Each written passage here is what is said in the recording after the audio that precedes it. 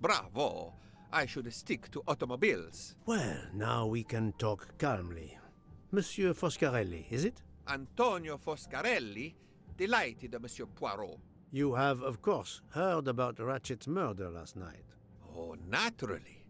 It is all anyone is talking about. Have you ever been to the United States? Yes, it has been a primary market for our cars for the last 10 years. You remember the Armstrong case? Armstrong? The name, yes? It was a little girl. A baby, was it not?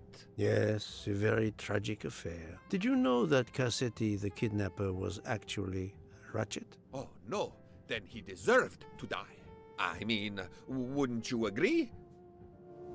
Can you tell me your movements on the night of the murder? I went to bed right after dinner, but I slept very badly. My roommate, Mr. Masterman, had a toothache.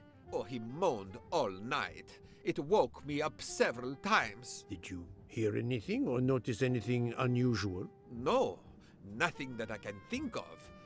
I stayed in my bed all night.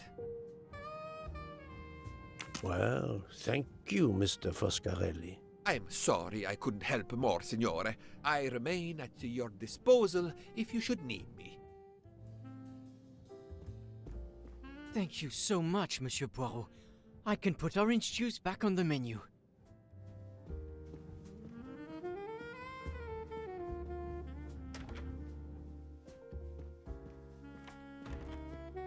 Enchanté, mademoiselle. You are Hildegard Schmidt? I am Erfol. And you, I know, are Herr Poirot. Correct. May I ask you for a few minutes of your time to answer a few questions? With pleasure, but first may I ask for your help? Why does this not surprise me? I don't know. I am at your service, Fraulein. My mistress, Princess Dragomirov, has asked me to open this traditional Matryoshka doll. There is a trinket inside she must retrieve. Madame, in my experience, each Russian nesting doll simply pulls apart to reveal the next one inside. Indeed. Yet try it for yourself. As you wish. Ah, you are a gentleman.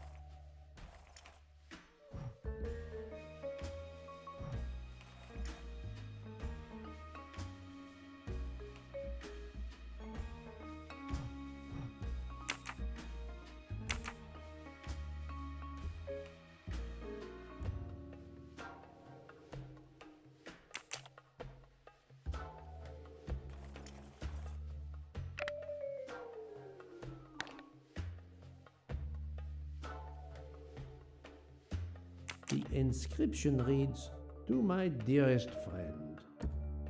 Oh, thank you very much. This doll reminds her of her youth in Russia. It was very hard under the Soviet regime, but thanks to her strength of will, she rose to be the head of a museum of antiquities in St. Petersburg. Even though she now lives in Berlin, it is said that the Kremlin still fears her. She must be a formidable woman indeed. You are her maid? I am her companion. I help her in her daily tasks, and I keep her company. Ah, forgive me. You will have heard of Ratchet's murder last night. Yes, of course. Everyone is talking about it. Can you tell me how you occupied your time last night? Just after we left Istanbul, I had tea with my roommate, Fräulein Locke. I went to dinner with the princess, and when I returned to my compartment, Fräulein Locke was already asleep. A little later, Herr Michel, the conductor, came to get me because Madame la Princesse needed my help. Her back troubles her. I massaged her for about an hour. Do you remember the time? I'm sorry, I do not, mein Herr. Have you lost a handkerchief embroidered with an H, madame? Oh, no, monsieur. I thought perhaps since your first name is Hildegard. It is not mine, I tell you. I could not afford something so nice. I have no idea who it belongs to. My apologies, I did not mean to alarm you. Thank you for answering my questions, madame.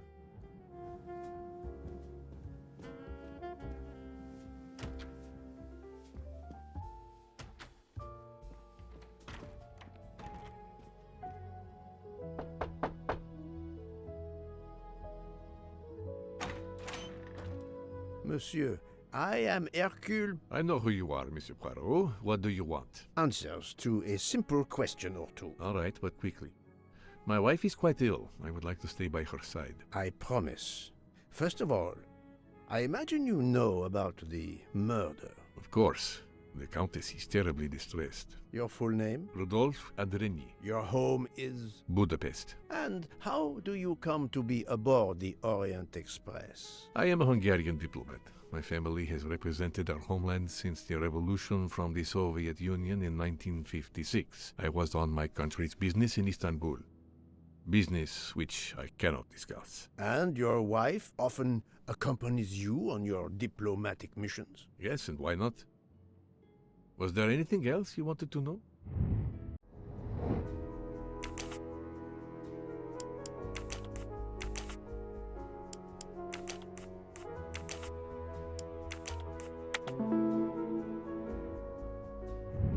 Et voilà. Can you tell me how you spent last night? I was in our compartment with my wife. She went to bed early. I played a video game on my phone. Around 11 o'clock in the evening, my wife woke up and couldn't get back to sleep. She took a sleeping pill. As for me, I went to bed soon after that and slept straight through until morning. Have you ever been to the United States? I was posted to the Hungarian embassy in Washington for a year. You knew perhaps the Armstrong family. Armstrong? Armstrong. It is difficult to recall. One meets so many people. It was the kidnapping of a child, a very sad affair. The culprit was the man on this train who called himself Ratchet, the one who was murdered last night. Indeed. It sounds like justice finally caught up with him. Thank you for your time. Now, I'd like to speak to your wife, if you don't mind. It's impossible. As I told you, my wife is very ill. Thank you, and good luck with the investigation. Eh bien, the good Count does not appear to want me to talk to his wife.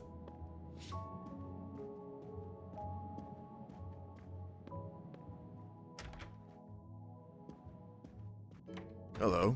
Can I do something for you? Hello, Monsieur Hardman, I believe. You have heard of the murder? Cyrus Hardman.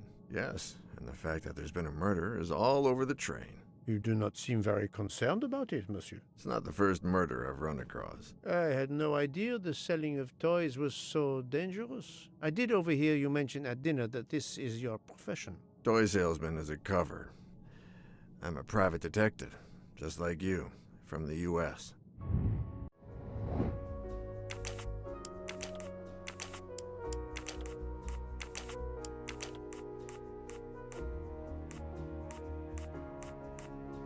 I must admit I'm not right.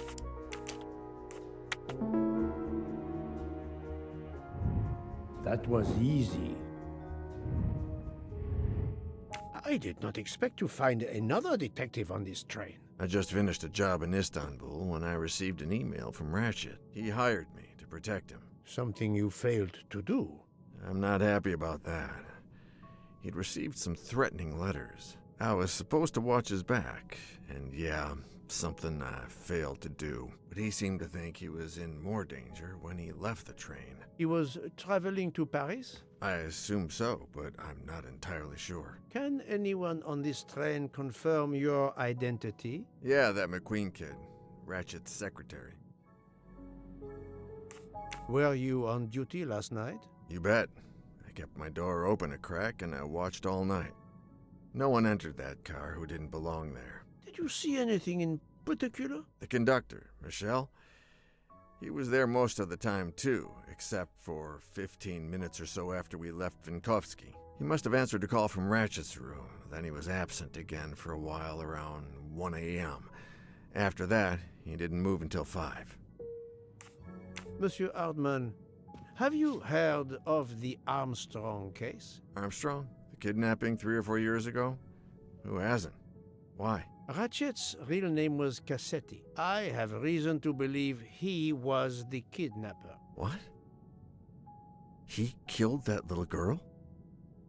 No, I didn't know. If I had known, I wouldn't have taken the job.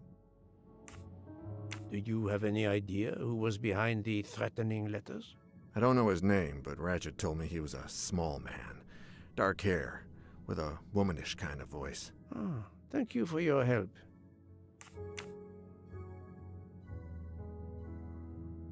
Is this handkerchief embroidered with an H yours? Do I look like the kind of guy who would use a handkerchief like that? Thank you for answering my questions, Monsieur Hardman. Listen, Poirot. I know I fell down on the job, but if you need help, any at all, let me know. I'd like to make it right.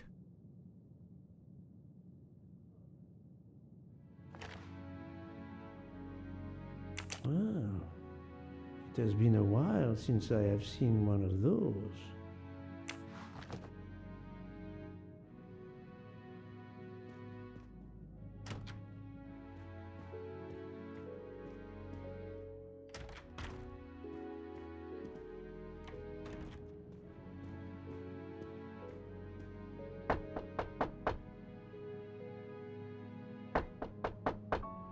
I am not prepared to receive anyone.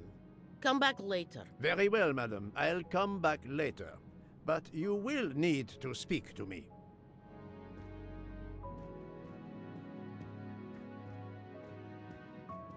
So, my friend, have you finished your investigation? No, but I have managed to solve a few mysteries. Okay. I stay here to watch this young lady.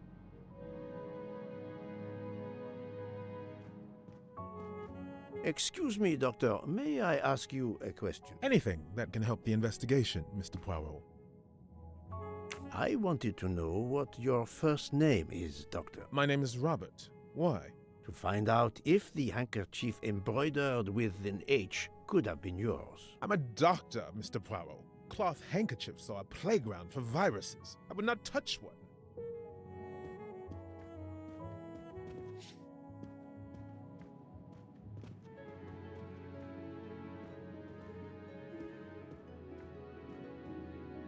I hope your investigation is going well, Mr. Poirot.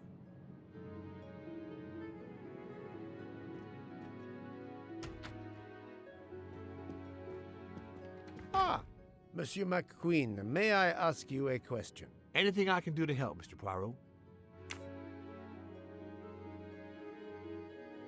This handkerchief embroidered with an H, is it yours? No, I don't use cloth handkerchiefs. Thank you. I won't bother you anymore.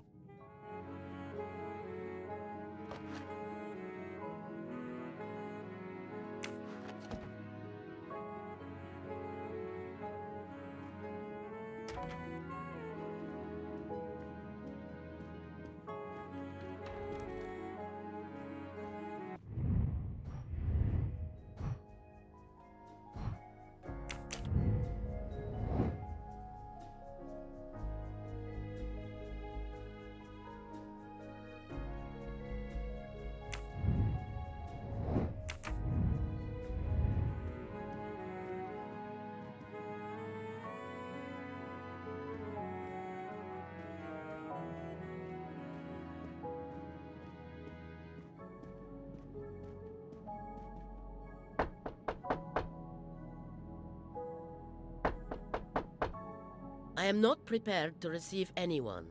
Come back later. Very well, madam. I'll come back later. But you will need to speak to me.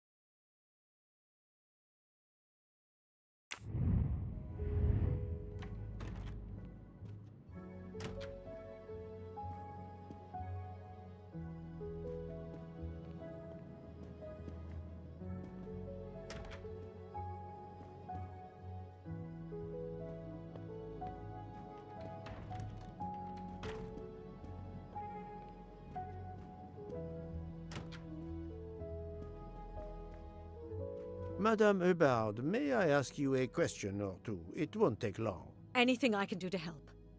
Have you misplaced a handkerchief recently? No, I don't think so. Why? We found a handkerchief embroidered with the letter H, so I thought it might have been yours. I'm sorry, but it's not.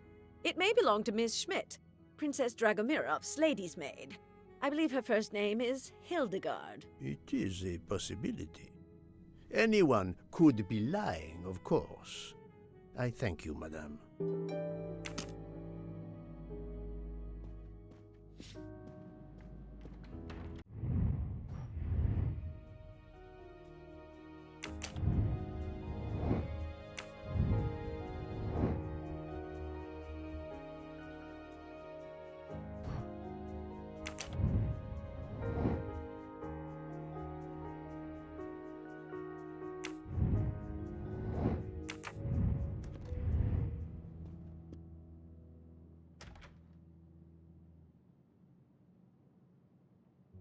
I would like to speak to Countess Andrény, please. As I have already told you, she is in no condition to speak to you. Monsieur le Comte, I am investigating a murder. I wish you every success, but my wife is too frail to be questioned.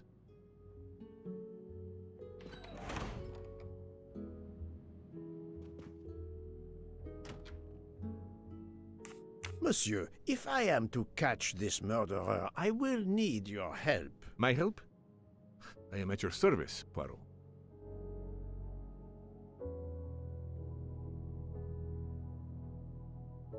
You are obviously a devoted husband, Count Andrény. My wife means the world to me. There were questions in Budapest about a Hungarian diplomat marrying an American woman. It did not deter you. I would have given up my position for her. I would think it is universal.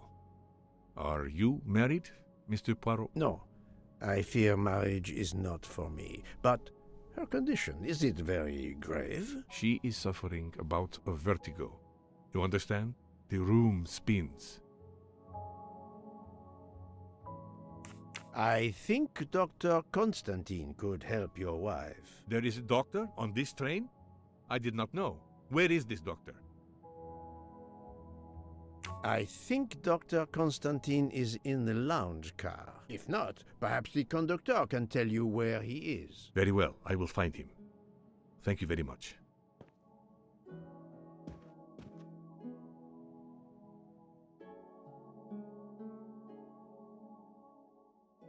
Forgive me for intruding, madame. I am Hercule Poirot. I know who you are, Mr. Poirot. I overheard you send my husband on a wild goose chase. Your husband cares for you greatly, madame.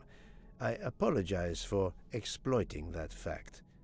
But the situation is urgent, and I need to ask you a few questions. Apology accepted. I realize you must speak to everyone. This horrendous murder. It's very upsetting. That is a beautiful music box. Please don't touch the music box. It's a fragile family heirloom. Your accent, is it American? Boston, perhaps? You have a good ear, Mr. Poirot. Yes. Born and raised in what we call the Back Bay. Are you in the diplomatic service like your husband? No, not officially.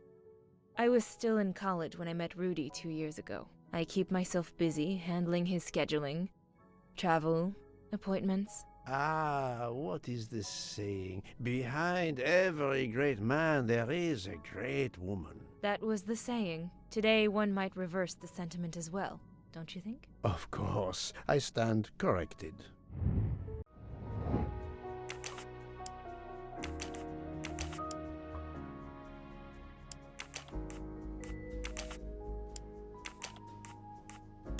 Think, Poirot.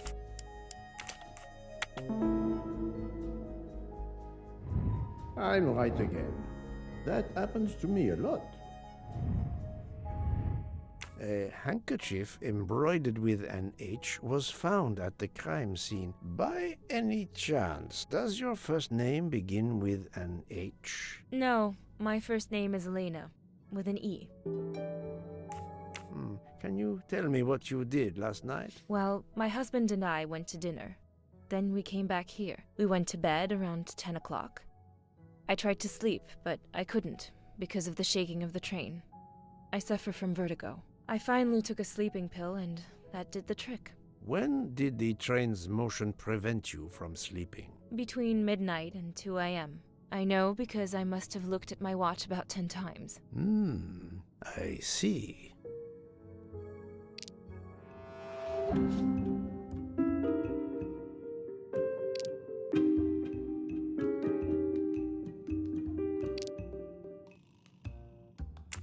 Come now, Countess. You are not telling me the truth. Why do you say that? The train stopped at 12:30 a.m. due to snow, so there was no shaking of the train. But you told me that it was the shaking that prevented you from sleeping. I don't know, you're confusing me. My vertigo. Madame, a man died last night. You can't talk nonsense just because you're sick. You are hiding something from me. How dare you? I didn't do anything wrong. I'm going to find my husband.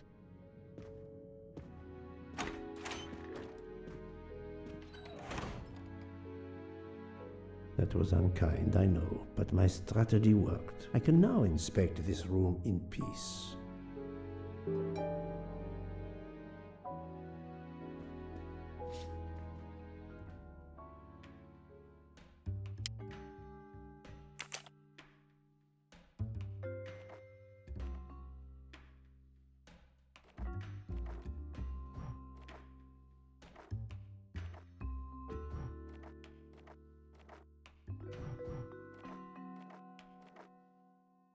It's closed.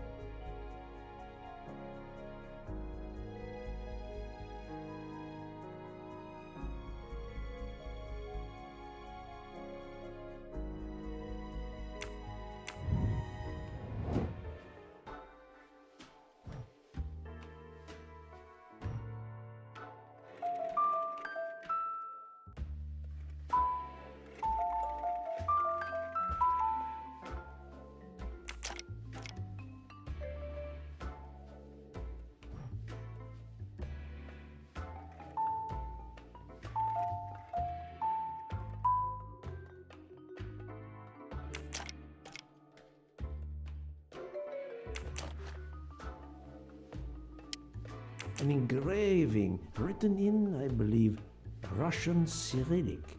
It looks like a first name.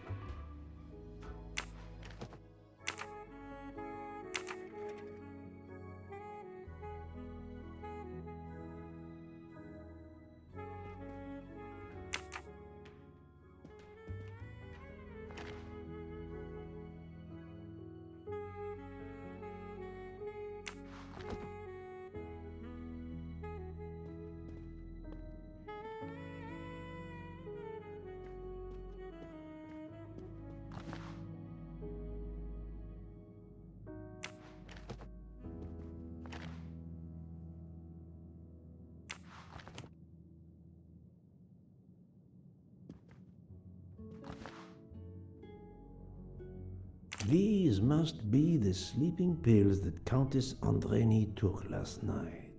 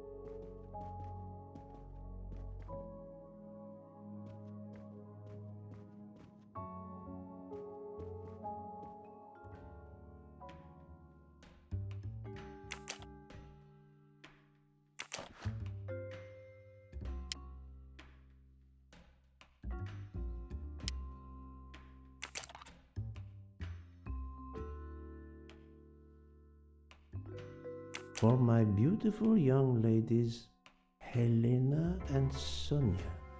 Helena with an H. It's Countess Andreni with an older girl. Poirot! Have you no shame? Monsieur, I am afraid shame is not a very helpful emotion for a detective trying to get at the truth. What are you doing in our compartment? I am investigating a murder, Count Andreni. My wife is ill. My apologies, monsieur, but your wife seemed in perfect health when she left the room to find you. I do apologize, but I needed to search your compartment. You will regret this, Poirot. Please, Count. You aren't going to challenge me to a duel, are you? Countess, I'm afraid I took the liberty of inspecting your little music box. How dare you? The message in the medallion was addressed to you and Sonia. Sonia Armstrong, your older sister, the mother of Daisy, the murdered child. I am a Hungarian diplomat. You have no official standing here. You have no right to search. No, Rudolph. Let me speak. It's useless to deny what this gentleman says. I am Helena Goldenberg, the sister of Sonia Armstrong, and Daisy was my niece. The music box is a gift from my sister's godmother, a very close friend to my mother. We hid the truth from you when we learned that the man killed last night was the person who destroyed my family. I panicked. I didn't want to be accused. That is also why you lied about the H in your first name? Exactly. Your ferreting about looking for the H is obviously part of your investigation. If I found a handkerchief in Monsieur Ratchet's room embroidered with an H, I might suspect you had been there. A handkerchief? I don't have any handkerchiefs embroidered with my initial. To be honest, that sounds awfully old-fashioned to me. I give you my word of honor that last night, Helena never left her compartment. My wife is telling you the truth, Poirot. I hope so. I'll let you rest. The matter of the H on the handkerchief still needs clearing up. But first I should check the inscription on the back of the medallion.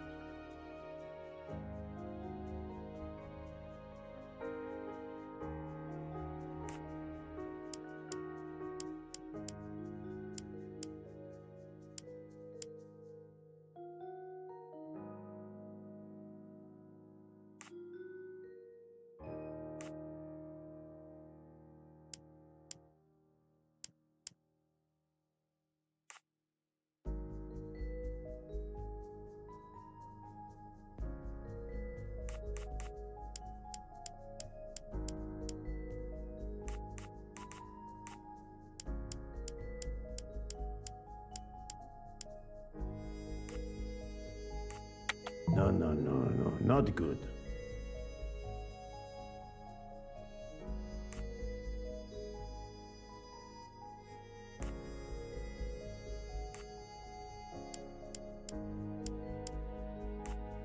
Think, Poirot, that is not a good answer.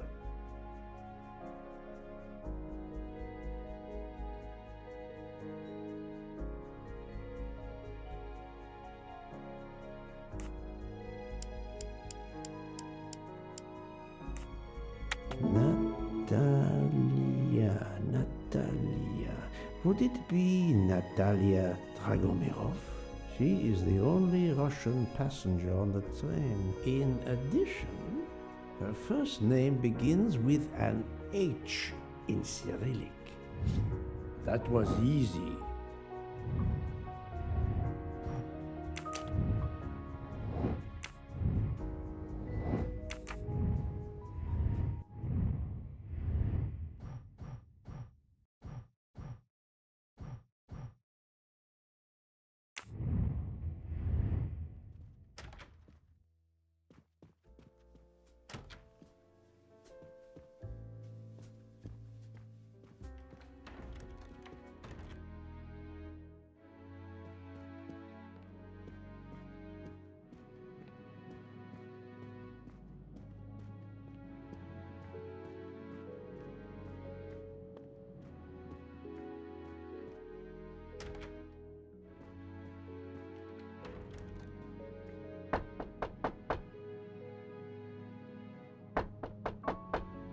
I am not prepared to receive anyone. Come back later. I'm sorry, madame, but a man has been murdered. I must ask you a few questions. You must have misunderstood me. I cannot speak to you just now. Madame, I know that Sonia Armstrong is your goddaughter.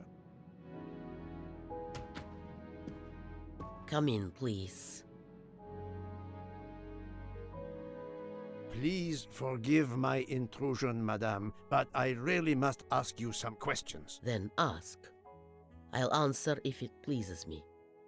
We have not been properly introduced, yet I have observed her a couple of times, so I can already deduce some things about her.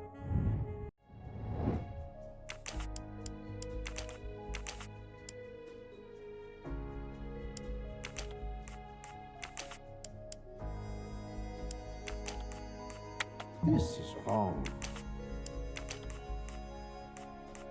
I must admit I'm not right. No.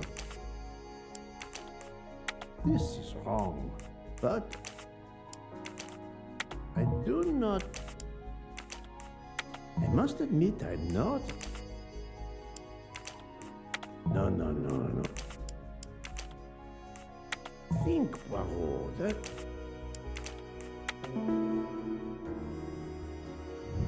That's the right answer.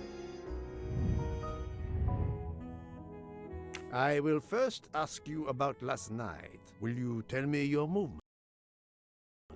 I went to bed just after dinner. I read until 11, then tried to sleep. Later I woke. What caused you to awaken? I suffered from back pain, a consequence of old age interfering with an active life. I called Schmidt around 12:45 a.m. to give me a massage. She did so until I fell asleep. How long was she with you? A good hour, I would say. I see. The first initial of your first name, Natalia, in the Cyrillic alphabet looks exactly like the letter H in the Latin alphabet. I'm Russian, Monsieur Poirot, and I was the head of a museum of antiquities in St. Petersburg for decades, until I moved to Berlin recently. I'm familiar with Cyrillic. This handkerchief is yours, isn't it? Yes, indeed. I lost it. It was found in Monsieur Ratchet's room. Can you explain to me why Madame Schmidt didn't identify the handkerchief? She must have known it was yours. Possibly to protect me. She is very loyal. Your next question will be, how did my handkerchief come to be lying by a murdered man's body? My reply to that is that I have no idea. That is not an answer, madame. It is all I am able to give you. I must tell you, Princess Dragomirov, I have discovered something astonishing. And that is? You are Sonia Armstrong's godmother. You make that sound like a revelation. I have never hidden the fact, monsieur. You knew Colonel Armstrong well, then? I knew him slightly, but his wife, Sonia Armstrong, was my goddaughter. I was on terms of friendship with her mother, the actress Linda Arden. Linda Arden was a genius, one of the greatest tragic actresses in the world. I was not only an admirer of her art, I was a personal friend. Very well. But this links you to the Armstrong kidnapping case. Helena Andreni is the sister of Sonia Armstrong, the late mother of Daisy Armstrong, kidnapped and killed by the man who was murdered on this train, Ratchet. Indeed. Was it he? Then justice has at last been served. Allow me to summarize. Do I have a choice? First coincidence, I shall call it. You are close to the Armstrong family, and the presumed assassin of Daisy Armstrong was killed while you were on board the same train. Second coincidence, your handkerchief happens to be found at the foot of the victim's bed. Third coincidence, one of the stab wounds inflicted on the body was by a left-handed person. You are left-handed. That is a lot of coincidences, Princess Dragomirov. Well, Monsieur Poirot, call it fate. If you report to the police your coincidences, they will laugh. A woman of my age and frailty has violently murdered a man? With how many potential witnesses who saw me doddering along the corridor in the middle of the night like Lady Macbeth? You are right, Princess. You could not work alone, which means you have one or more accomplices. And it is only a matter of time before I find out who they are. I would appreciate it if you would remove yourself from my room and take your fantasies with you.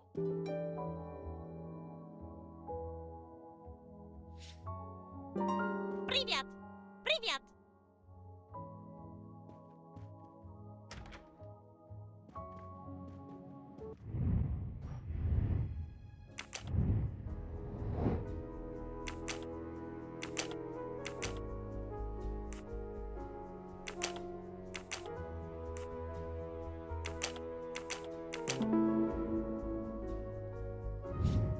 I'm right again. That happens to me a lot.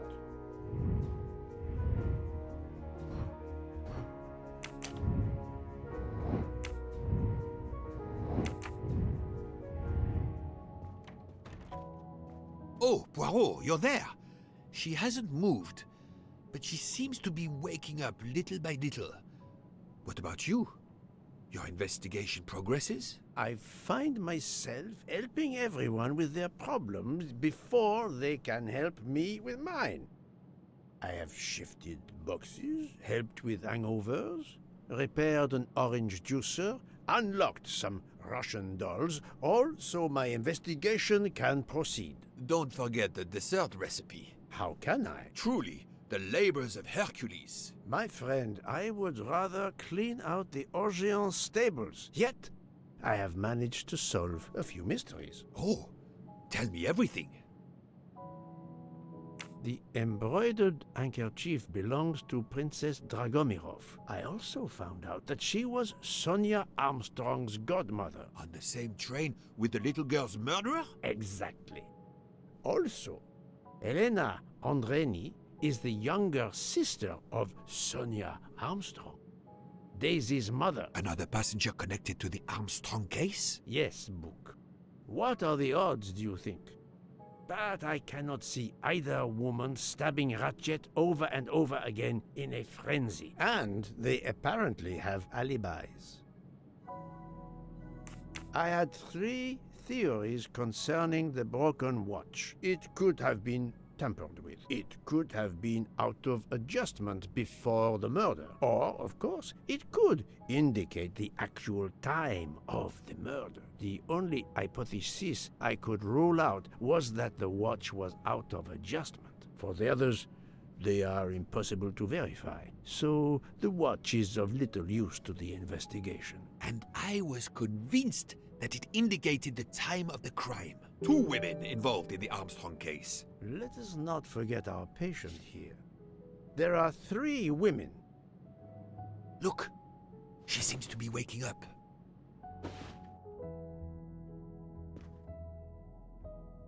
What's happening to me? Did I fall asleep again? Indeed, Mademoiselle Locke. Did you take any medication? Sleeping pills, for example? No, I never use sleeping pills. I inspected your cup. You can clearly see that there is a residue of something at the bottom. I'm sure a lab test would confirm you were drugged. Most likely an overdose. That would explain your battle to shake off the effects. You think Fräulein Schmidt did it? She certainly had the most opportunity, but why would she? But no one knew who I was. It's impossible that someone deliberately targeted me.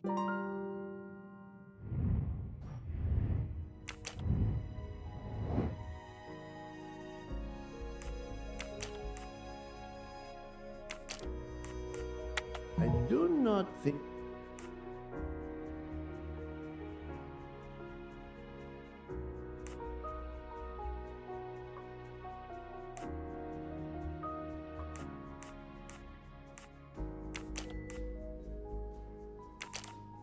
Think, Poirot. That is not a good answer.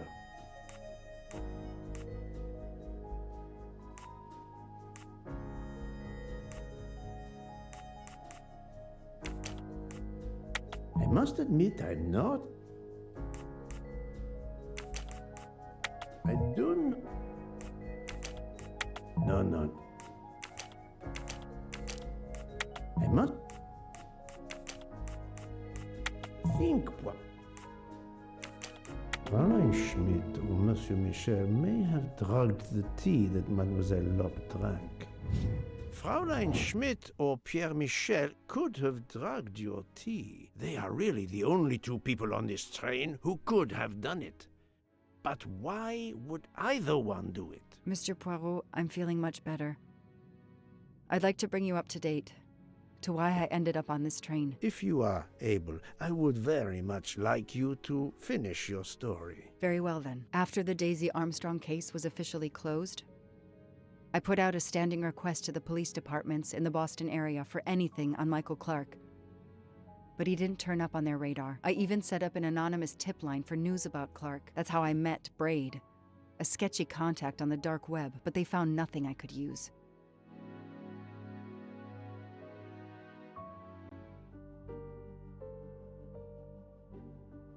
Four long years passed without anything new. Every day I looked at the evidence board I put up in my apartment bedroom. Then this morning, a police report landed on my desk that changed everything. I paid a visit to the police property room and took home a box full of clues. There was his name. Michael Clark.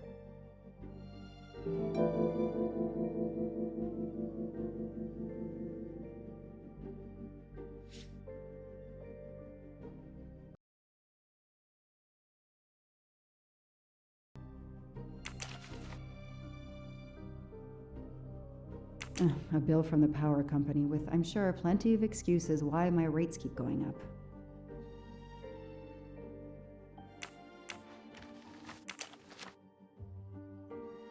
Travel. For the discriminating traveler. Also for the overworked detective who never seems to have time for vacation. Well, I can dream, can't I?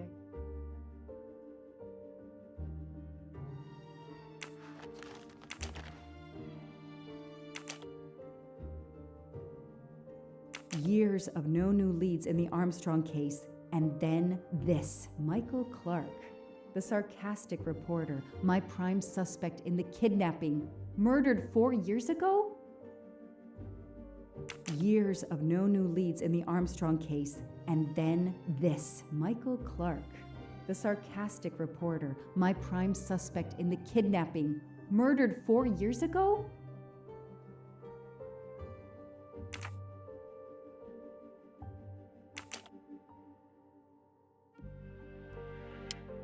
This is Michael Clark? He doesn't look anything like the journalist I interviewed. Michael, you have earned a place on my evidence board.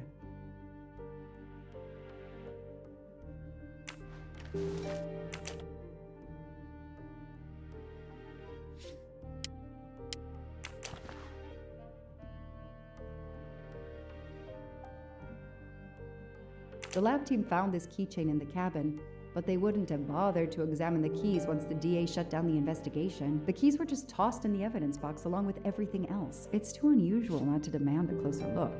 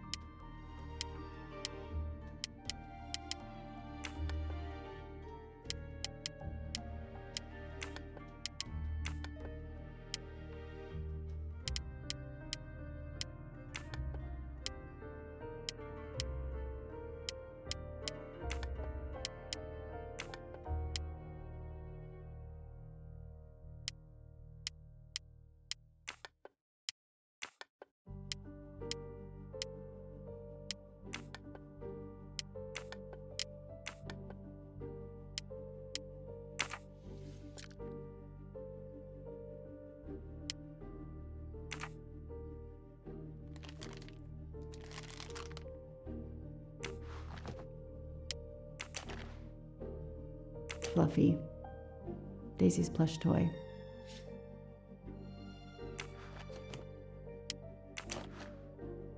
Suzanne's hair, so conveniently left in the cabin for us to find. It was planted. I knew she was innocent.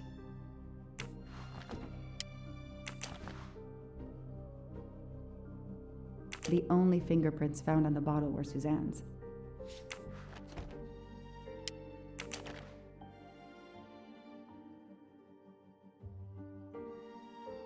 So clever. All that evidence, and yet no DNA found.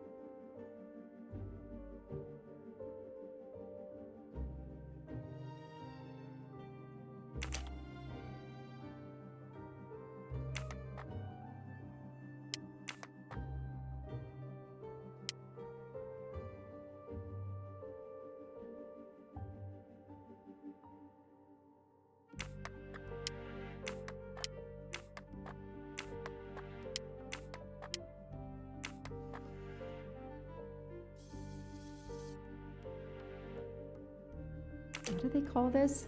Brass knuckles? Knuckle dusters? Illegal in Massachusetts. Possession alone can lead to serious jail time.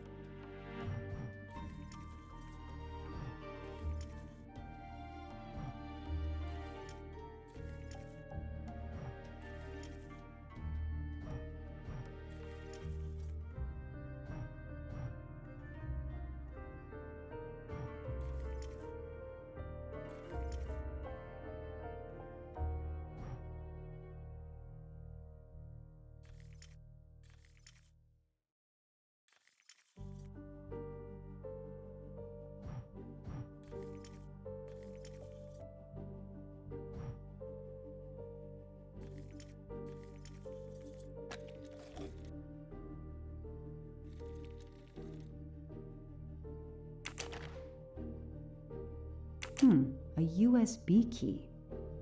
Let's plug it into my PC and see what nasty little secret it contains.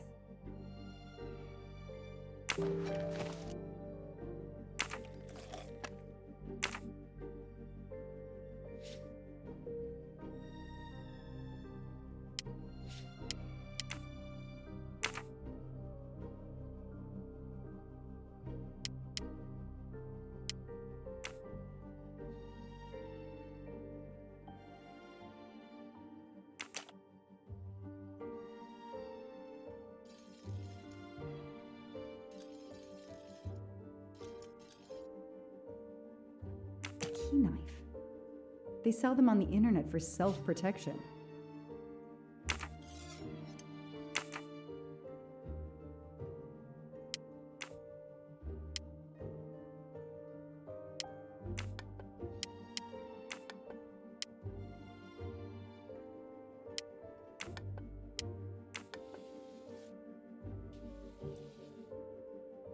What do we find? A capsule and a smell. Bitter almonds.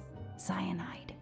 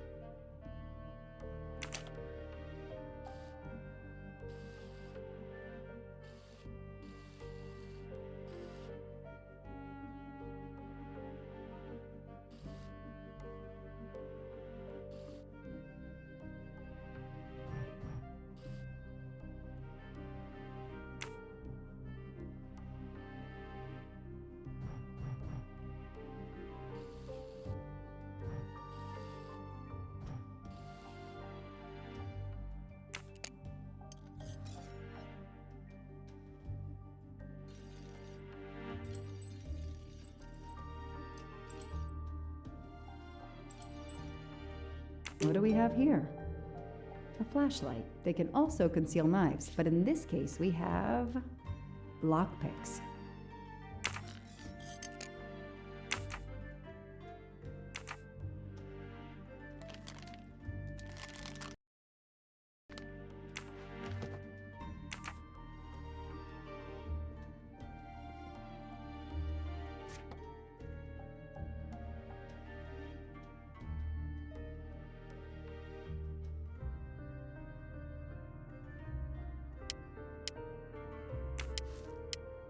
I knew it!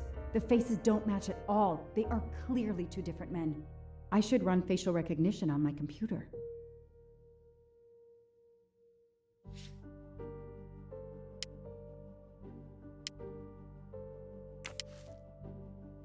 The DA resigned soon after the Armstrong case.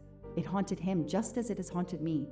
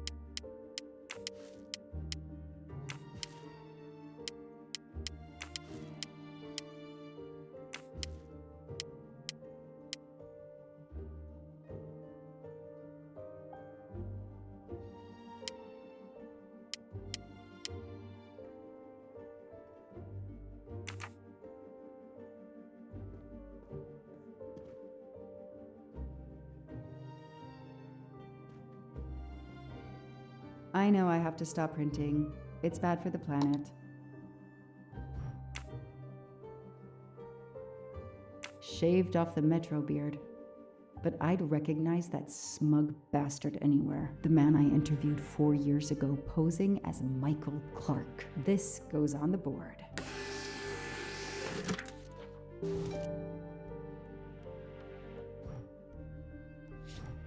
Maybe they needed to show the ransom to someone, to check if the serial numbers were still on record. I'll print them, and on the wall they go.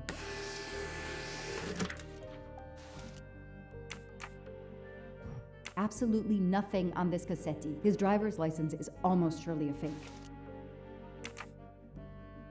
Okay, the real Michael Clark has been dead for years. Let's see if the photo of the fake Michael Clark matches someone in the database of known criminals. I've tried this several times in the past few years, but came up empty.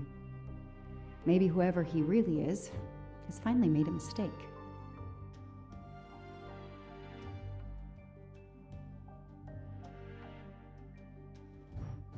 No, that doesn't look like him. That could be him, but he looks pretty different.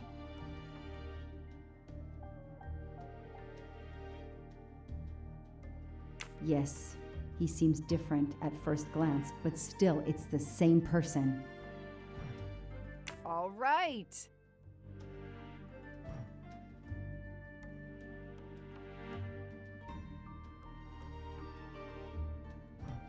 No, I did something wrong. Good. He's changed his appearance a lot. Probably had some plastic surgery on his nose, but there is no doubt it's the same person. Let's see why he was arrested.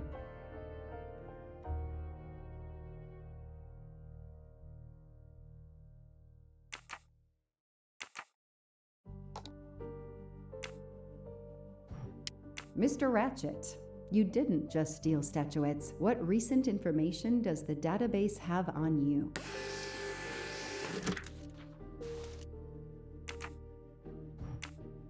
It's so frustrating. I have a name, but I can't find anything about him. But I know just who to call.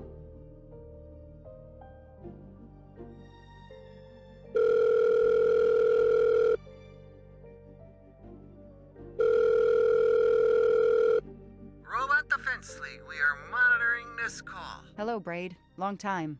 Oh, Joanna. Hey, how may I assist you? I need you to search the dark web. Yeah, can you narrow that down a little? Cause, it's pretty big and pretty dark out here. Could you find intel about a Samuel Ratchet? Samuel Ratchet. Got it. Bad dude? They don't come worse. Send me what you find by email. Alright, hang on. Okay. Yeah, okay, nope, and okay. Oh, this might be something. I gotta do a deeper dive, but you should find this interesting. Could be coincidence if I believed in them. Emailing details. Domo arigato, Mr. Roboto. We're here to save mankind. Oh, it's a cookbook.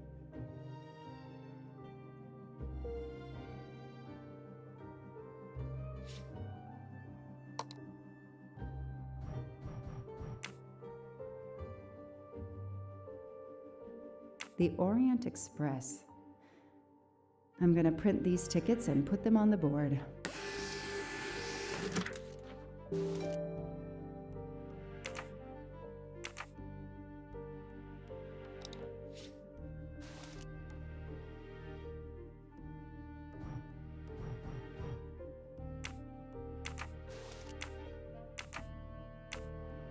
Mr. Ratchet, you didn't just steal. What recent info?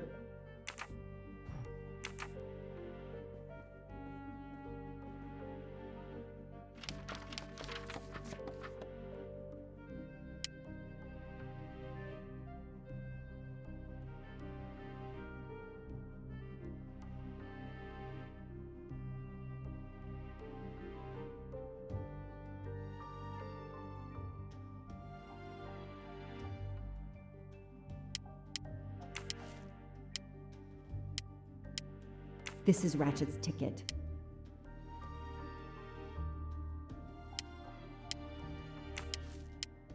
So, Ratchet's real name was Cassetti.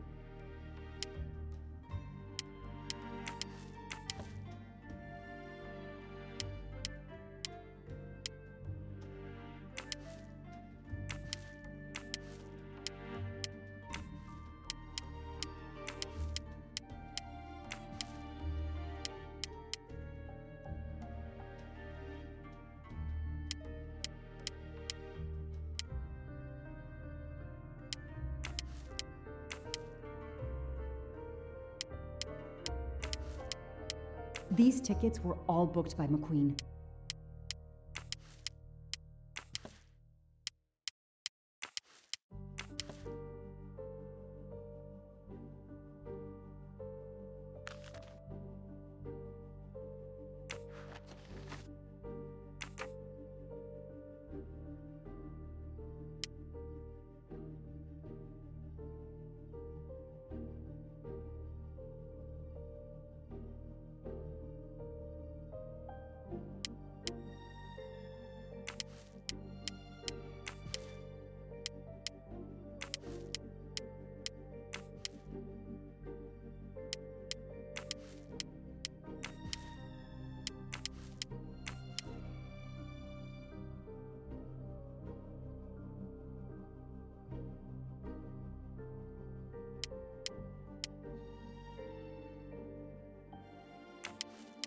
This tattoo is the same on both pictures.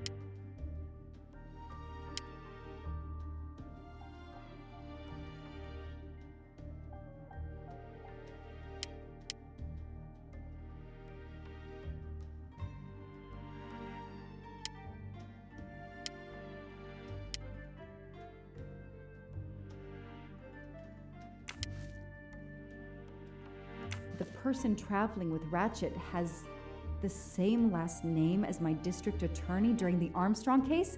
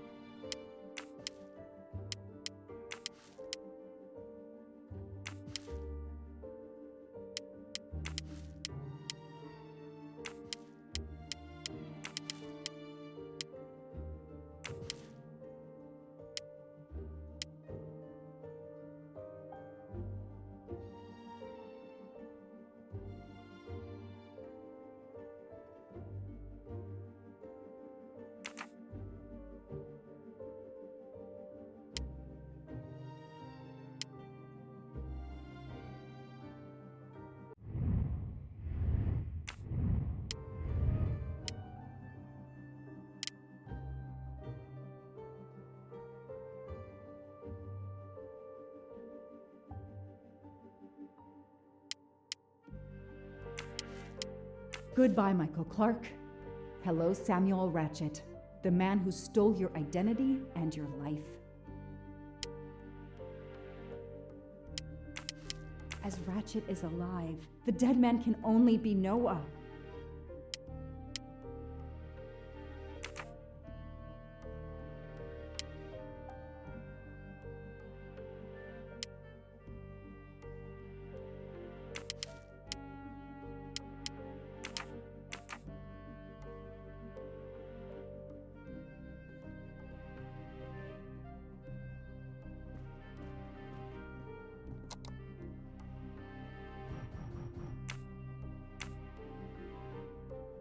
I knew it.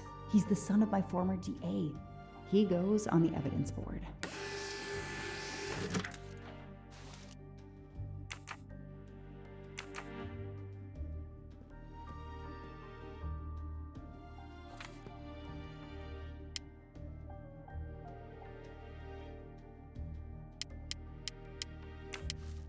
Hector McQueen is the son of District Attorney McQueen.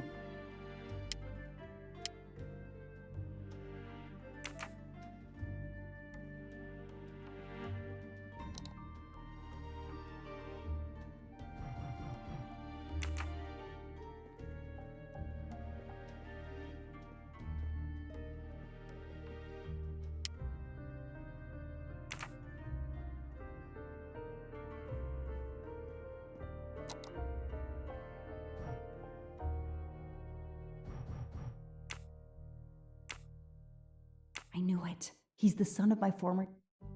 I knew it. He's the son of my...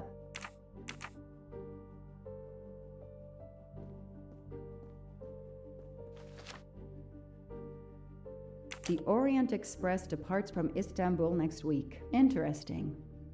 I'll put it on the board.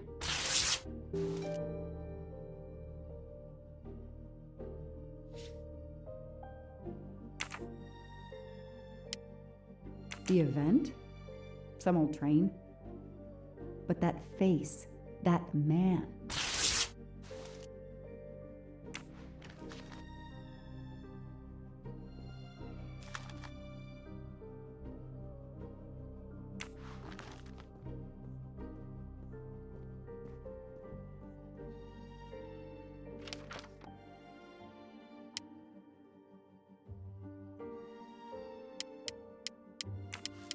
Foscarelli will be on the Orient Express next week.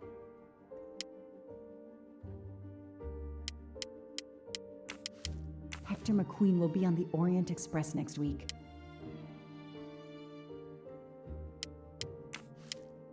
Ratchet will be traveling on the Orient Express in a week.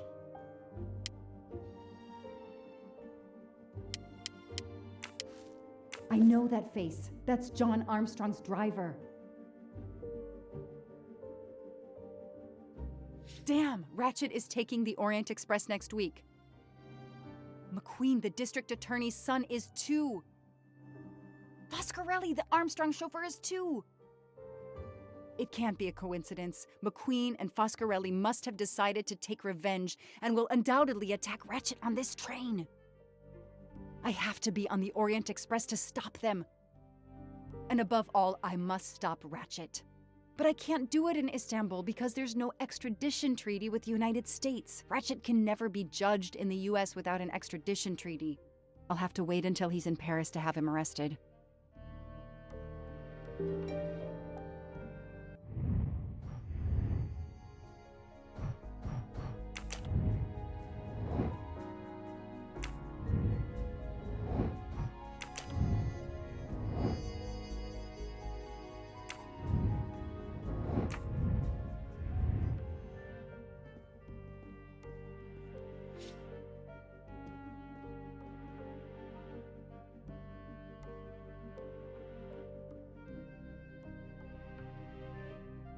Every compartment is taken for this special anniversary journey.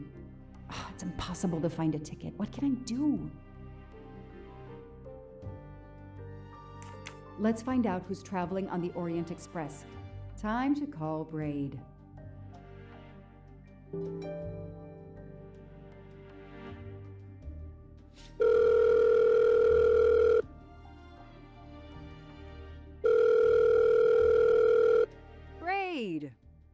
it's me again. I haven't found anything useful yet. I need one last favor. But it's a big one. Uh-oh. Can you find me the list of passengers of the Orient Express for that anniversary trip? Hold on. Jeez, their IT is surprisingly good. Maybe because of the big event. I found the list, but they sealed my back door as I was starting to capture it. Oh no. Whoa, calm down. I got one name. Female. The name I got before they kicked me off the server was Stacy Johnson. Do you feel like a Stacy Johnson? The question is, how is she going to feel about helping me? That's one you'll have to figure out for yourself. I gotta go back to weaving my magic on the web.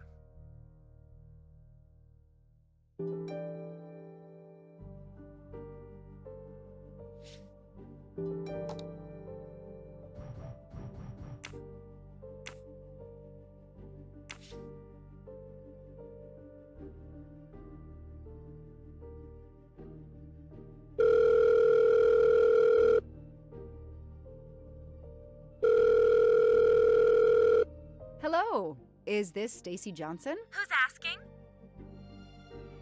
I'm a journalist for a major online site. I've had it with journalists. I'm hanging up. Goodbye. Wait. My name is Joanna Locke. I'm a police detective. And I'm just an actress. Now what did I do wrong? Nothing. I need your help. I need to take your place in the Orient Express. Is this a joke? No way. Do you remember the Armstrong kidnapping? Of course I do. That poor little girl. I'm a police officer. I have a new lead that may help me find her killer. Wait, didn't they prove it was the nanny? I have found compelling new evidence. I've reopened my investigation. You know, I had my doubts about the murderous nanny. I played a nanny a couple years ago in a slasher. I was killed in the first episode, but it got me interested in helping kids. Stacy, please, you say you help kids? Well, I joined a couple of associations who are trying to help underprivileged kids. If this little girl's real killer is still out there somewhere, I'd do anything I could to help. Getting me on that train will help more than you can imagine. So, you want my ticket for the Orient Express? But I booked it months ago. I was so much looking forward to this trip. I'll give you twice what you paid for the ticket. You think I care about the money? You still don't get it, do you? I'm hanging up. Goodbye. Wait. I'll give you twice what you paid. You think I'm hanging up. Goodbye. Wait. Stacy, I can tell you care about kids. Here's your chance to help put this beast in prison for the rest of his life. Think of the publicity for those causes you care about. Think about the kids. The kids. Yeah. All right. We'll do it for Daisy and the kids who suffer. I'll take care of changing the tickets to your name and send it to you. Get him. Make him pay. I will. Thank you so much.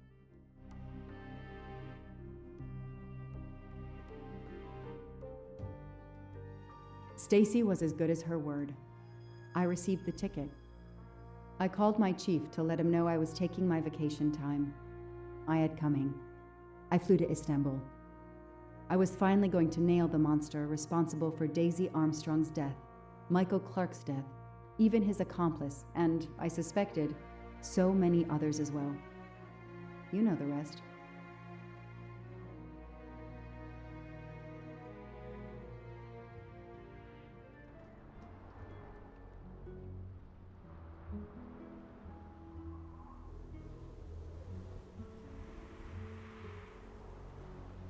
And that's how I found myself on this train.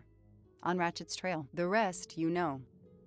My identity is easily checked with the Berkshire Police. Thank you for your detailed account, Mademoiselle Locke. In addition to giving us crucial details of the investigation, you have made it clear that there are many who might wish to see Ratchet dead. I know you are innocent. Your forthright testimony and your movements, or lack of them, last night eliminate you from our list of suspects. I agree, without a doubt. Another detective will be great help to the investigation. Book. Although my friend certainly does not need any help. You are too kind. Thank you for believing me. I'd like to help in any way I can. Do not worry, Mademoiselle Locke. Already I see things more clearly. It's obvious whoever drugged you was trying to derail your investigation. You mean the person who did this to me is Ratchet's killer? Both Monsieur Michel and Fräulein Schmidt had the means and opportunity to drug you. While you get your strength back, I intend to interview them. Excellent idea, my friend. All this excitement has whetted my appetite. I'm sure Mademoiselle Locke won't say no to a good, invigorating meal. What? No. I want to hear what the conductor and Fräulein Schmidt have to say for themselves. It is my duty to ensure the well-being of the passengers. If Dr. Constantine has no objection, I will escort you to the restaurant car. On the contrary, some food will do her the greatest good. Well, I'm still a little shaky. Mr. Poirot, will you please keep me informed about what you learn? You may be certain of it.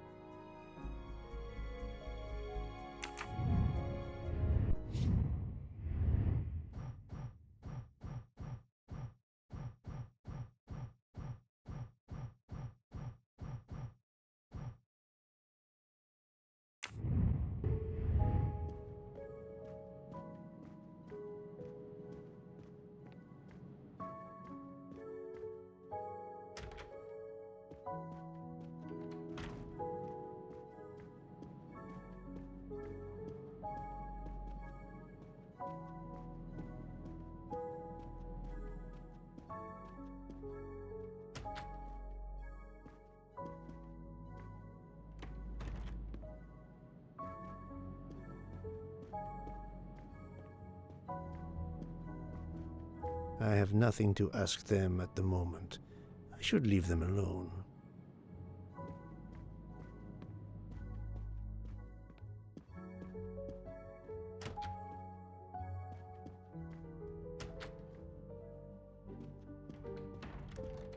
Good evening, Fräulein Schmidt. May I disturb you for a moment? You asked so politely, mein Herr, but I do not think I have a choice.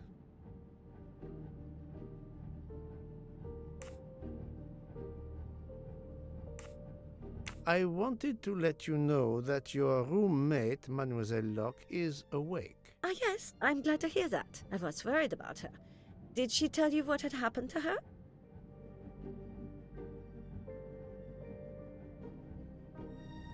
Unfortunately, she doesn't remember much, but we found a residue of a sleeping pill in her cup of tea. Since you two were alone together in your room when she drank it, who else but you could have dragged her? Must I point out I do not make the tea on this train? You should question the conductor or the kitchen staff.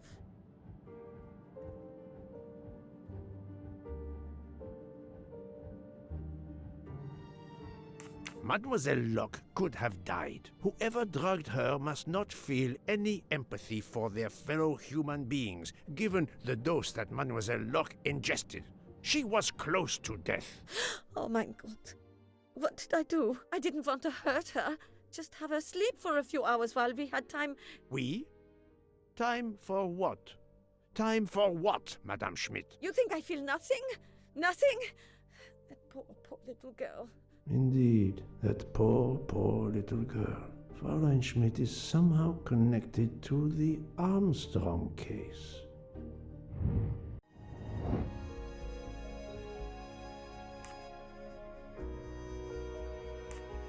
This is wrong, but I'm never far from the truth. Et voilà. Fräulein Schmidt, I have a certain reputation for sniffing out... I am not a murderer. Forgive me, but I was going to say brilliant chefs. You were the Armstrong family's cook, were you not? But... yes. I was the cook of that lovely, lovely family. I'm sorry, but I must ask you to give me some time to to collect myself. It wasn't supposed to be like this. My darling, my poor darling child. I will give you that time, Fräulein. You have given me much more in exchange. I must check in with my other suspects to make certain I have all the pieces of the puzzle in my possession.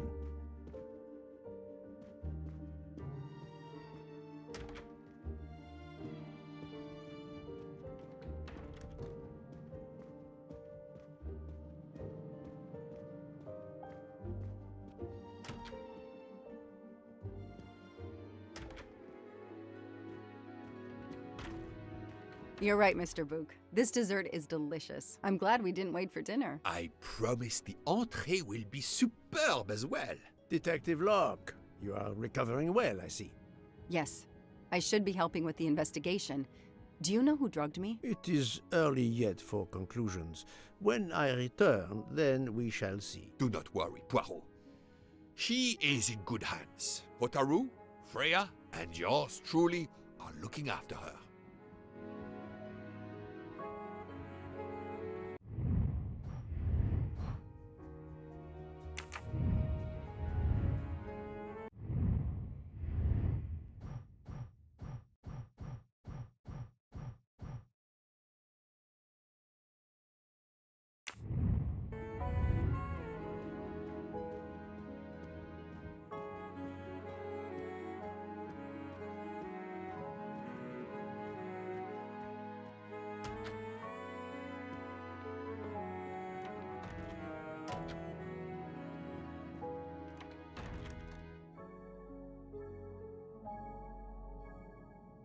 Good evening, Michel.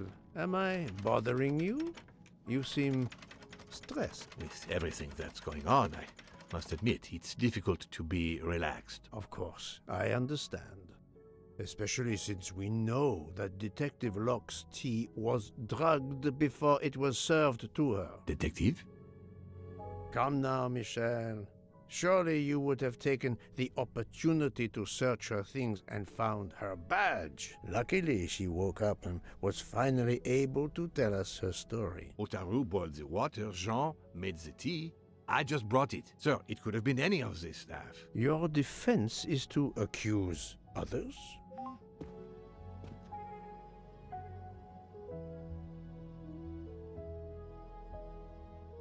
You have a network connection? No, unfortunately. It's just an automatic reminder to pay my rent. I always forget, and my landlord complains. Pierre Michel had to be involved in the murder. The drugged tea, his post at the end of the hall, and now I know why I know more than one of those people on the screen.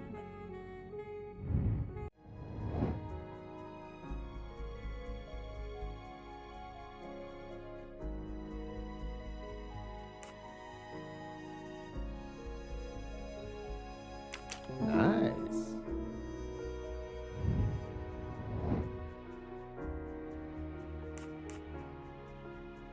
Well done.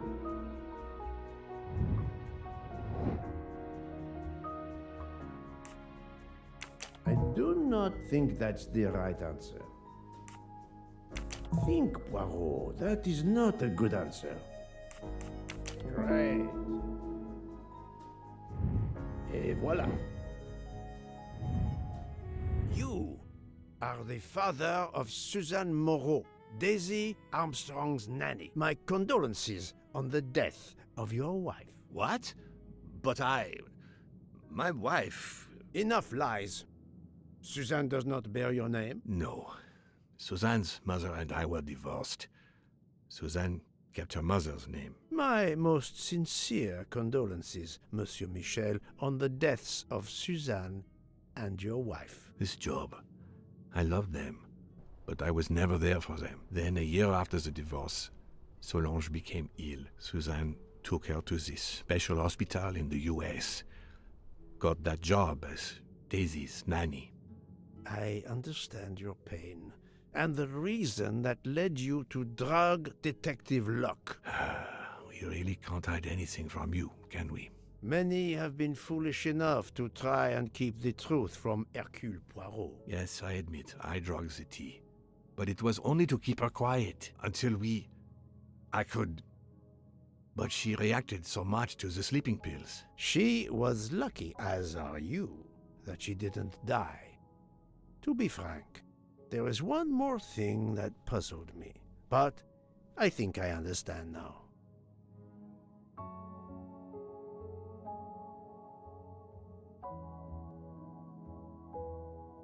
Monsieur Hardman was Suzanne's fiancé. Huh. I have the impression my whole life to you is an open book. Yes, Cyrus was my daughter's fiancé. I almost consider Cyrus as my own son. Of course, much more is clear now. I have been patient long enough. It is time to go and see what all the commotion is next door.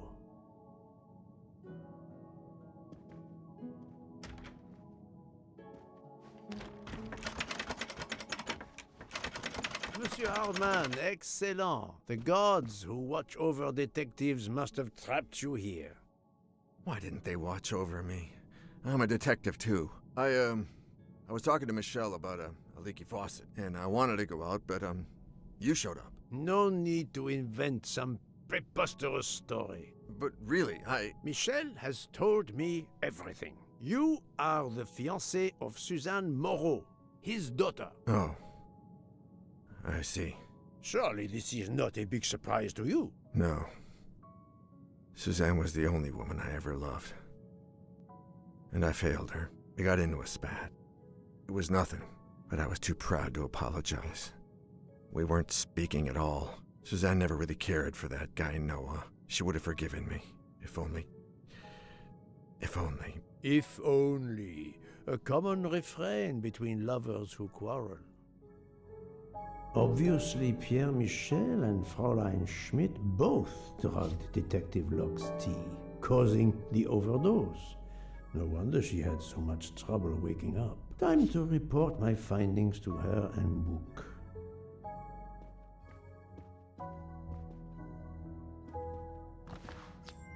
You can never have too many of these. I wonder if our master chef gets his recipes from a game.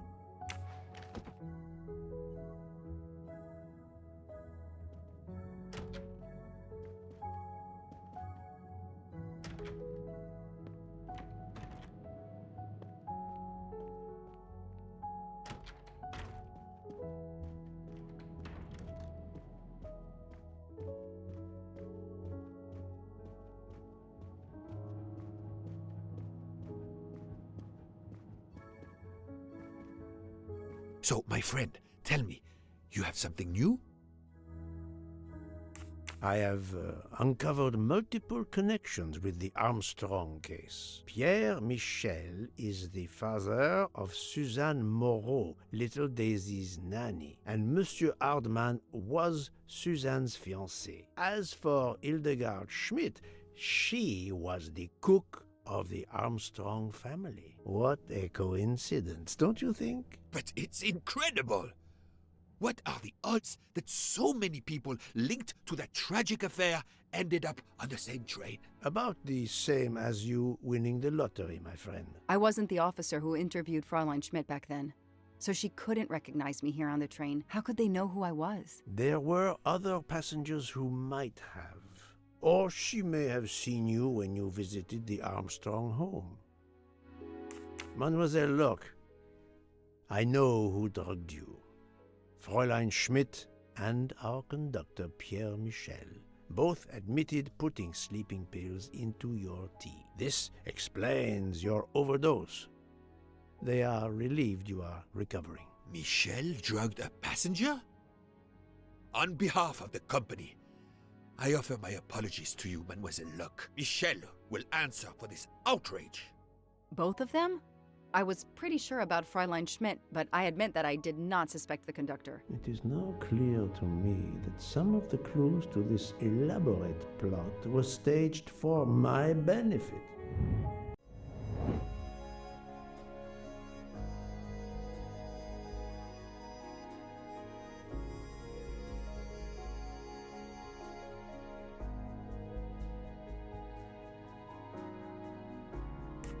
No, not good. I do not think that's the right answer. My little gray cells did not let me down. Some clues and information collected so far could lead to a hypothesis.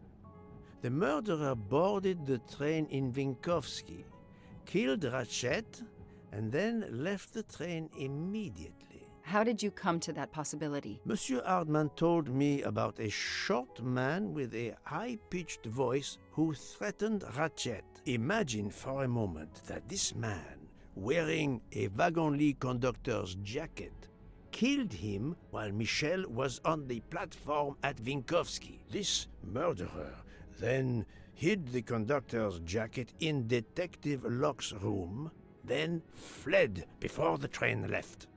Why choose Detective Locke's room? Why, indeed. Let me re-explain from the beginning.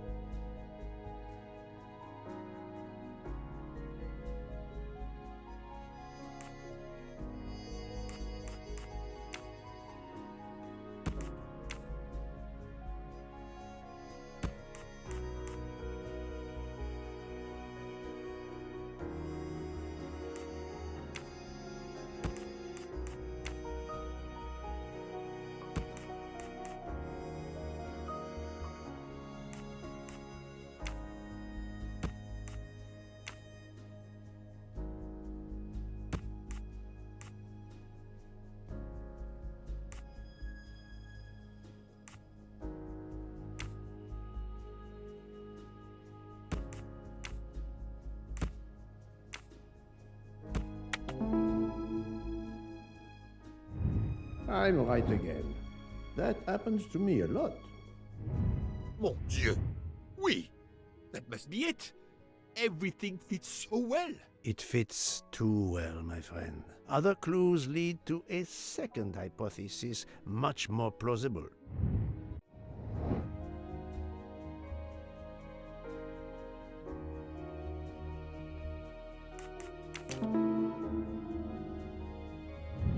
That's the right answer. So, we have multiple murderers, all related to the Armstrong case. The murderer from Vinkovsky was a fabrication to turn suspicion away from those on the train. They expected the investigation to be led by some small-town official who could easily be misled. Mr. Poirot? Detective Locke, forgive me. You are an obvious exception. You tracked Ratchet with the tenacity of a bloodhound. Unfortunately for the killers, they not only had you to deal with, but now they had, and I say this with all modesty, the world's greatest detective, Hercule Poirot, dropped into the midst of their meticulous planning. Multiple murderers? Multiple detectives? Poirot, please take pity on me. Who is linked to this case, and who is not? My poor friend, I have gone speeding out of the station without you. I will continue.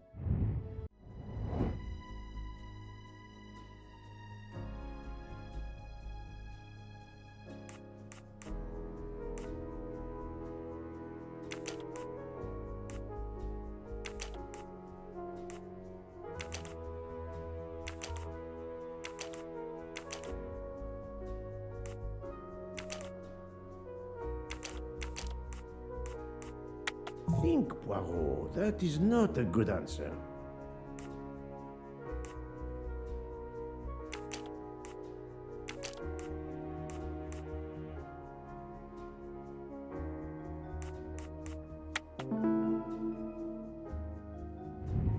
That was easy.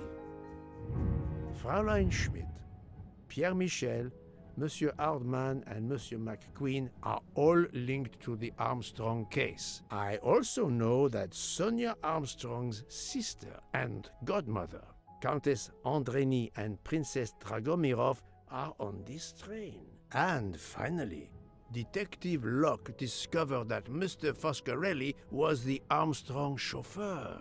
If we add Detective Luck and Ratchet, of the 12 passengers in that coach, 9 have a connection with the Armstrong case. What next, Poirot? Or should I say, who next? It is time to summon everyone. Everyone? Even Dr. Constantine? The train crew other than Michel? Dr. Constantine, yes. I will need him. But we don't want the others as witnesses. I will see that their duties keep them occupied elsewhere. Excellent. I have always thought this moment in a case is much like Rodin unveiling the thinker before a captivated audience. A work of art. Have you not felt that way, Detective? No, Mr. Poirot. I'm happy just to slap the cuffs on him. Well, there is some artistry in that as well, I suppose. Where would you like the unveiling, Poirot? The lounge? Perfect. Then I will gather all the passengers in the lounge.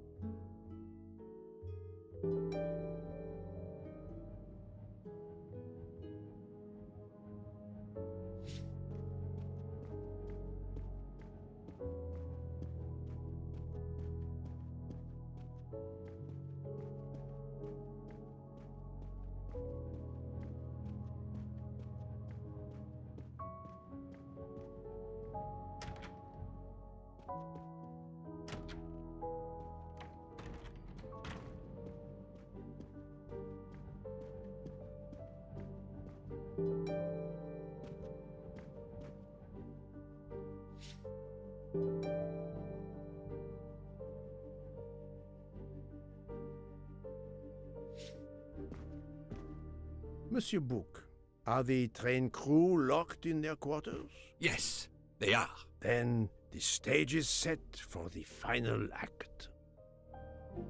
Ladies and gentlemen, I have gathered you together to hear my reconstruction of the murder of Samuel Edward Ratchet, also known as Cassetti. There is not one, but 2 possible solutions of the crime. I shall put them both before you, and I shall ask Monsieur Bouc and Dr. Constantine here to judge which solution is the correct one. 2 solutions? Mr. Poirot, I am hardly qualified. Nevertheless, your assistance is required. Now, you all know the facts of the case. Ratchet was found stabbed to death this morning. He was last known to be alive at 12:37 a.m. last night, when he spoke to the wagon-lit conductor through the door. His watch was found to be badly dented, and it had stopped at 1:15.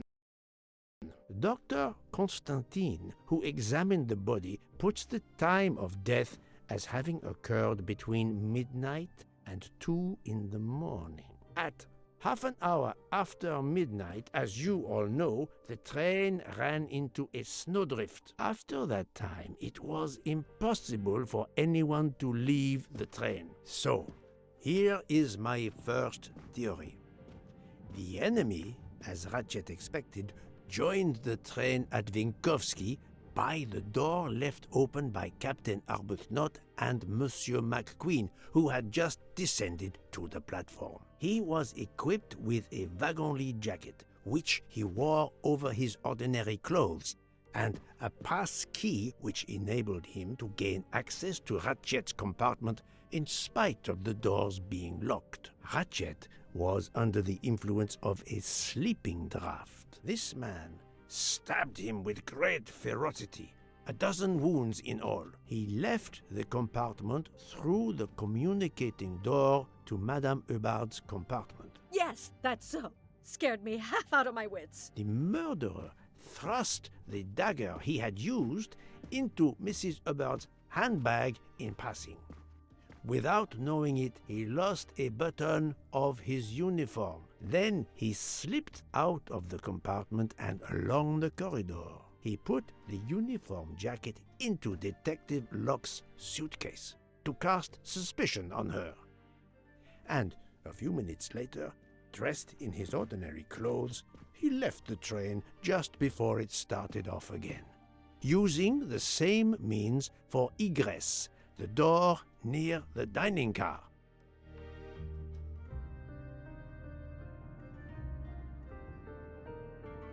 That is the first hypothesis. But there's a second. For that, we must examine the motive for the crime. Why was Ratchet killed? The motive is clear. Revenge, of course. Nothing was stolen, and we know that Ratchet had made many enemies. This was a premeditated crime, meticulously planned. Since the kidnapping and death of little Daisy Armstrong, which traumatized many people close to the family. Even when the police concluded that it was Suzanne Moreau, questions remained. Detective Locke continued her investigation, as did others. They became convinced the truth lay elsewhere. We now know who the real murderer of Daisy is.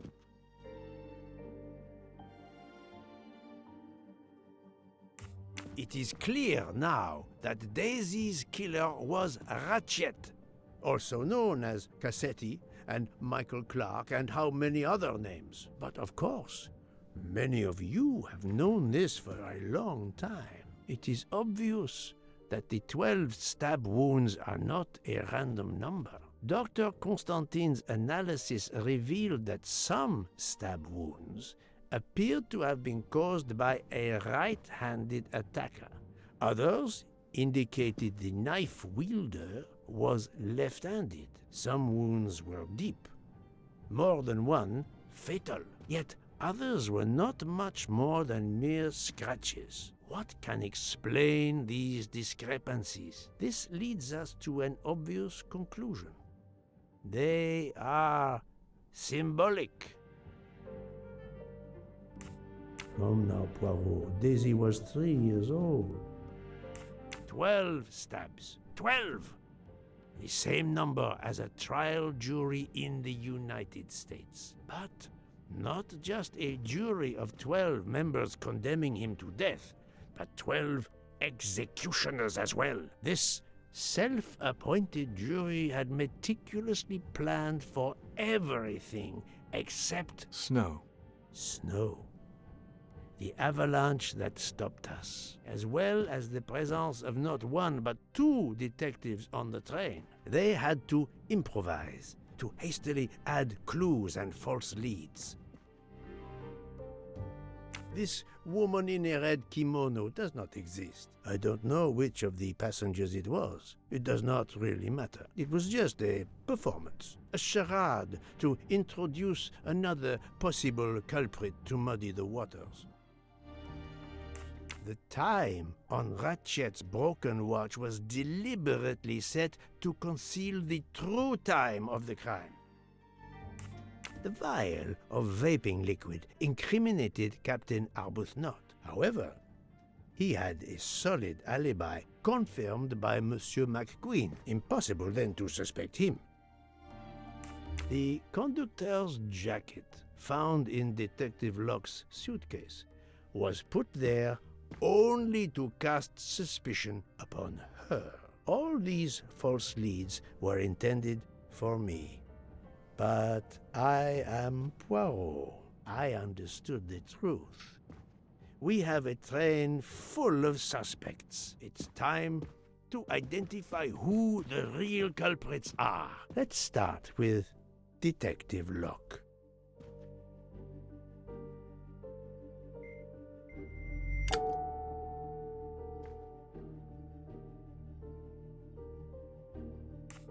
Planting the conductor's jacket in her suitcase was an attempt to implicate Detective Locke, but she couldn't fake her drugged condition. Dr. Constantine can testify that the drugged tea incapacitated her for hours, and she had 2 relapses. Let us move on to Monsieur McQueen. When I told him about Cassetti, He looked very surprised that I managed to make the connection between him and the Armstrong case. He told me, "But I thought we had..." I think he meant...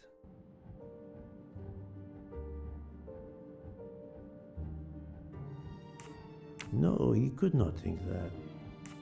You thought you didn't leave any real clues linking the murder to the Armstrong kidnapping. Moreover, you insisted that Ratchet did not speak French when you knew I had heard a voice calling out in French that was supposed to be Ratchet.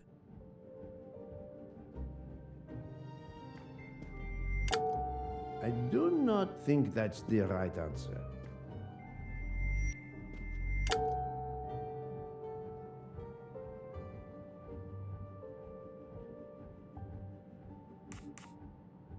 Even if he must have hated his boss, that's not proof he killed him. You took some pleasure in leaving me false clues, I think. It was quite annoying. But you told me yourself that your father was the district attorney who handled the Armstrong case. The case haunted my father. At first, he believed Suzanne Moreau had helped her boyfriend, Noah, to kidnap Daisy, even though there were questions that went unanswered, and a young policewoman refused to let it go, continuing to find discrepancies, but never enough to reopen the official investigation. That policewoman sits there. Her name is Joanna Locke. Then tell him. Tell him how in the end my father believed you, how he resigned a job that he loved, racked with guilt that he may have let that monster go free. He died young, broken, his faith in justice broken. That's what Ratchet did to him. Thank you for your honesty, Monsieur McQueen. Your father is one more victim of the man who called himself Ratchet. Now, I will turn to Ratchet's valet, Monsieur Masterman.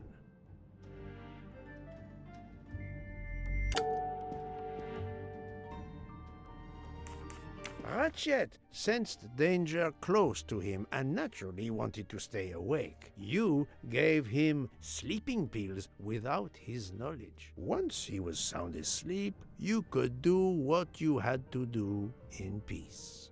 Sir, I'll tell you the truth. I was Colonel Armstrong's adjutant in the war, sir, and afterwards, I was his valet in New York. I'm afraid I concealed the fact this morning. It was very wrong of me, sir, but I knew how suspicious it would look. Is that all you have to say? That's all, sir. Now, to leave no suspicious stone unturned, let us move on to Monsieur Bouc. What? Me? A suspicious stone? Come now, Poirot. Bouc will have a heart attack if you're not careful.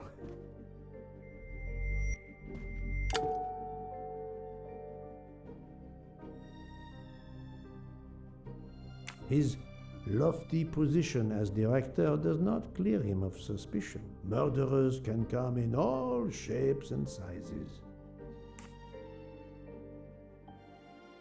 Monsieur Bouc is certainly a very close friend, but I never allow my affection to take precedence over reason. It is not tangible proof. Bouc, my friend, of course you are not guilty. You did everything you could to get me on this train. What madness would cause you to ensure, and I speak with all modesty, that the best detective in the world could be present to witness your crime? But doesn't our friendship count as well? Most assuredly, but a murderer can wear all sorts of masks, including friendship. Let us consider our ever-efficient wagon-lit conductor, Pierre Michel.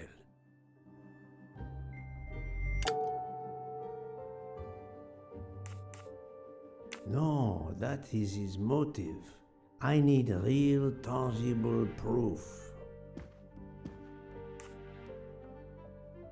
Your admission that you drugged Detective Locke immediately incriminates you. But The murder could not have been possible without your very capable assistance. Your knowledge of train procedures made the murder possible, and your position in the corridor of the train allowed you to be the perfect alibi for several passengers. And your motive? Suzanne Moreau, Daisy Armstrong's poor nanny, who was wrongly accused and committed suicide, was your daughter. C'est un foiré. He got what he deserved. My poor daughter has finally been avenged. My Suzanne. My child. Let's move on now to Monsieur Hardman, one of 3 detectives on this train. I do not think that's the right answer.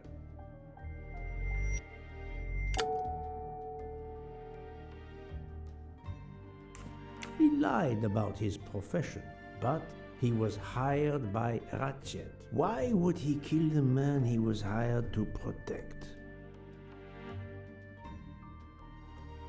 Monsieur Hardman, I think you are a real detective, but you were never hired by Ratchet. Your alibi was that you were watching the corridor to protect Ratchet, which, of course, you never did. You protected Pierre Michel. However, we just saw that his alibi doesn't hold up, so neither does yours. I don't know about the conductor. Being Suzanne's fiancé, you had a substantial motive to punish Ratchet. You used your detective skills, just as Detective Locke did, to hunt him down and finally avenge the death of your beloved. That's right, Mr. Poirot.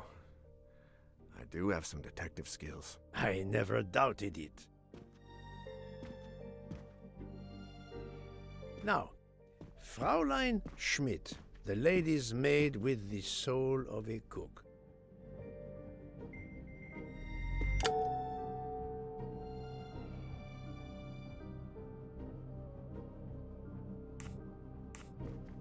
Fraulein Schmidt, you told me of your remorse for drugging Detective Locke. I believe you are sincere.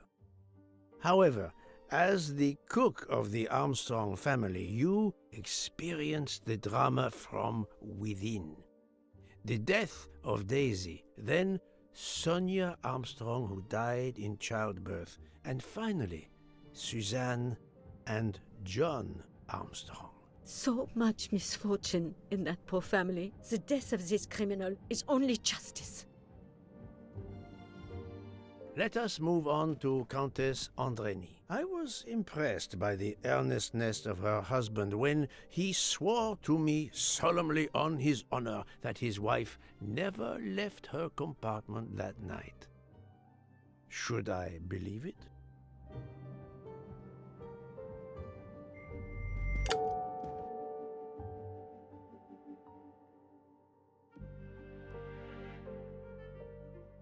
On the contrary, this fact gives her a motive for murder. Countess Andreni, being Sonia Armstrong's sister, you had every reason in the world to want to avenge her. But you were incapable of stabbing someone, even after what he had done to you and your family. The night of the crime, you simply took a sleeping pill. I appreciate the irony that nearby, Detective Locke was also in a drugged sleep. When you awoke, you thought the nightmare was over. Rudolph? Hush, my love. Hush. Excellent transition. I was coming to you, Count Andreni.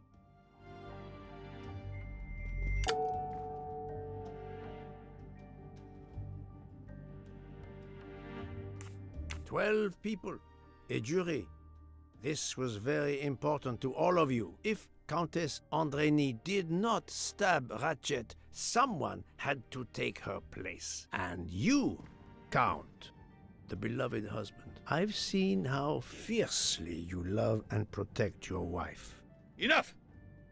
I would do anything for Helena. Anything. Even that. Yes, even that. Let's move on to Monsieur Foscarelli.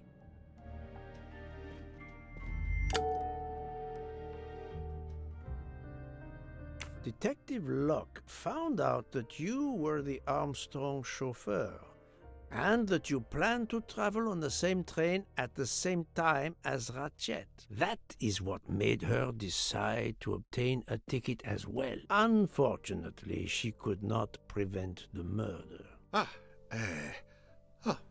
Have you lost your tongue, Mr. Foscarelli? Oh, Daisy.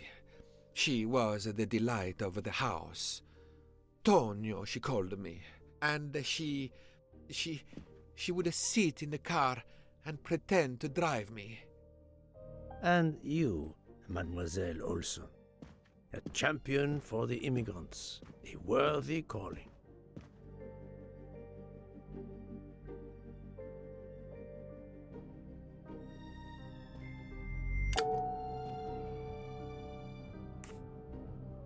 Admittedly, she lied to me about Mademoiselle Debenham's schedule. But one lie does not convict her. Mademoiselle Olson, you supported Madame Hubbard's story about her connecting door latch, a story that I later demonstrated to be impossible. So, you deliberately lied to me, and you also lied about Mademoiselle Debenham's whereabouts. Enough! I can't take this anymore. I know what you want from me, Mr. Poirot.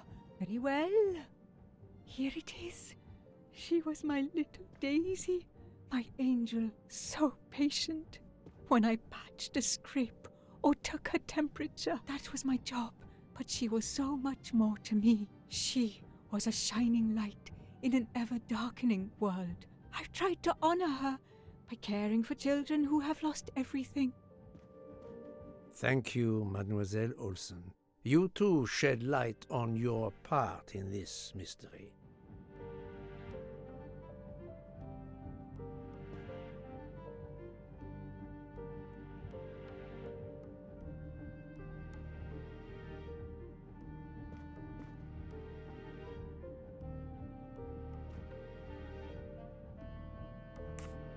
You were Daisy Armstrong's nurse.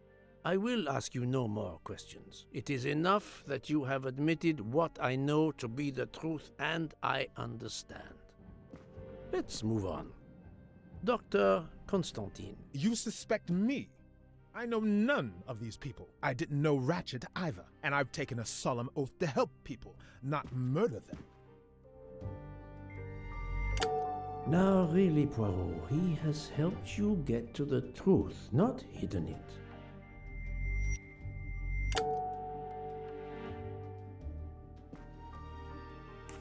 It's true that doctors take the Hippocratic Oath, but that is not enough to exonerate Dr. Constantine.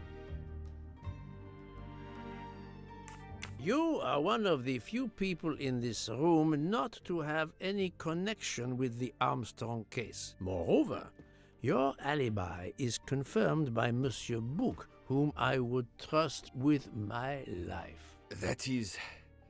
That is very kindly said, my friend. We now come to Mademoiselle Debenham and Captain Arbuthnot, whose relationship was not in doubt from the moment I inspected your room at the hotel. You have a bloody nerve.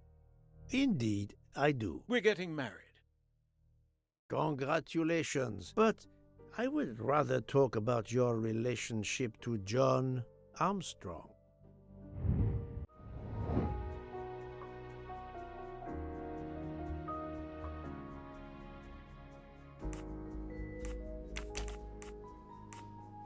This is wrong. I must admit I'm not right this time. I do not...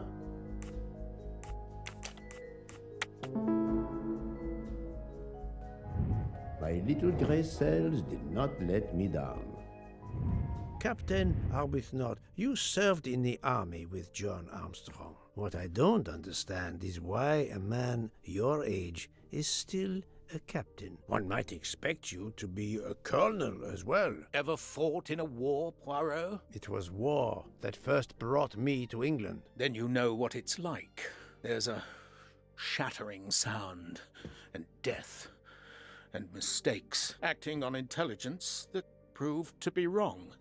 I sent a patrol to their death. Good men, brave men, wasted. John testified on my behalf at a court-martial. I'm not a colonel. I don't deserve to be, you bloody fool. But I'm also not in prison. John remained my best friend until... There, you have my story. Understand now? Archie, calm down, please. You're right, Mary. What you see in me, I don't understand. Oh, Archie, I see in you what John saw. Miss Debenham, I'm sorry. My turn, is it? I'm afraid so. And you have caused me quite a puzzlement. Your connection with the Armstrong family was not obvious. Then I remembered the job you currently hold.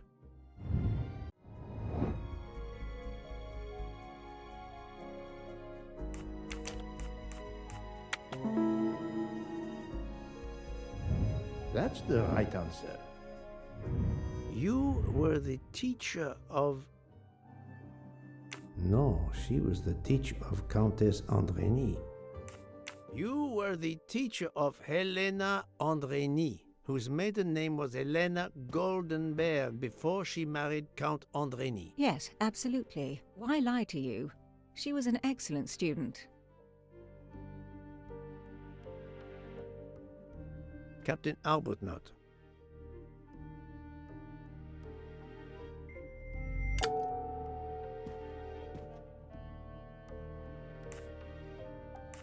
You had one of the strongest alibis, thanks to Mr. McQueen. But his testimony melted like a snowflake. There went your alibi. Poof! Unless you have another one. As for you, Mademoiselle Debenham, I do not think that's the right answer.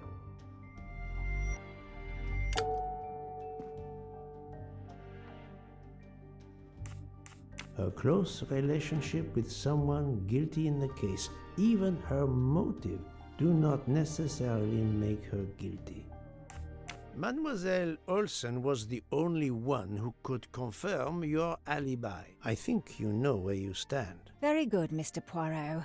Are you satisfied? I will be, soon. Now I must turn to Sonia Armstrong's godmother, Princess Dragomirov.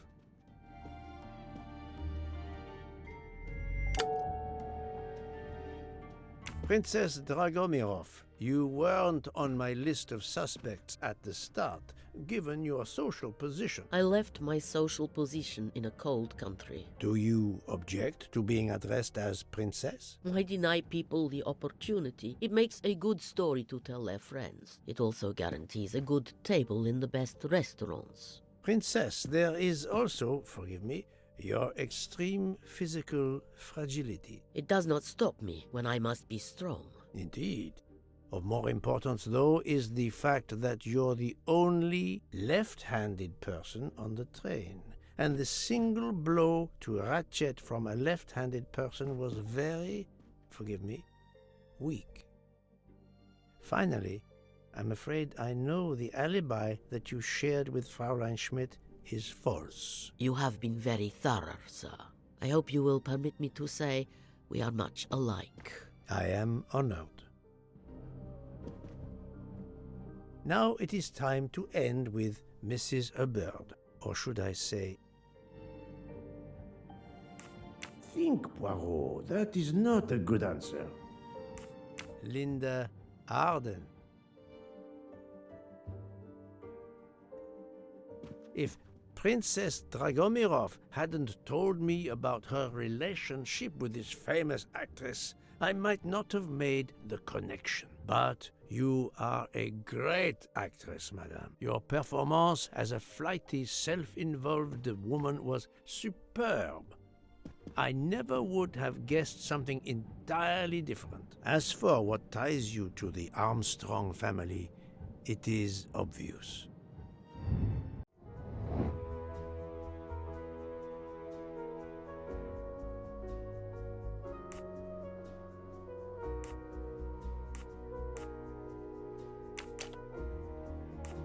This is all. Think. I do. This is all. I must. No. Think.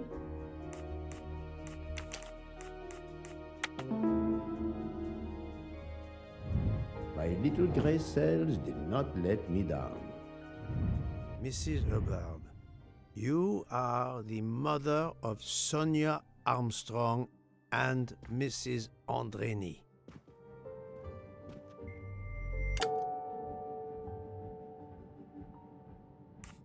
Madame Hubbard, you really are a remarkable actress. You put so much effort into your character and into staging the murder. I saw it as a perfect mosaic, each person playing his or her allotted part, so carefully arranged that if suspicion should fall on any one person, the evidence of one or more of the others would clear the accused person and confuse the issue. Everything was meticulously planned. But you hadn't expected that Detective Locke and I would be on this train, and the avalanche would block it on the night of the murder. You had to improvise. But again, improvisation would be another of your skills as an actress. So you came up with the story that the latch on the door that communicated with Ratchet's compartment was hidden by the handbag. I always fancied myself in comedy parts. That slip about the sponge bag was silly. Shows you should always rehearse properly. You know all about it, Mr. Poirot. You're a very wonderful man, but even you can't quite imagine what it was like. That awful day, I was just crazy with grief. So were the servants. We decided then and there that the sentence of death that Ratchet had escaped had got to be carried out. There were 12 of us, or rather 11. Suzanne's father was over in France, of course. First we thought we'd draw lots as to who should do it, but in the end we decided on this way. It was the driver, Antonio, who suggested it. Mary worked out all the details later with Hector McQueen. It took a long time to perfect our plan. We first had to track Ratchet down. Hardman managed that in the end. Then we had to try and get Edward and Hector into his employment. Well, we managed that. Then we had a consultation with Suzanne's father. Captain Arbuthnot was very keen on having 12 of us. He seemed to think it made it more orderly. He didn't like the stabbing idea much, but he agreed that it did solve most of our difficulties. Well, Suzanne's father was willing. Suzanne had been his only child. We knew from Hector that Ratchet would be coming back from the east, sooner or later, by the Orient Express. With Pierre Michel actually working on that train, the chance was too good to be missed. My daughter's husband had to know, of course, and he insisted on coming on the train with her. Hector wrangled it so that Ratchet selected the right day for traveling when Michel would be on duty. And then, at the last minute, you came. For the rest of the story, you worked out everything, Mr. Poirot. You were right about all of us. What are you going to do about it? If it must all come out, can't you lay the blame upon me, and me only? I would have stabbed that man 12 times willingly. It wasn't only that he was responsible for my daughter's death, and her child's, and that of the other child who might have been alive and happy now. It was more than that. There had been other children kidnapped before Daisy, and there might be others in the future. Society had condemned him. We were only carrying out the sentence, but it's unnecessary to bring all these others into it, all these good, faithful souls. You are a director of the company, Monsieur Bouc. What do you say?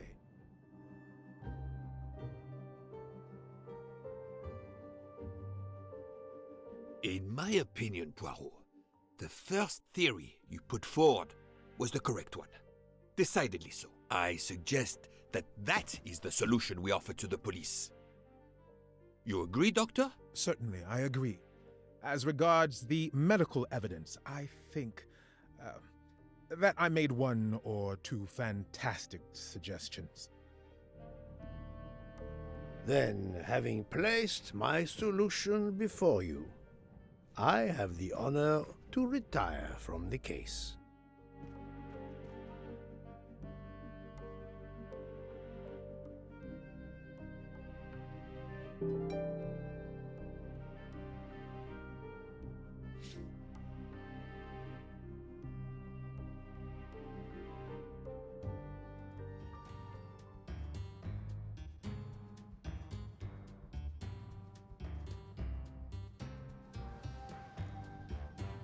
Poirot.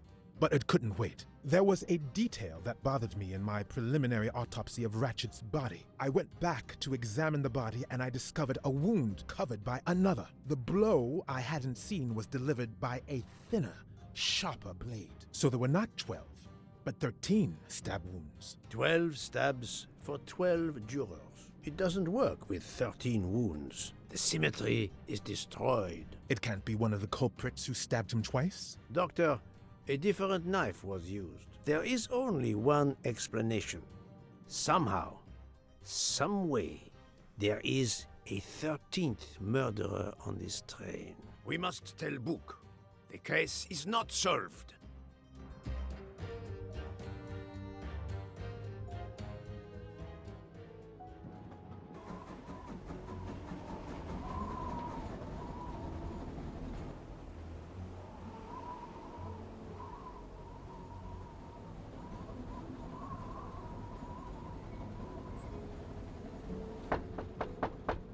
Please, come in. Ah, Book. I see we are moving at last. Yes. The way was finally cleared while we slept. If all goes well, we will arrive in Venice this evening. The train will be there for several hours for refueling and reprovisioning. What do we do with the 13th murderer? Do you have a lead? I thought about it. There is one clue that was left aside in my investigation. The diary I found in Ratchet's safe mentioned an appointment in Venice. Someone with the initials A.W. He will never keep the appointment. But there should be enough time. I must try to keep that appointment for him.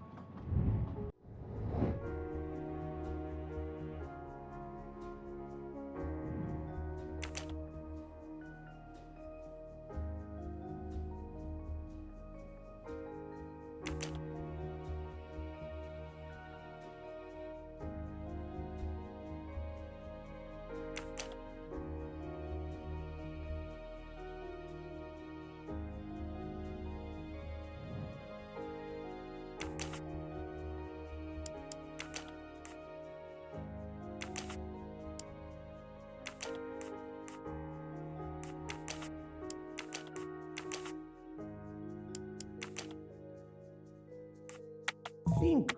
No, not good.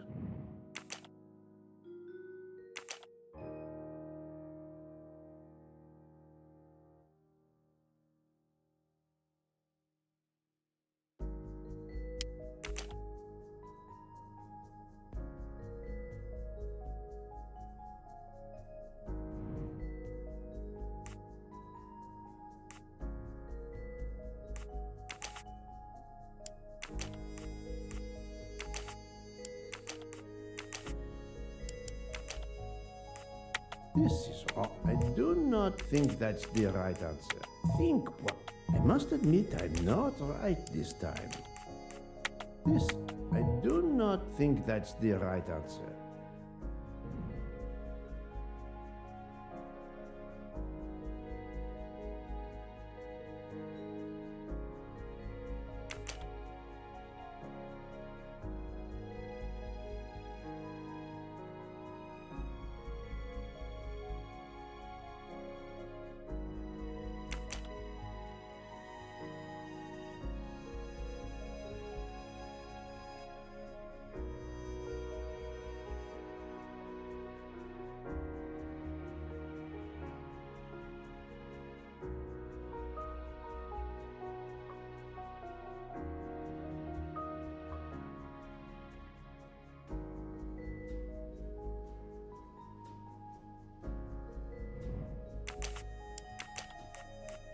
No, this is wrong.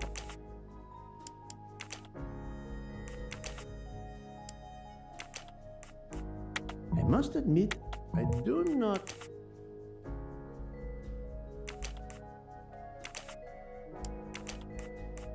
No. Think, wow.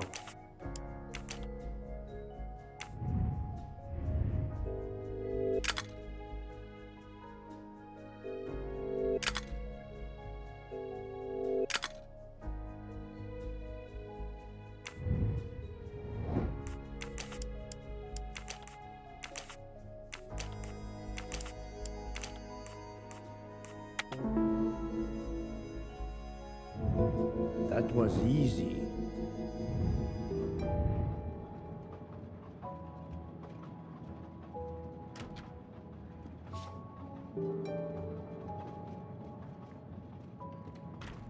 I think we should let Ratchet rest in peace.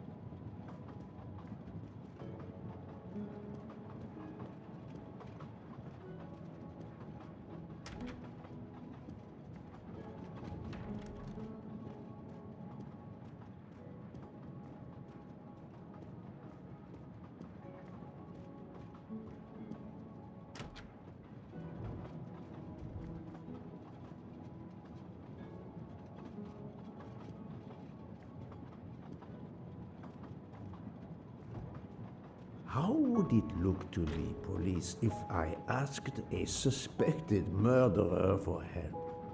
I don't have time for small talk. How would it look to the police if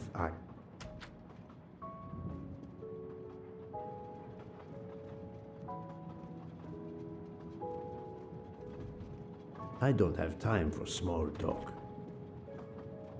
How would it look to the police?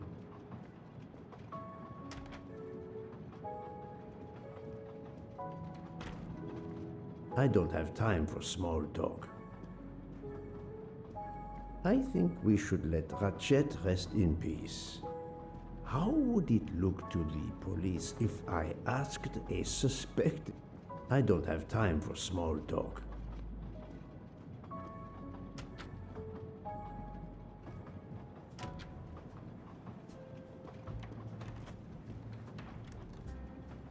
Doctor, a moment. Have you made arrangements for Ratchet's body? Yes, it will be collected by the Italian authorities when we reach Venice. The autopsy will be performed there. However, there is something odd. Oh? Since the train is French, jurisdiction must be shared. When I told them you were already on the scene, they have both agreed to support your investigation until we reach Paris. Ratchet's compartment will be sealed until we arrive there. All of those who conspired to kill Ratchet are to be confined to the train until then as well. So, thanks to you, I am the rope in a tug-of-war between two countries. Oh, but I thought you would want to be in charge. And isn't it odd we continue on our journey with a trainload of people that police consider potential murderers? Calm yourself, Doctor. It is not the first time I find myself in the middle. And, to be honest, I welcome the chance to see this case through. It is fast becoming one of the most challenging of my career. So, my dear book, how does our journey progress? We are well on our way to Venice. All of our passengers are locked in their rooms by order of the authorities. I watch them when they want to stretch their legs, like the captain there behind you.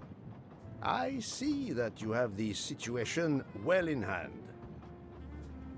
Would you be able to accompany me to Venice to follow a lead? I'm honored you asked me, my friend. I would have loved to help you. But I have to manage the situation here. I must make sure no one gets off the train in Venice and that Ratchet's body is transferred.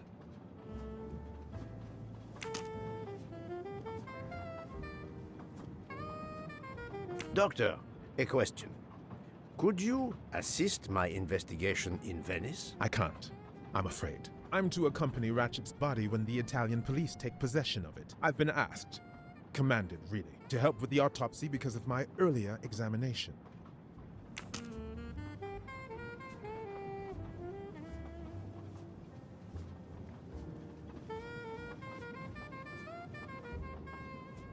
I'm not going to ask a murderer to help me catch himself.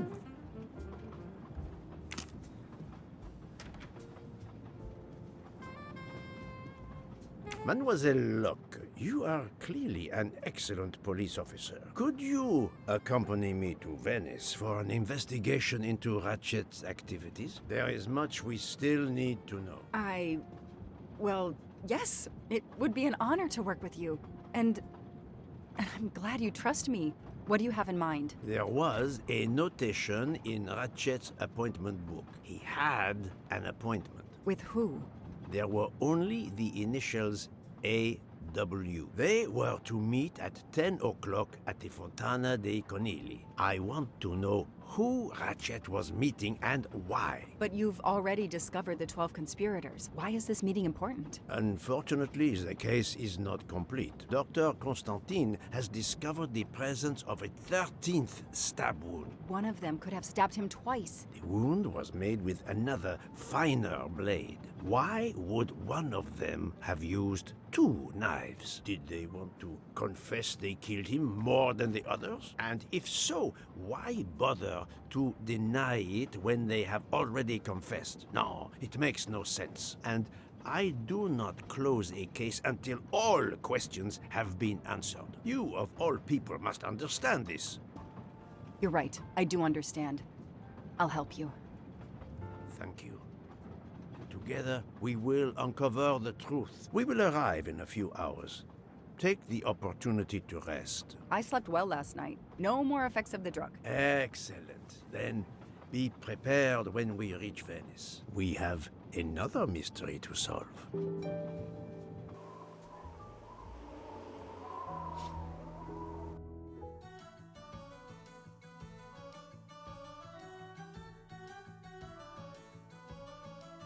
This is the 3rd embarking dock, and no gondoliers available at all. With Carnival, you can't find a gondolier to cross that damn canal. They're all booked. The worst thing is that the fountain is just across this canal. We're almost there.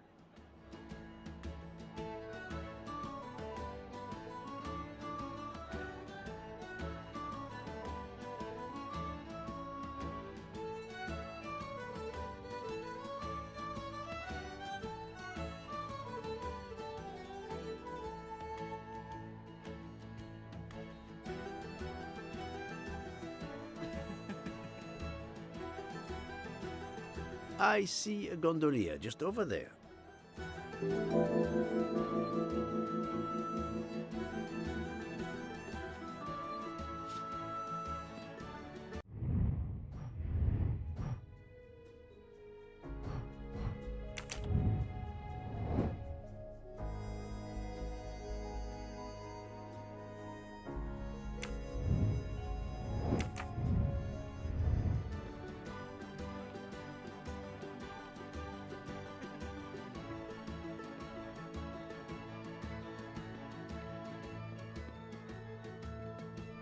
It's calm and relaxing, although not as clean as it could be.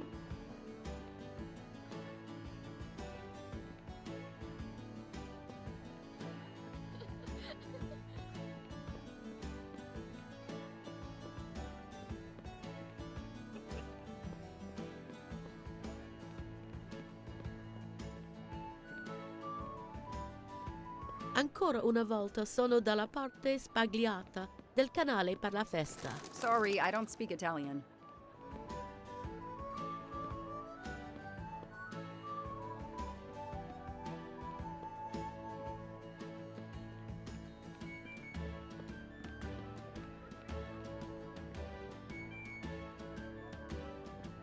Hi there. We'd like to cross the canal, please. There is a bridge about a kilometer down the canal. Please, According to the map, the Fontana dei Conigli is just across the canal here. No, I, Gabriele, cannot help you. I'm sorry. We'll miss the 10 o'clock rendezvous if we try to get through this crowd, and have to walk a kilometer in both directions. Why is he refusing to take us across? He looks upset. I should try to find out why. If it's a matter of price, I'm sure we can work it out. Money? Money won't help me now. His problem isn't money. What is it then?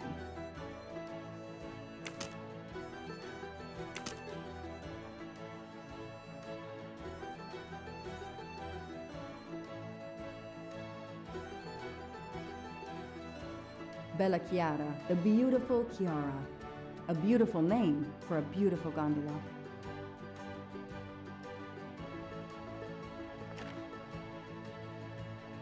Ah, what a sham. A beautiful bouquet crushed by revelers.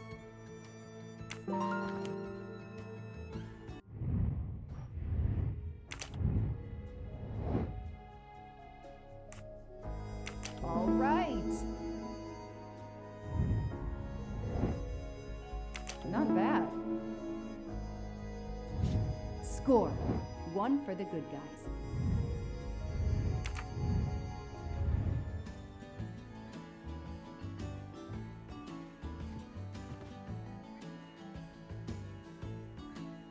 I'm sorry you had a fight with Chiara. What? How did you know? I'm a detective. I'd like to help, if I can. If you have a spare engagement ring, detective, I'll take it. Ah, I see. You lost the engagement ring you were planning to give Chiara? Lost? It is worse than that. I threw it away in the canal. I bitterly regret this gesture. I now find myself without a girlfriend and without a ring.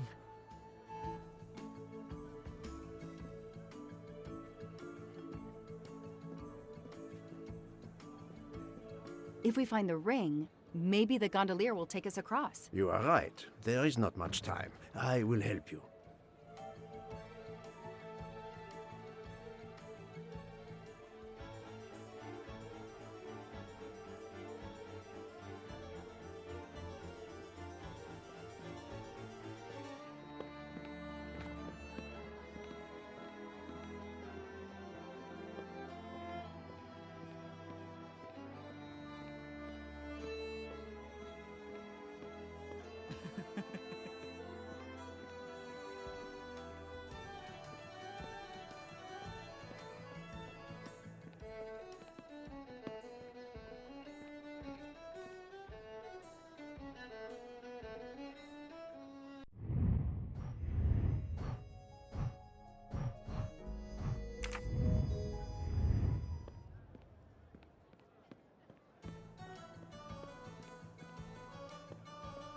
Ancora una volta sono dalla parte spagliata del canale per la festa. Sorry, I don't speak Italian.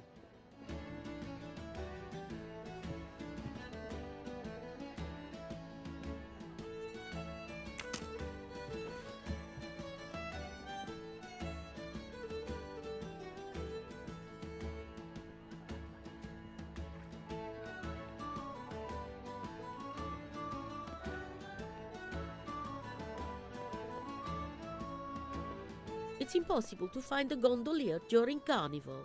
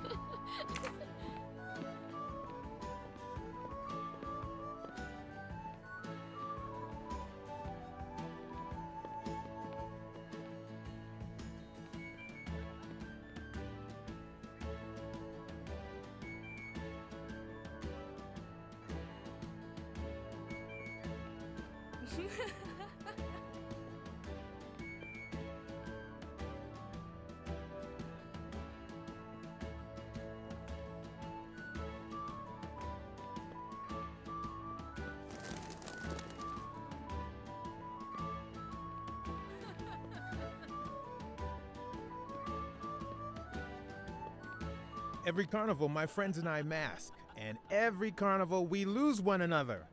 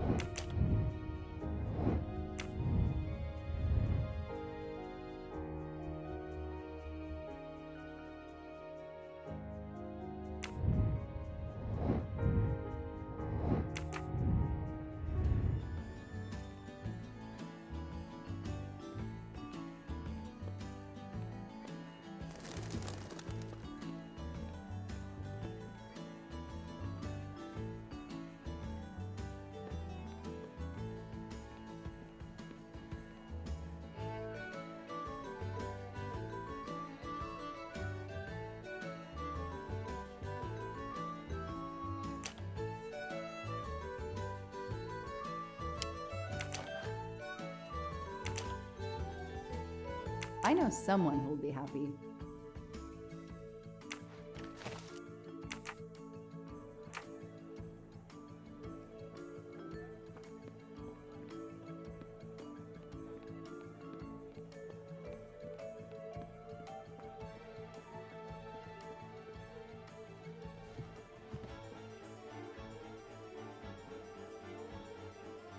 Excuse me. I believe I have something that belongs to you. Mamma mia, grazie mille, signorina. With this, I can now win my Chiara's heart again. I know it. How to thank you? My friend and I need to get to the other side. We have a very important date at the Fontana di Conigli. Ah, yes. The rabbit fountain. Of course, I'll take you across. Then I will call Chiara. Hopefully, she will forgive me. I'm sure she will. Well done, Detective Locke.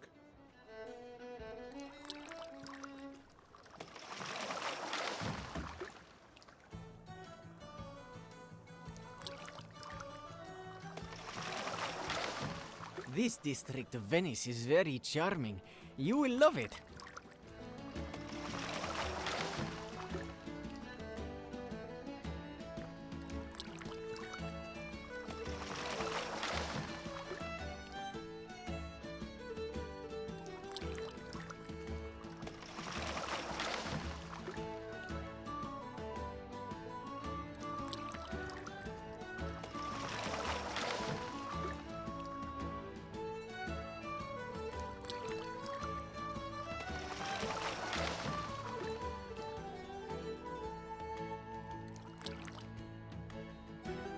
If it's not too much to ask, can you wait for us until we return? Yes, no worries. I can call Chiara from here. To find the fountain, walk along the quay on the left, then cross the bridge and you are there. You cannot miss it. Got it. Thank you. Thank you, Signorina. You have made me the happiest gondolier in Venice. I fixed everything. You have my full confidence, mademoiselle. I'll leave it to you.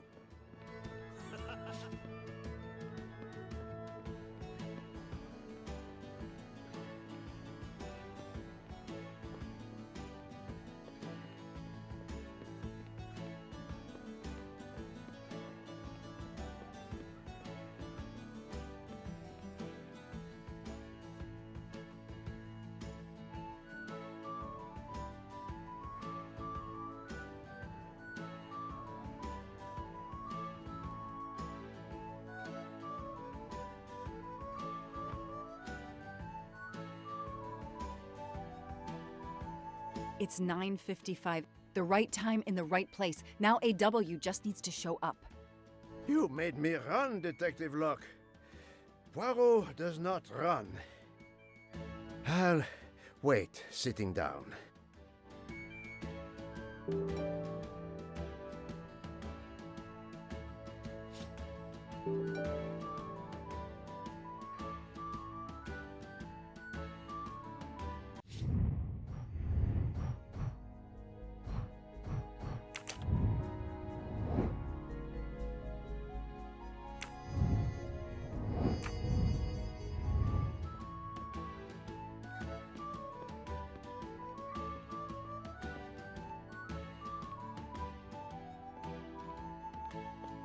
I have an appointment with you, don't I? No, dove la tua maschera?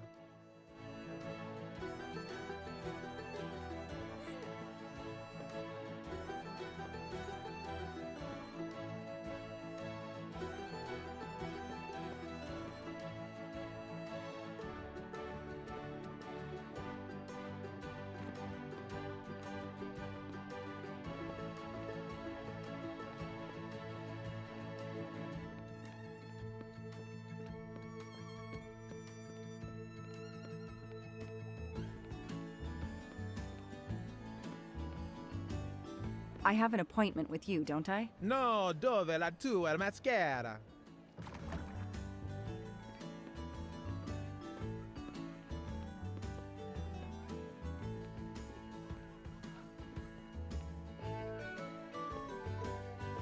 We have an appointment, I believe? I don't think so. I've never met you.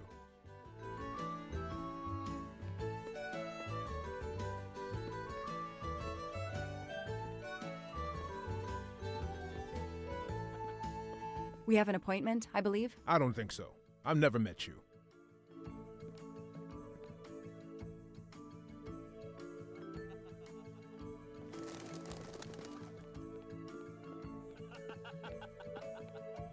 Did you have an appointment here at the fountain? Yes, to party.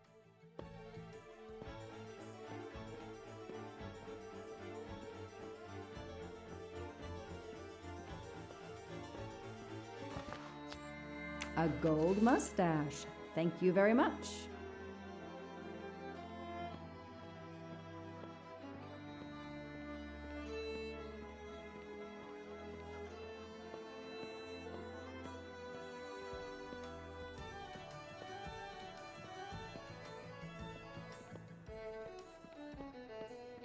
Did you have an appointment here at the fountain? Yes, to party.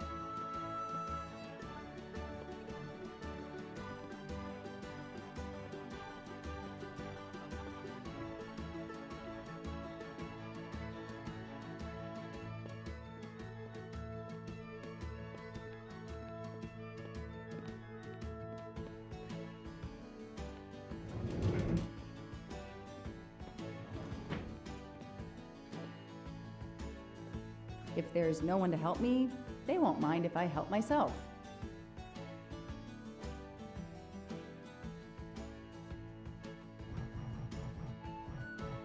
Aziz Wadi. That's the only name that corresponds to the initials AW. Spacente, non ti ho sentito. Posso aiutarla? I'm sorry, I don't speak Italian. Do you speak English? Of course, signorina. How may I bother you? How? What? Oh, I have an appointment with one of your guests. What is the name? I have an appointment with Mr. Aziz Wadi. Do you know if he's here? Well, unfortunately, he left the hotel this morning. He seemed to be in a hurry, but he left a carta. You are? I'm Mrs. Ratchet. Mr. Wadi asked me to give the message to the signore, but I suppose this is okay.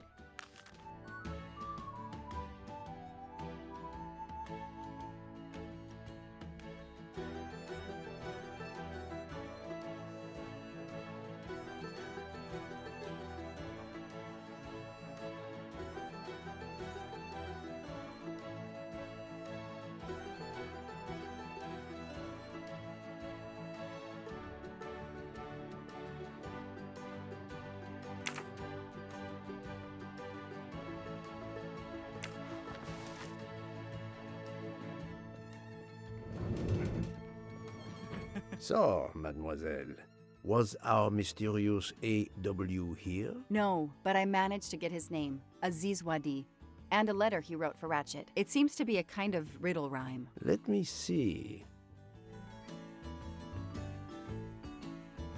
Well, Ratchet and Mr. Wadi must love this book to refer to it so much. Yes, I think we have to search and find the tracks that this person left for Ratchet to find him. I think so. Lead the way, Mademoiselle Locke.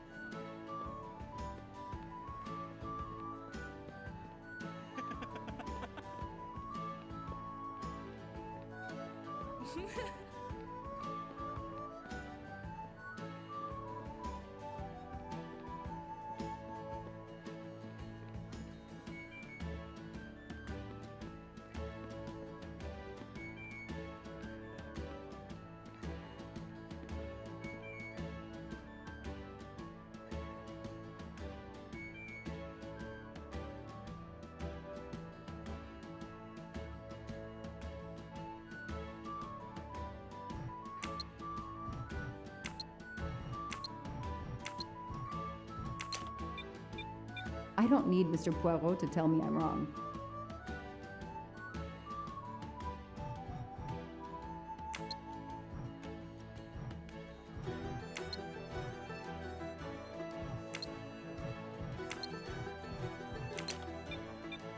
Come on, Joanna. That's a rookie mistake.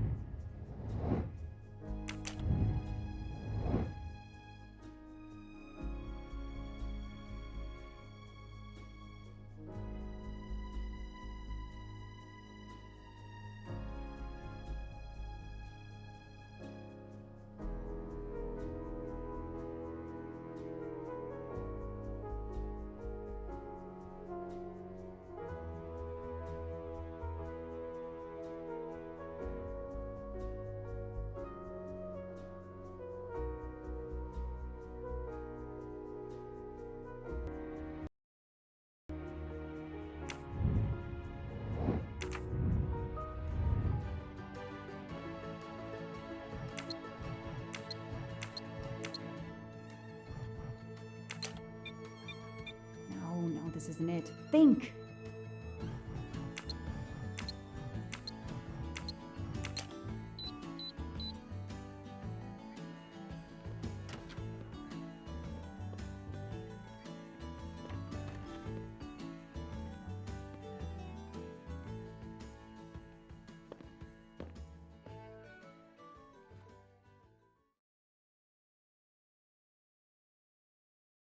Hey, you. I can't lose them.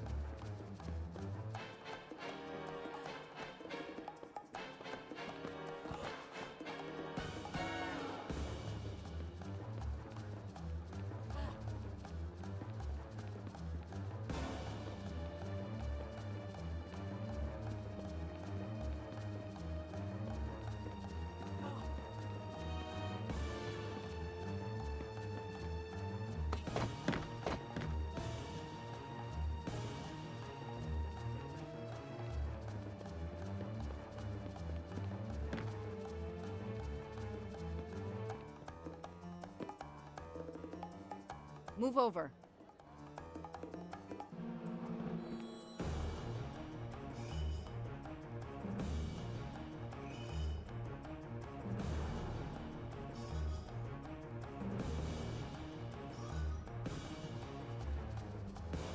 Too many! Too many masks! The murderer could be standing there watching me and laughing.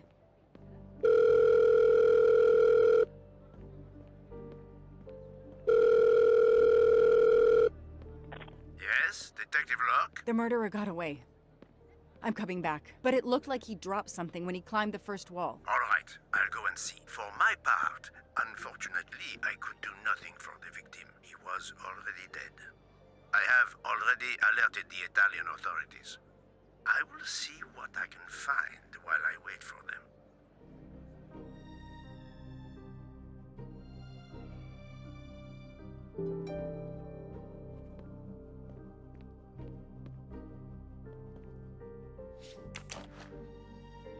A pair of women's glasses.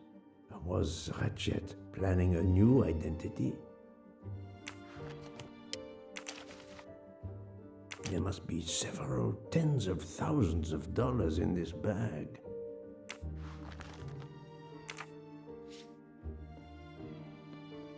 The victim was stabbed.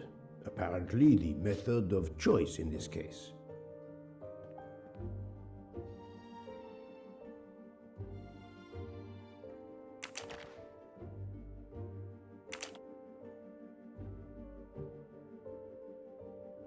Mr. Wadi's Swiss passport.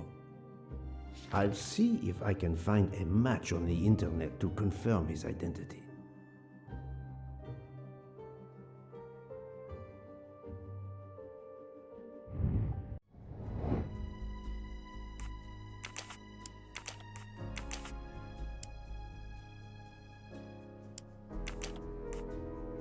Think, Poirot. That is not a good answer.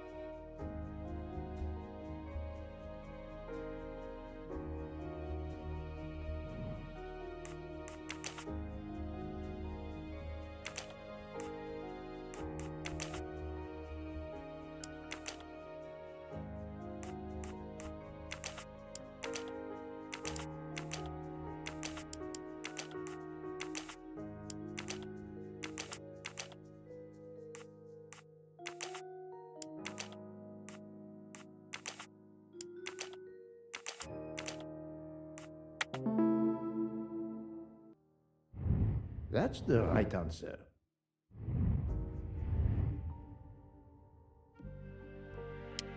Various clothes in his suitcase. Mr. Wadi was obviously planning to leave this city. A bunch of keys. If, as seems likely, Mr. Wadi is a resident of Geneva, then one of these may belong to his home there. A bunch of...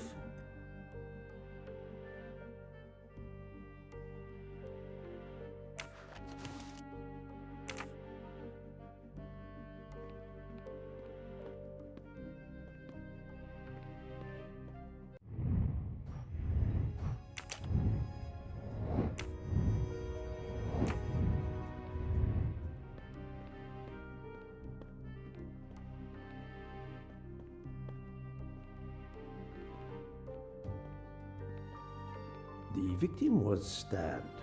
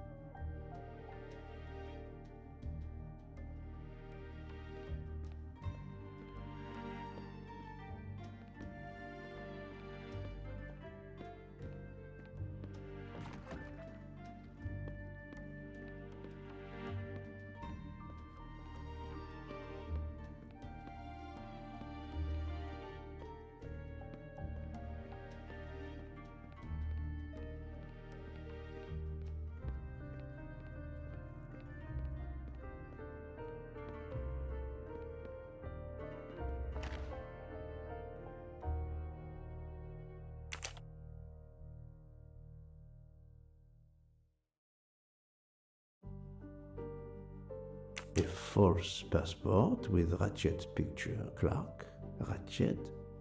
How many others? Now he will become Enrico Caldo. It appears Ratchet changed his identity as often as his socks.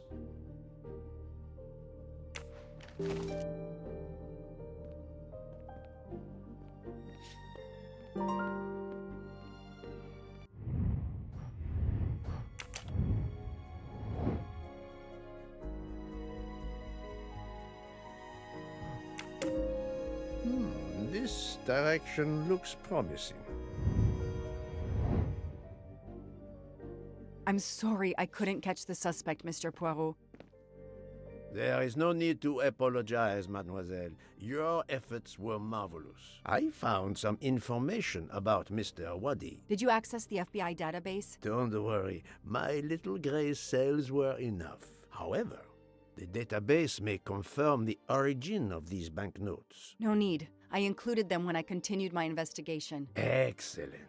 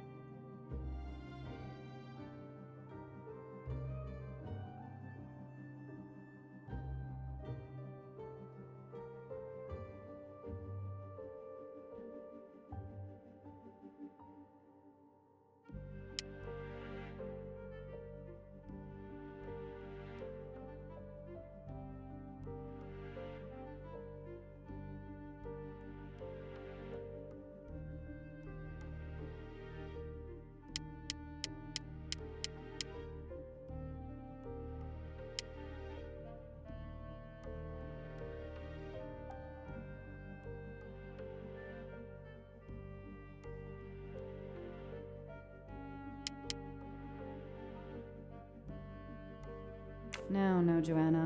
That doesn't track.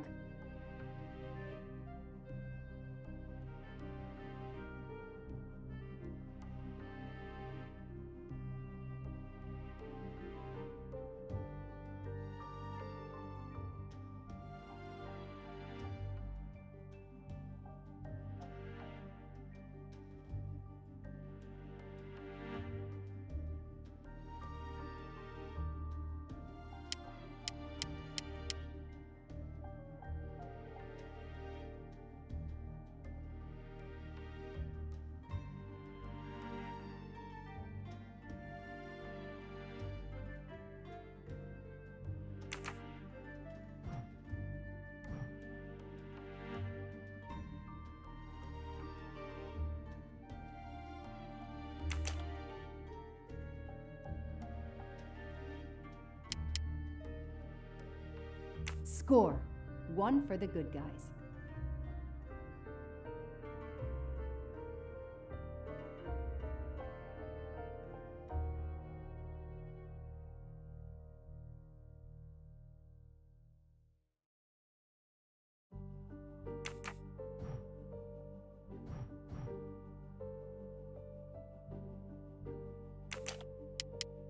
The detective gets it right.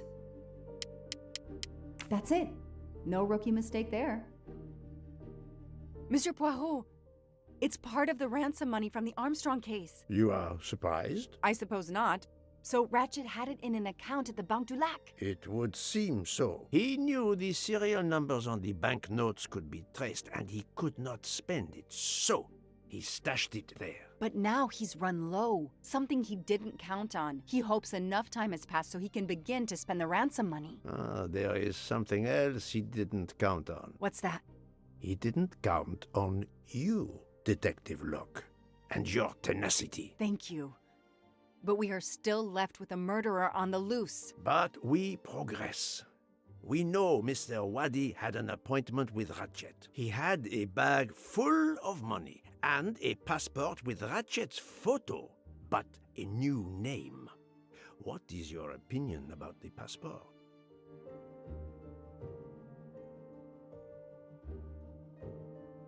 Maybe Wadi was blackmailing Ratchet because he had Ratchet's true identity in his possession. Enrico Caldo. It is unlikely that this is his real name. He was a master of false identities. But why didn't Wadi's murderer take all that money? Ah, that is a good question. The bag isn't very big. He could have easily run away with it. If he didn't take it, it was deliberate. He wasn't interested in the money. If the motive wasn't money, it leaves passion or revenge for motive. So, Detective Locke, what do you think? Passion or revenge? I think it's a crime of passion. So, now we have a secret lover or some heated dispute? Quite the contrary. I think the murderer carefully followed Wadi from the fountain to the new meeting place, despite Wadi's precautions. That is cold and careful, the complete opposite of a crime of passion.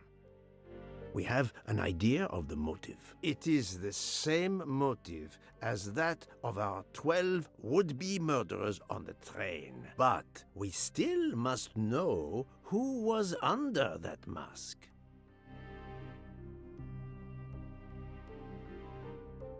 I think Wadi's killer is also Ratchet's murderer. The motive for both deaths was revenge, and both are related to the Armstrong case through the ransom money. Exactly. So our murderer is linked to the Armstrong case. The money is linked to the Armstrong case. But these glasses that I found in the bag, they must have something to do with this case too. Wait, those glasses mean something to me. Wait, I know. I've seen these. They belong to Susan Moreau, little Daisy's nurse. I remember seeing them in her bedroom, but they were gone the day she died. I remember the press saying that the nurse had committed suicide. I've always believed otherwise, and the glasses are proof that she was killed by Ratchet or his accomplice. He took those glasses. I always had a gut feeling, but now, Mr. Poirot, now I have proof Suzanne was innocent. Yes, you do. But the question I ask myself is this. Why did Ratchet keep these glasses? Ratchet used to leave fake evidence at the scene of his crimes to incriminate others.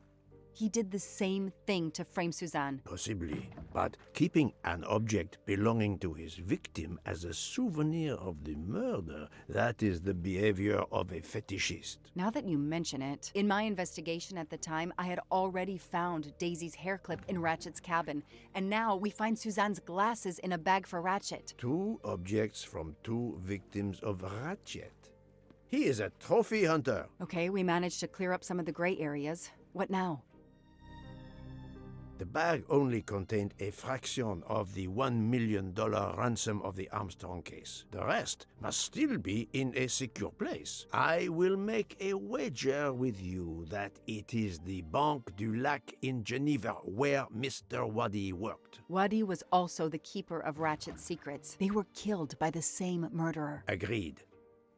Well, there is nothing more we can do here except wait for the police. Prepare yourself for a long evening with the police. We have a lot of explaining to do. And after that?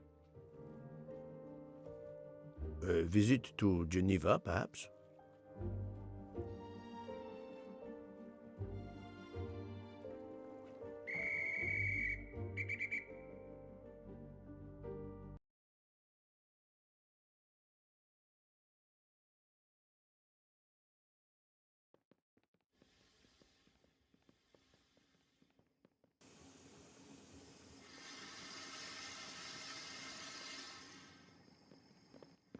Here you are at last. I was worried about you. We just left the police station. We had to explain to the Italian police that we were not murderers. What?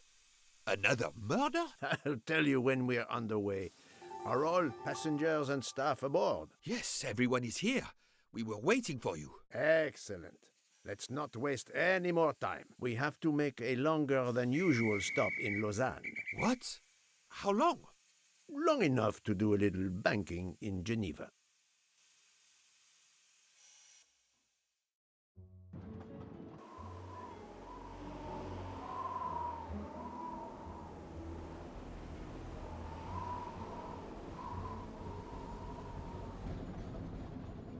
But this is madness. A 13th murderer of Ratchet? Mon ami, he was not well liked. But Monsieur Michel would have seen anyone enter Ratchet's compartment. And there were another 10 people milling about, taking their turn at stabbing him. How could they not notice an uninvited killer?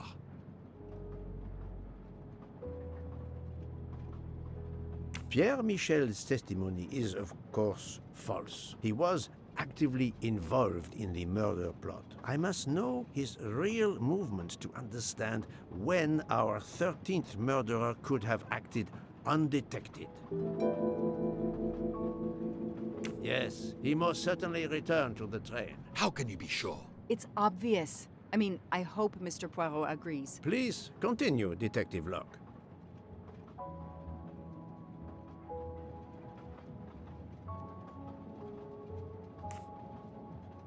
The train is French. The murder took place in Slovenia, and the victim's body is in Italy. Jurisdiction won't be sorted out before the train reaches Paris. The murderer is probably content to sit tight aboard the train until Paris, where he can disappear. It is undoubtedly a possibility, but we have no proof.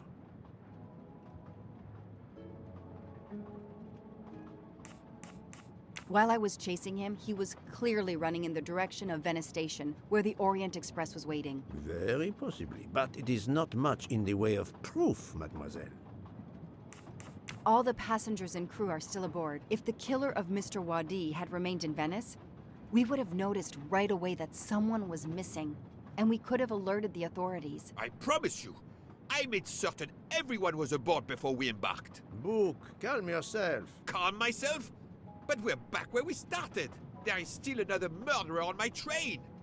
Wait a moment. Can I change my mind about my verdict? Can we turn everyone over to the police? Everyone? Including ourselves? What? No. No. Oh, it's a nightmare. Let us take it step by step, my friend. We can start by eliminating all of the members of the Ratchet jury.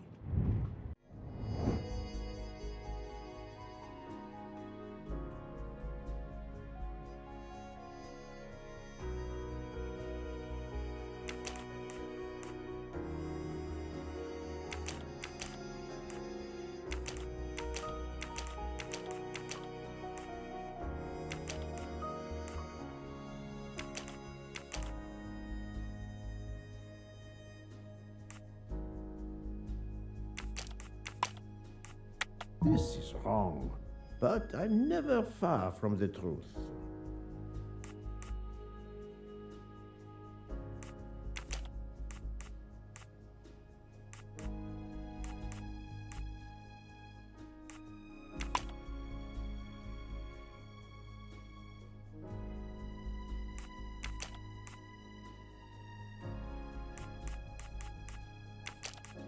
No, not good. Think, Poirot. That is not a good answer. This is...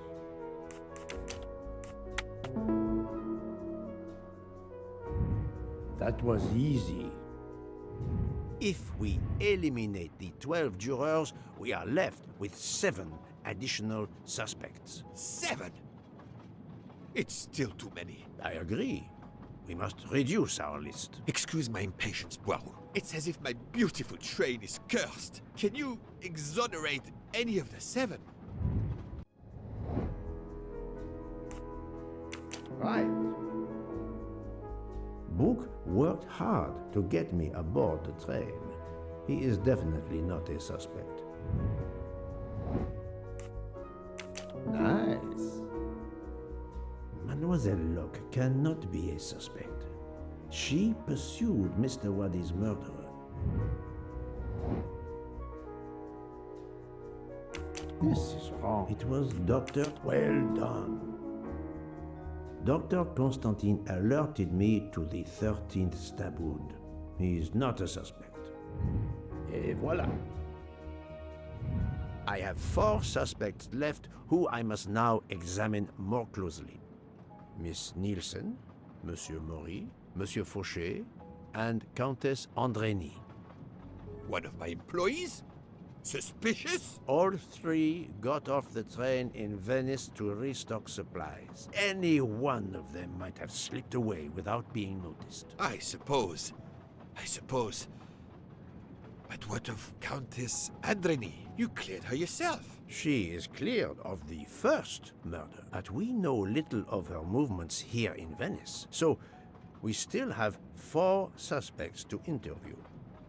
Detective Locke? I can't join you, Poirot. My chief saw something on the news about the case and my involvement. He's demanding an explanation. If I want to keep my badge, I have to call him.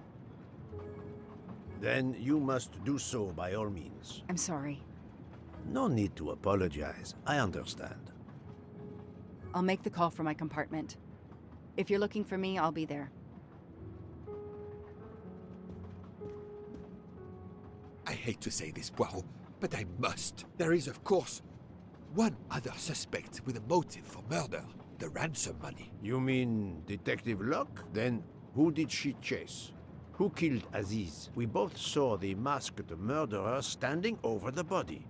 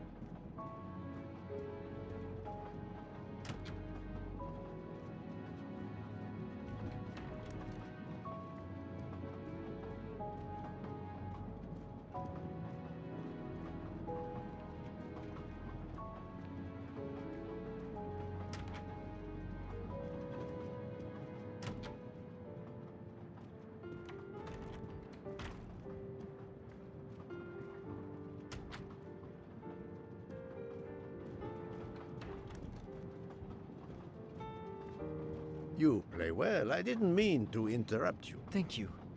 Many years of piano lessons thanks to my mother. I try to play in a few clubs in Paris when I get the chance, but as you can see, it hasn't made me rich. What can I do for you? Conversation only. Tell me about your time in Venice. I had Monsieur Bouc's permission to see my sister. She lives in Marghera, just outside of Venice. She had a baby a few weeks ago. This was my first chance to meet my new nephew. Monsieur Bouc gave you permission? Yes, you can ask him. Most assuredly, I will. What time did you leave, and when did you return? I left around 9-10 p.m. I was back by 10:45 p.m. When I got back, Hotaru was in a lot of pain. I gave him a back massage. That would have been enough time to kill Monsieur Wadi and return to the train. May I see your knives? Of course. They are here. If you don't mind. Help yourself. They are under the bar counter. Tell me again about your poker game the night of the murder. It's a regular game to help relax after a long day. Let's see, we started around 11 p.m. We took a short break in Vinkovsky. Hotaru, Pierre, and I. The game finished up around 2 a.m.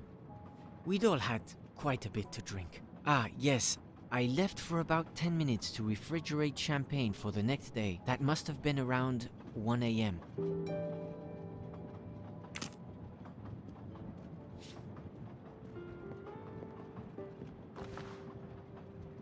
None of these come close to the wounds on either body.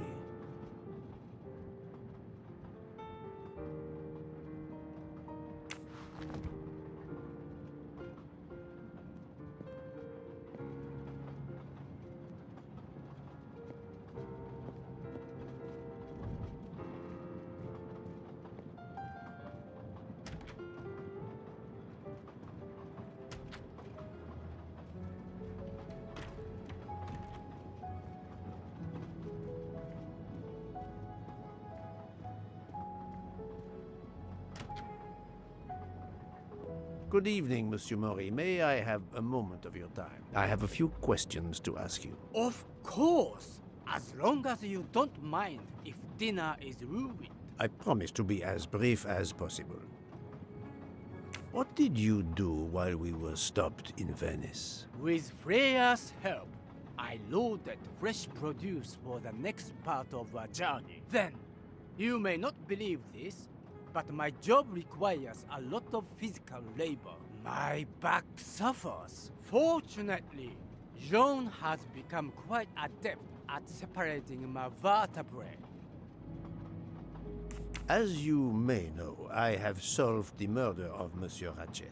That is a shame. I beg your pardon? The bastard sent my steak tartare back, telling John I was to burn it. I will add it to the list of his crimes. One wound on Monsieur Ratchet's body was struck by a very sharp, thin-bladed knife. We haven't found it yet. You think one of mine was used? I'd like to have a look, if you don't mind. In that drawer. An impressive set of knives, but their blades are too wide to have been used for the crime.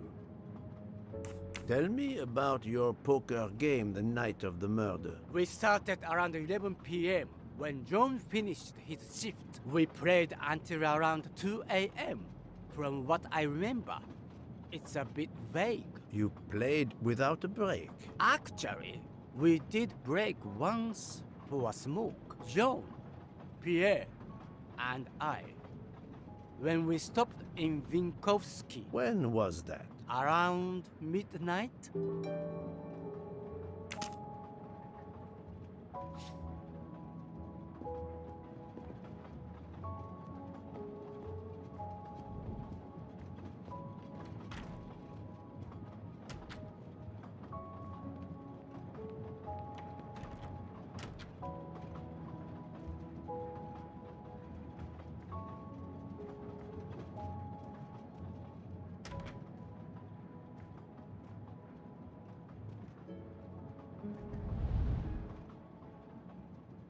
The box is secured by some sort of locking mechanism. The design is formed by 3 commas. What is the word in Japanese? Tamoe. And it's obviously missing a piece. The box is secured by some sort of locking mechanism. That is Tamoe.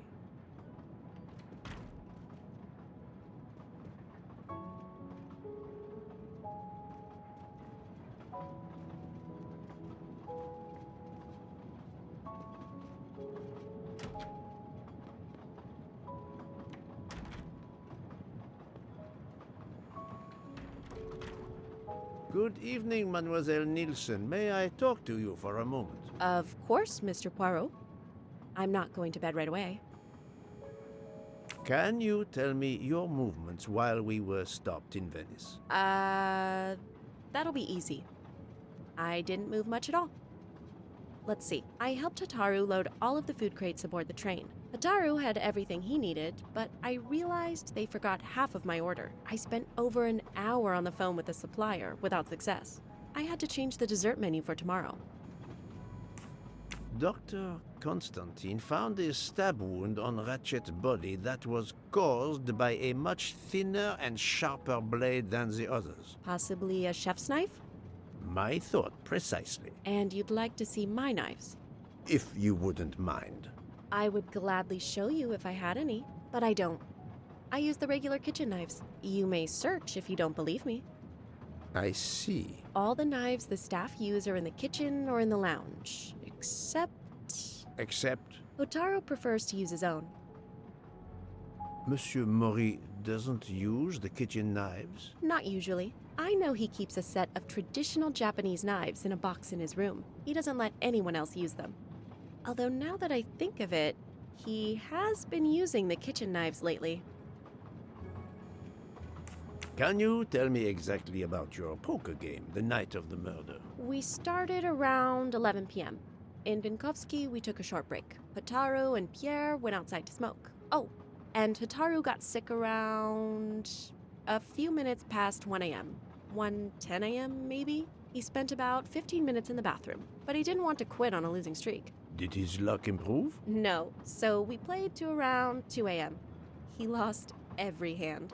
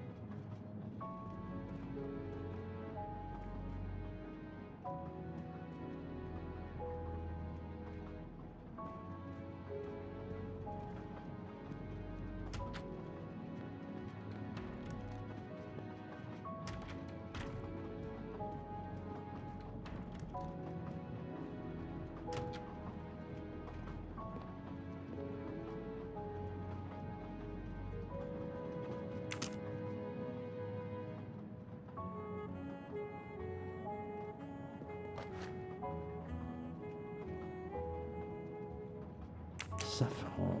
It must be worth a small fortune.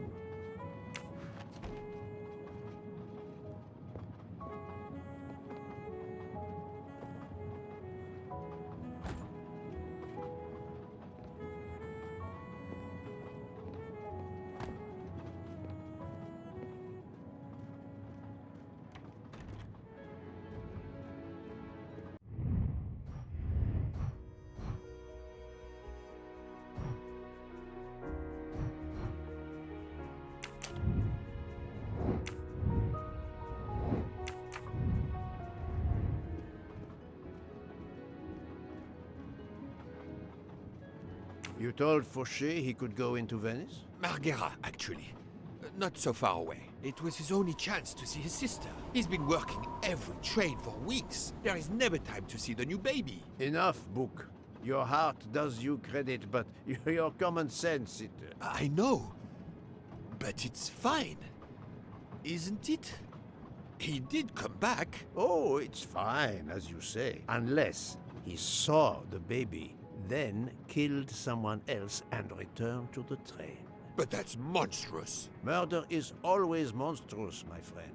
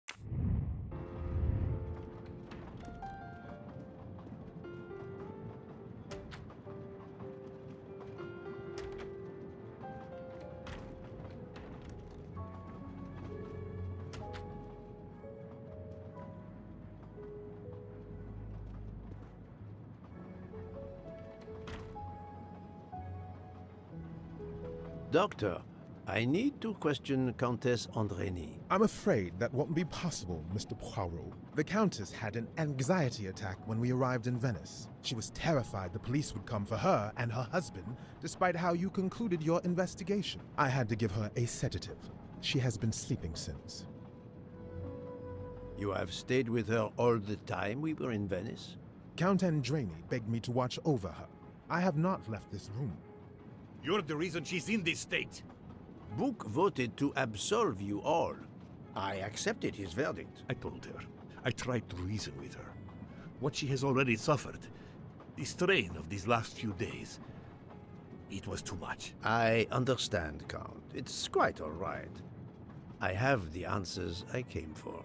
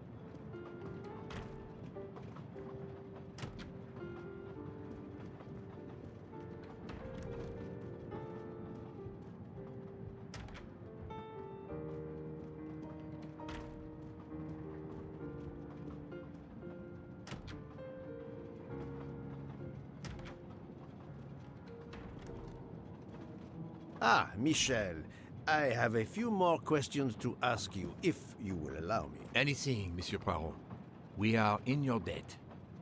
Please tell me your movements when we were stopped at Venice Station. Once the compartments were cleaned and the linen refreshed, I stayed in my quarters. Did you notice anything special? Comings and goings? Monsieur Bouc had asked everyone to stay in their compartments. I would occasionally walk the train to ensure everyone was comfortable. Oh, I saw Monsieur Maury was all alone loading his crates of provisions. A great chef like that, reduced to petty labor. I would have helped him. But Monsieur Bouc had ordered me not to leave the train for any reason. So, Monsieur Maury was forced to labor alone. Let us review the actual timeline of the night of Ratchet's murder, not the one manufactured to hide your crime. I left the train in Vinkovsky for a smoke. Then I resumed my post. That was the truth. The train departed on schedule. But then, of course, an avalanche of snow blocked the tracks. At 12:45, Madame Hubbard and I met in her compartment to discuss how to adapt our plan. Due to the snow and Poirot. The little play we had staged for you had to be rewritten. I left her compartment at approximately 1:15. Then the curtain went up. Calls in the night, the red kimono, all for my benefit. And all for nothing, as it turned out. Do not blame yourself, Michel. I am the theater critic no playwright wants to see in the audience. I've talked to everyone, but some elements of the testimonies do not seem to correspond. I need to recheck a few things.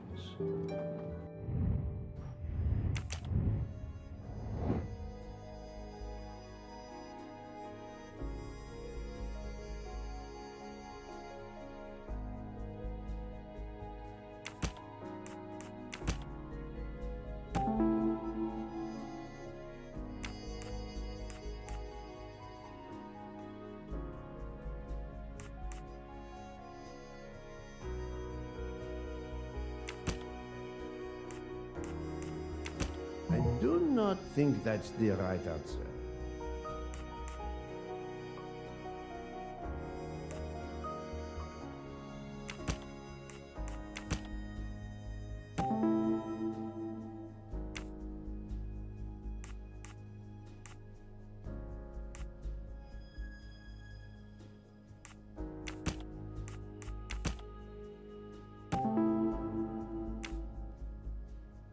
Any of the 3 staff members had the opportunity to kill Ratchet when Monsieur Michel wasn't watching the hallway. That's the right answer.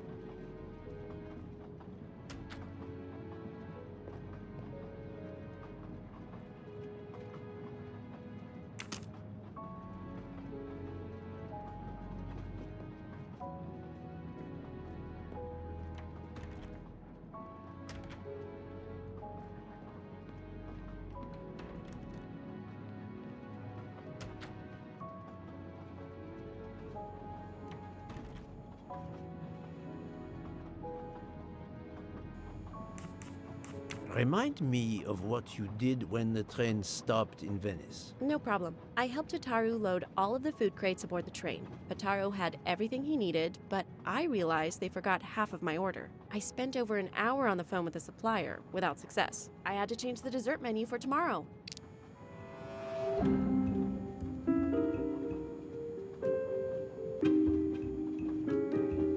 Mademoiselle, I believe you're hiding the truth from me. What makes you say that?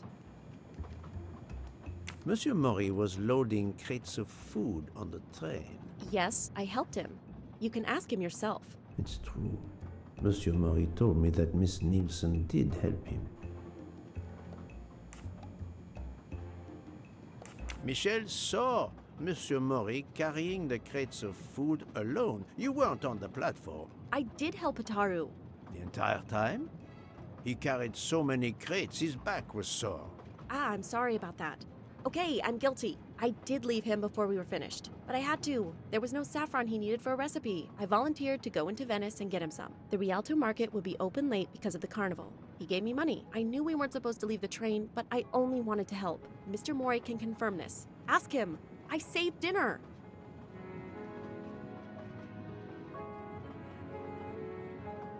On behalf of my palate, I thank you. How long were you gone? I left at 9:10 p.m. and was back with the saffron around 11. That's when I called my supplier for the items I was missing. Miss Nielsen had almost 2 hours to buy the saffron, find a costume, kill Monsieur Wadi, elude Detective Locke, and make it back to the train for that phone call. Yes, it's possible that was enough time. Thank you, Mademoiselle Nielsen. That is all for now. Sorry again, Mr. Poirot. I hope you enjoyed tonight's dessert.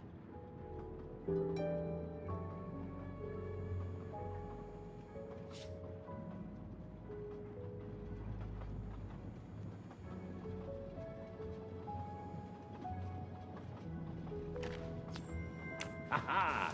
Golden mustache.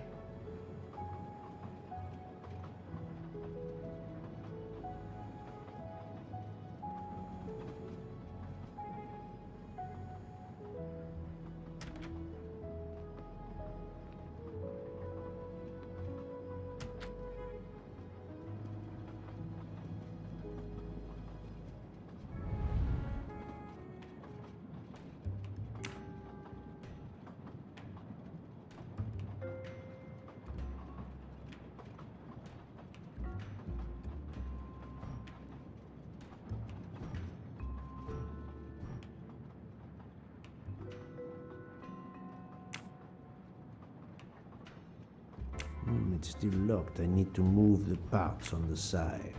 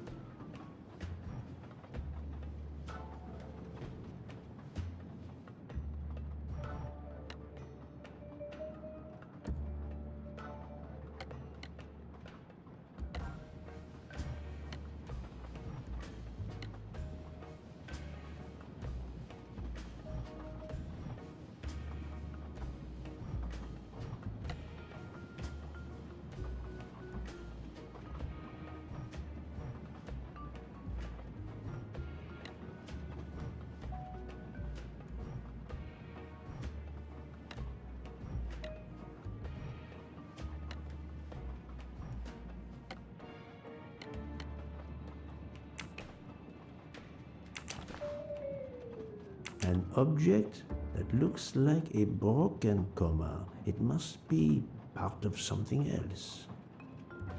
An object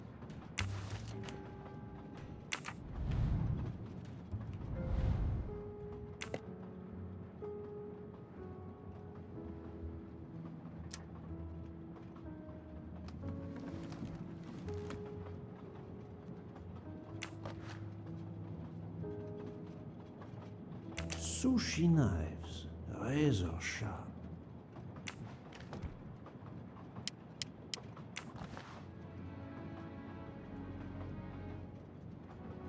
Colteria Venezia.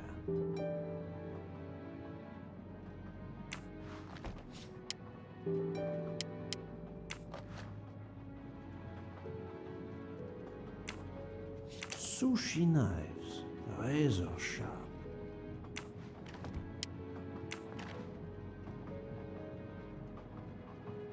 Sushi knives, razor sharp.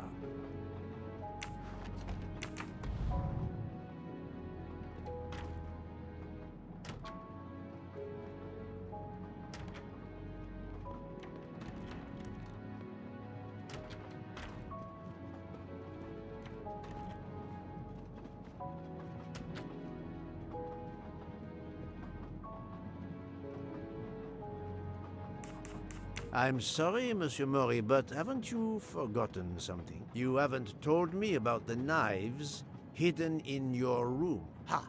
Yes, indeed.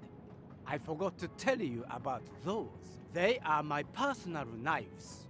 I only use these knives. There are none better. I bought them all in Japan. No one is allowed to touch them except me.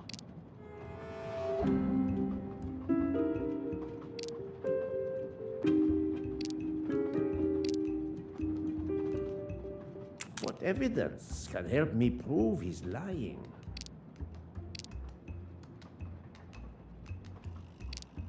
I have no way to prove he's lying. I need some hard evidence to prove he's lying. I'm afraid you are better at sushi than lying. What? What do you mean? Those knives look very sharp. Perfect for stabbing someone. They are also quite good for preparing cordon bleu meals. He has proved that with his own cooking, Poirot. Find a better answer. One of the knives has an inscription, Coltelleria Venezia. Did you happen to go shopping tonight, monsieur? Damn you, Poirot. Very well. One of my sushi knives has been missing since the night of the murder. I thought you were going to believe I killed Ratchet. He routinely sent back my dishes to be ruined. Why does God give rich people the money to afford the best cuisine, but not the palate to appreciate it? I panicked. I know a very good store in Venice. I went to buy a knife to replace the one that had gone missing, so I wouldn't be accused. I assure you that I had nothing to do with any murders. I would have an easier time believing you, monsieur, if you put that knife down. Oh, yes, of course. Sorry. What time did you leave on your little shopping trip? I left around 9:30 p.m. I was back a little after 11. 11:15 p.m.? Time enough to stab Monsieur Wadi and return. Very well, Monsieur Mori. That's all for now. If I have another question... I'll be right here, cooking.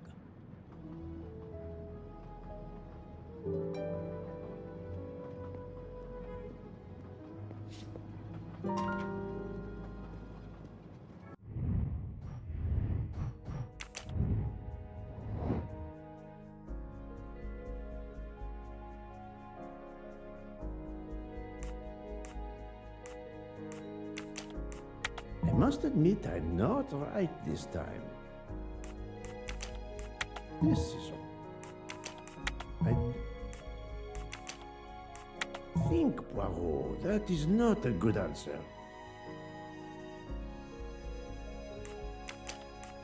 No.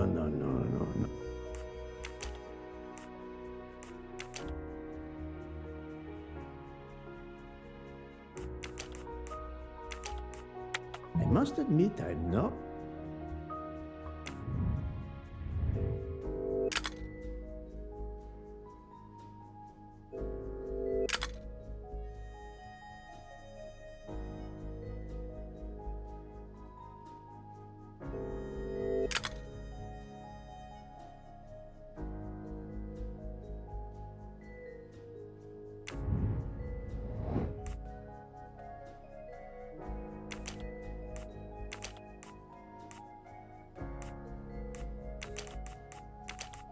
This...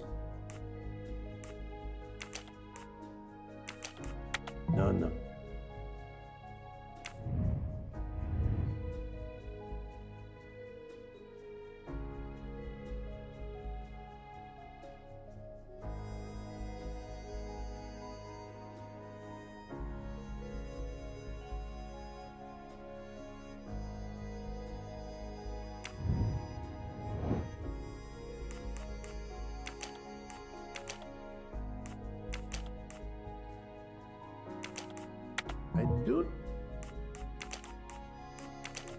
This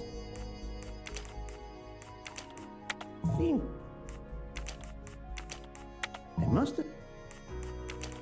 This is. I do.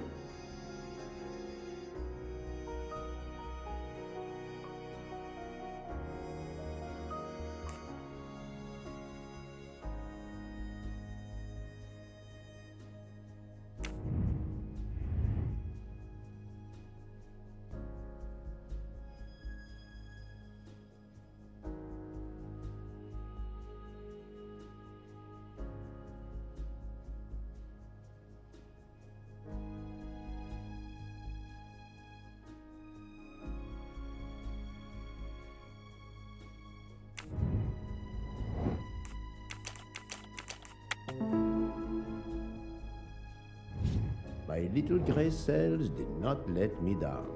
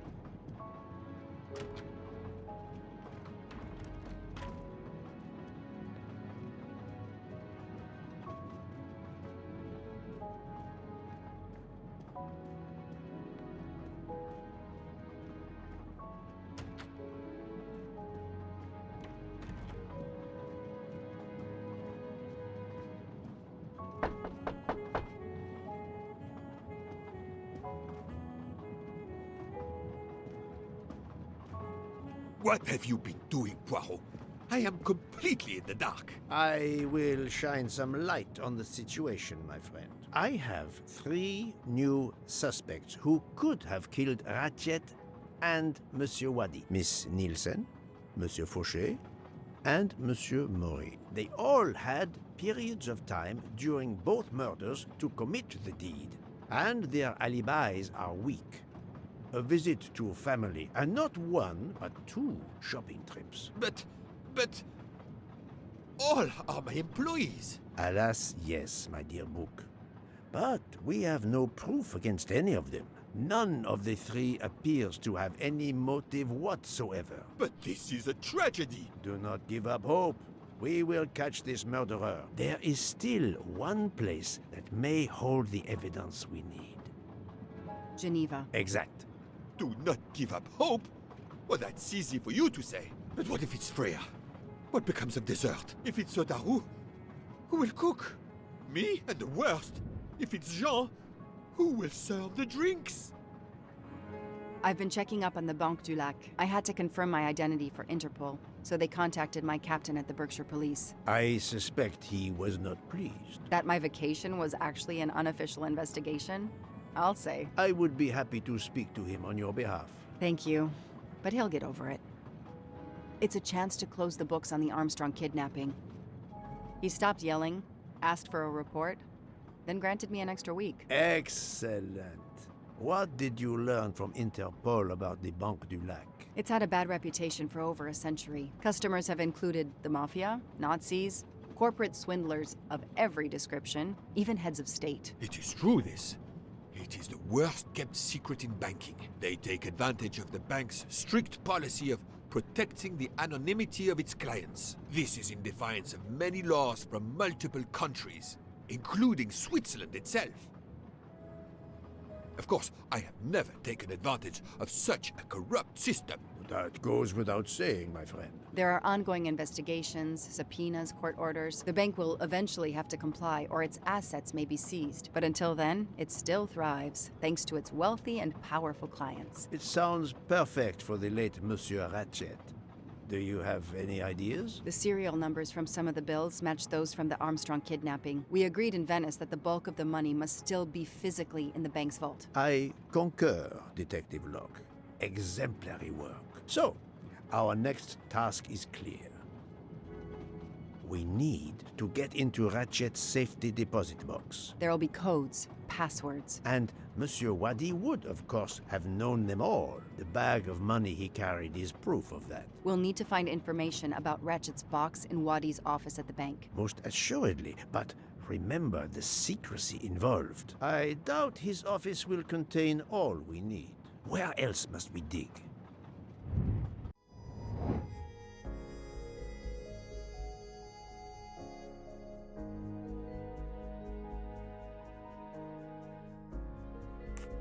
This is wrong, but I'm never far from the truth. There was nothing helpful in Ratchet's diary.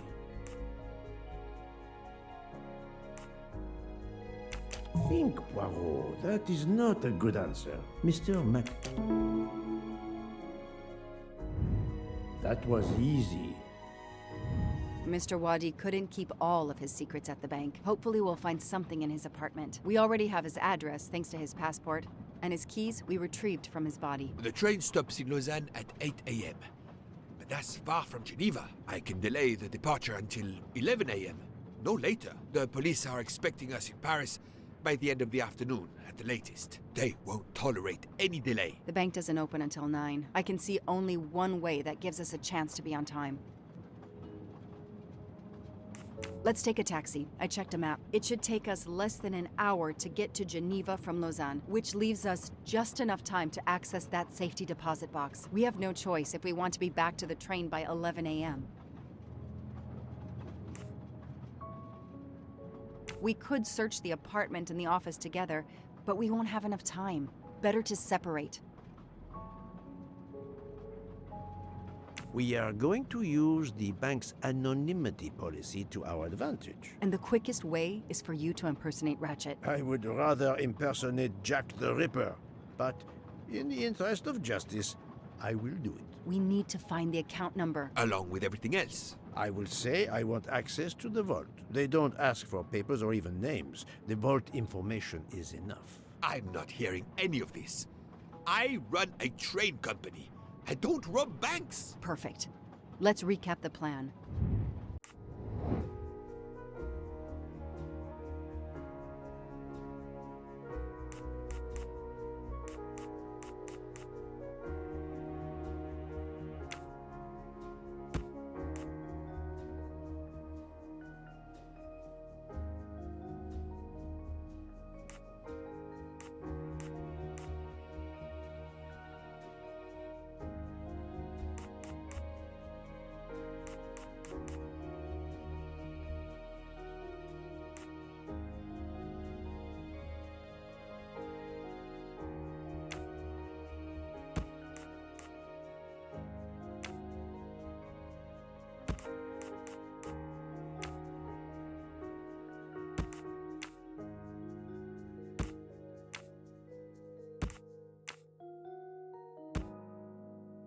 I must admit I'm not right this time.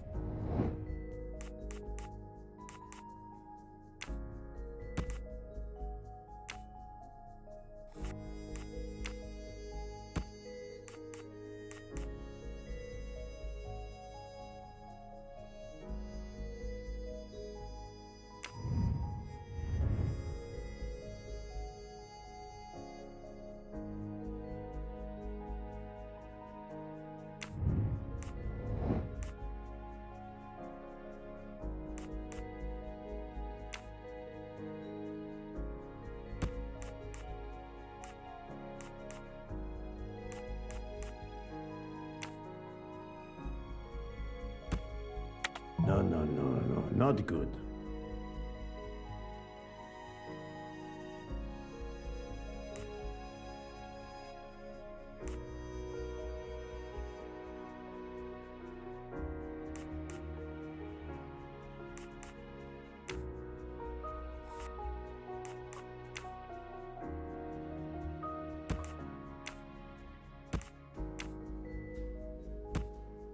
This is wrong, but I'm never far from the truth.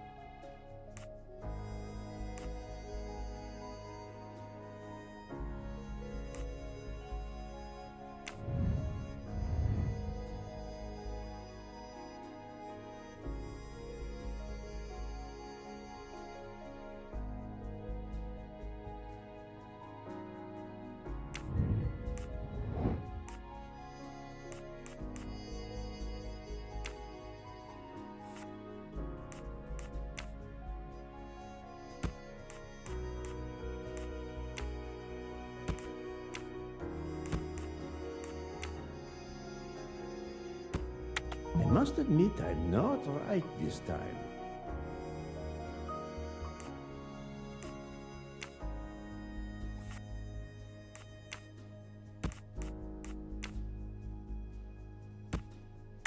Think, Poirot. That is not a good answer.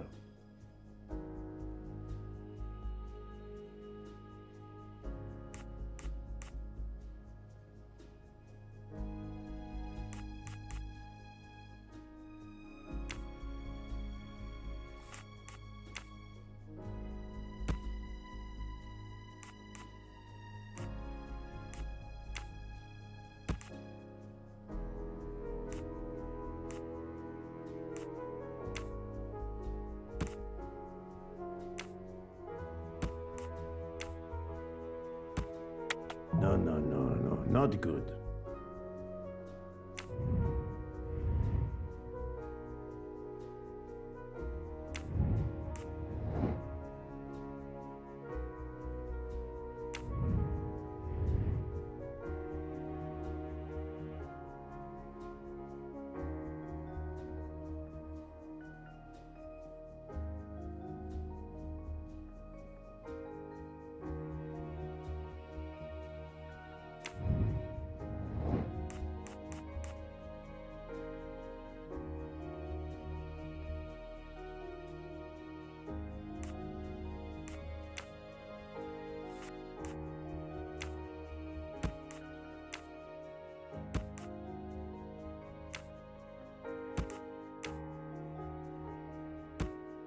I do not think that's the right answer.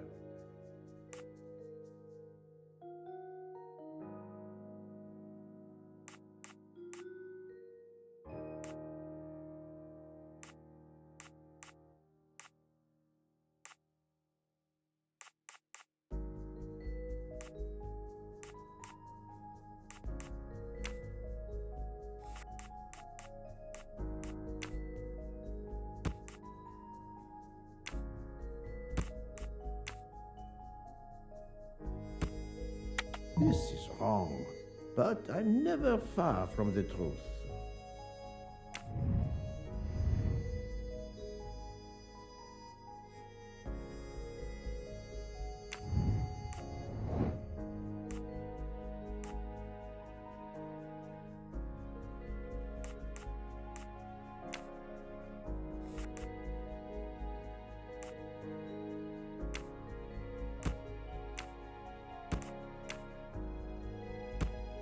No, no, no, no, not good.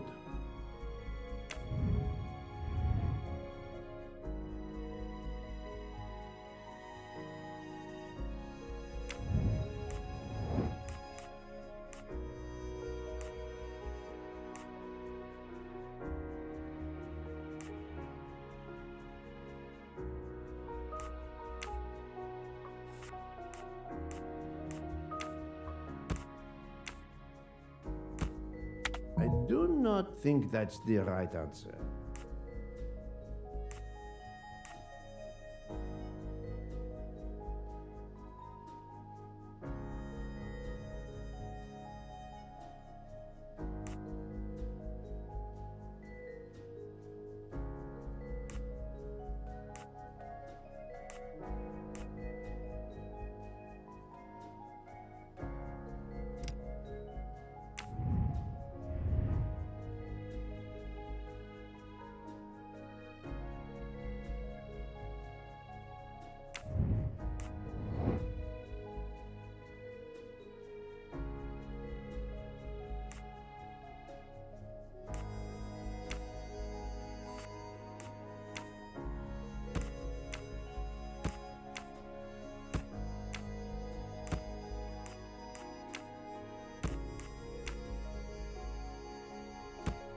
I must admit I'm not right this time.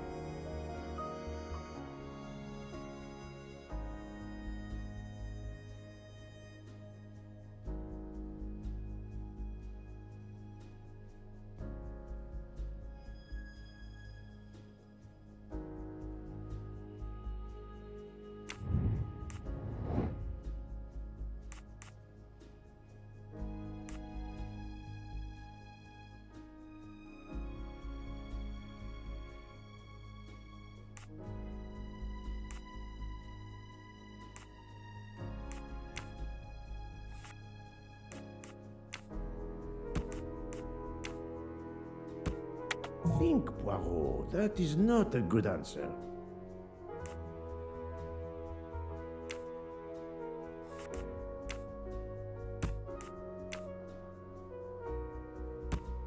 I must admit I'm not right this time.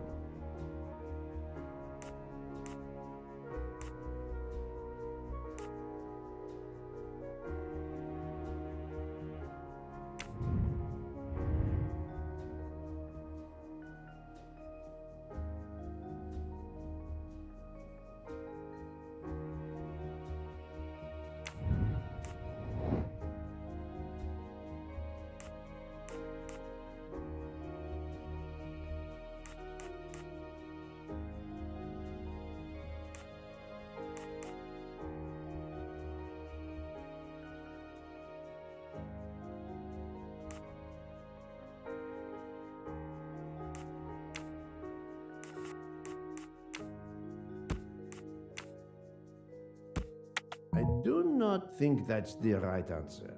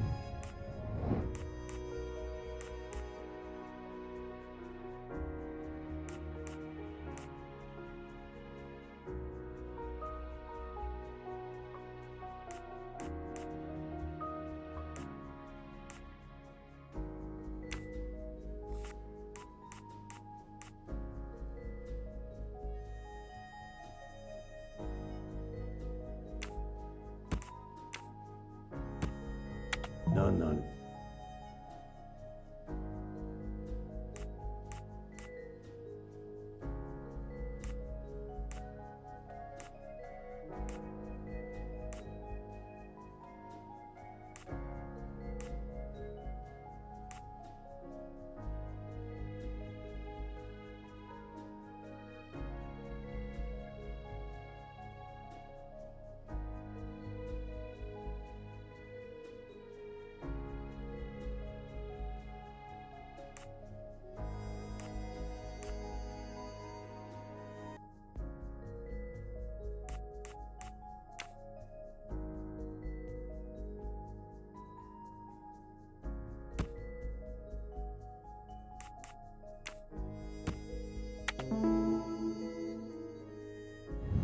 I'm right again. That happens to me a lot. To sum up, we're going by taxi to Geneva. Then we'll split up. You're going to search Mr. Wadi's apartment. I'll search the office at the bank. When we have all the information we need, you pretend to be Ratchet, and we can finally find out what Ratchet is keeping hidden in his safety deposit box. It sounds impossible. Not for Detective Joanna Locke and Hercule Poirot. We should get some rest. You are right, Detective.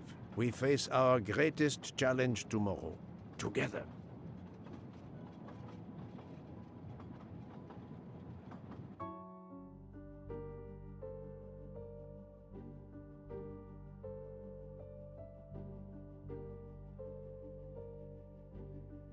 Nine o'clock.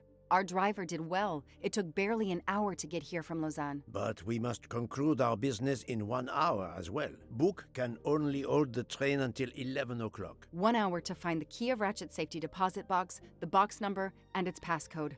A lot to ask. Indeed, which is why we must split our forces. I will take the cab to Monsieur Wadi's address. You must search his office. I have you on speed dial. And thank you, Mr. Poirot. For what, mademoiselle? For trusting me.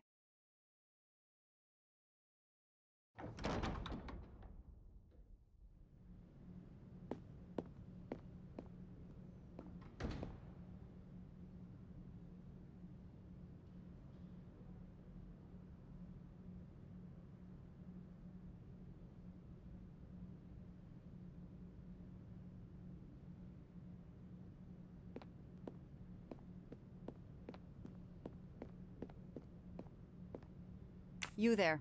I have an appointment with Mr. Wadi. Let me check. I'm sorry, I don't see any appointments this morning at all. Mr. Wadi hasn't even arrived yet, although he should be here by now. I'm Joanna Locke. I made an appointment with Mr. Wadi 2 weeks ago. Madam, please. You must know in the Banque du Lac, all accounts are anonymous. Unfortunately, I cannot verify your identity. Then you will forget I mentioned my name. I already have. Good. I'll wait in Mr. Wadi's office. I can't stand out here in public. If someone should recognize me, you understand? Oh yes, of course. I'm sure Mr. Wadi will be here shortly. I can send him right in when he arrives. His office is this way.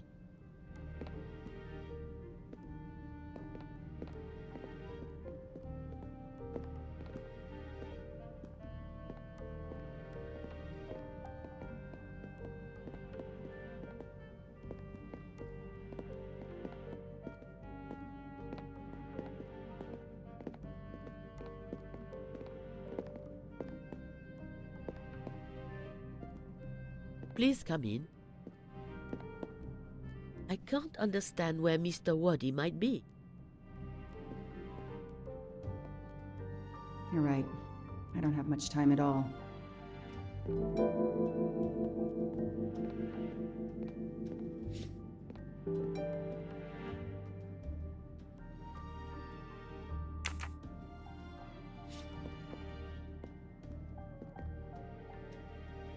Locked.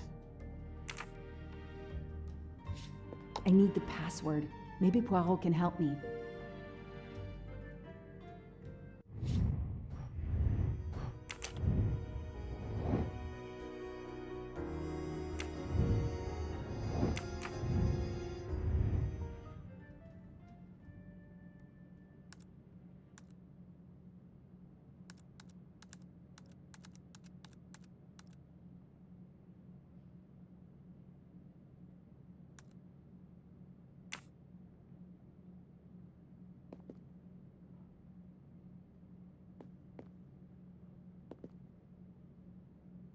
Alice in Wonderland, again.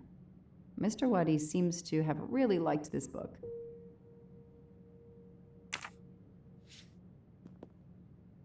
A souvenir Tower of Babel. Makes sense. We know that Mr. Wadi is from Iraq, and the ancient tower is said to have been built there.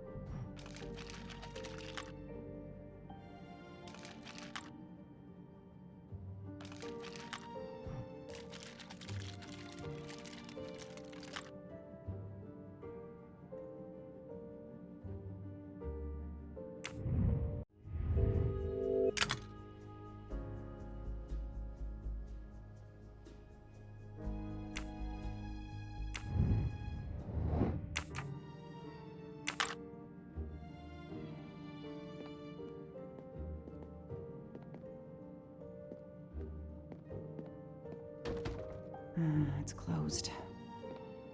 Time is not on my side. I haven't finished what I had to do here yet.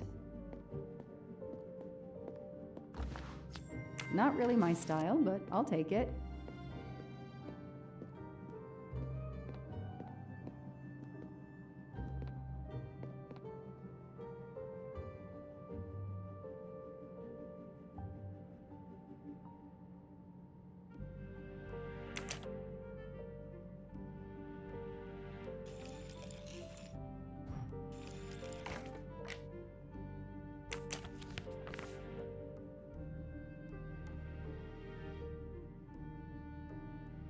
I'm taking a picture of it.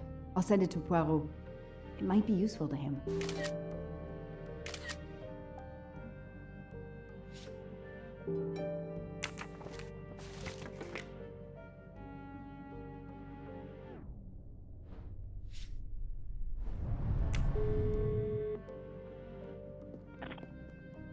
I managed to get into Wadi's office. I did a quick preliminary search. Everything is locked, including his computer.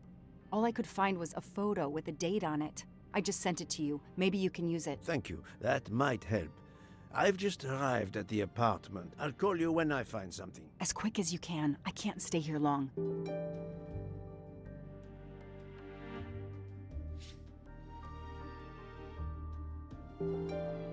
This is definitely not Monsieur Wadi's apartment. Ah, here we are. Let's see if the key I picked up in Monsieur Wadi's luggage in Venice will open his door.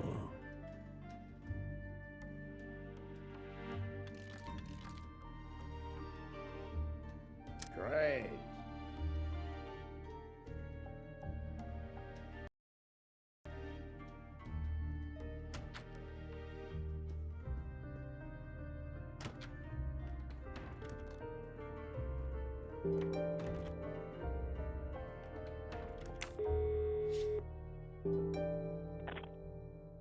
Mademoiselle Locke, how far along are you? Still not very far, but I'm not giving up.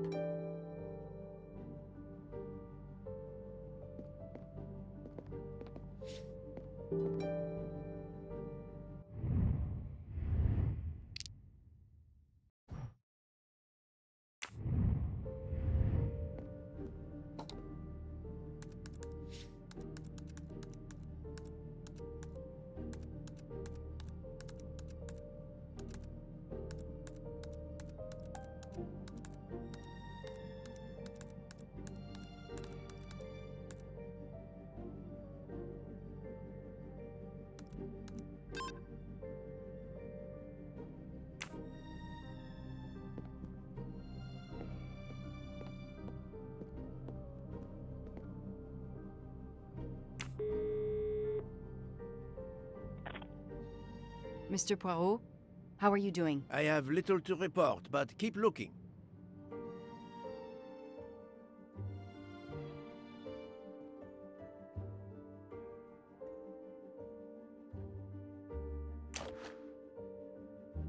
A dart. A familiar projectile found in any pub in England.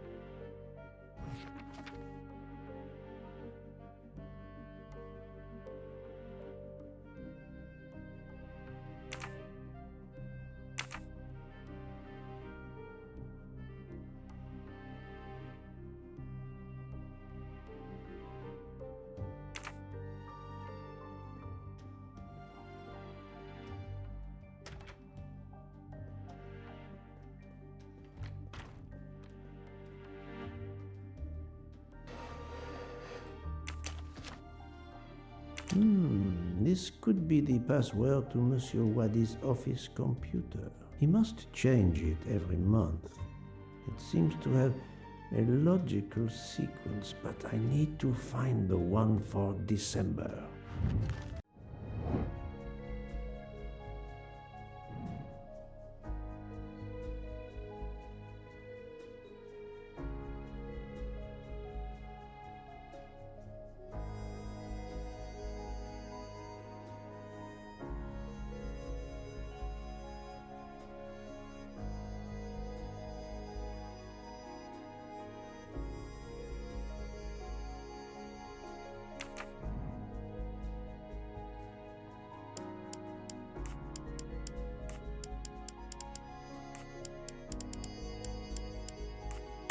Think, Poirot. That is not a good answer.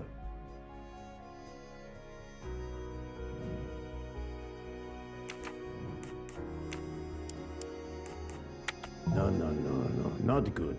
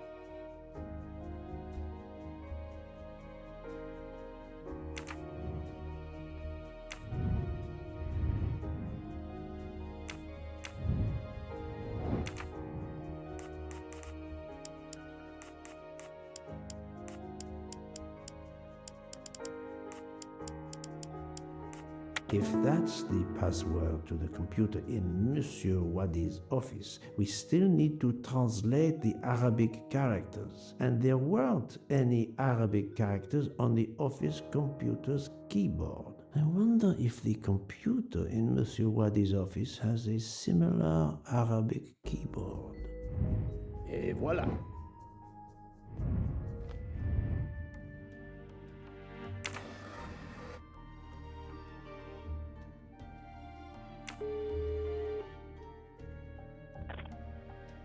Mademoiselle Locke, how far along are you? Still not very far, but I'm not giving up.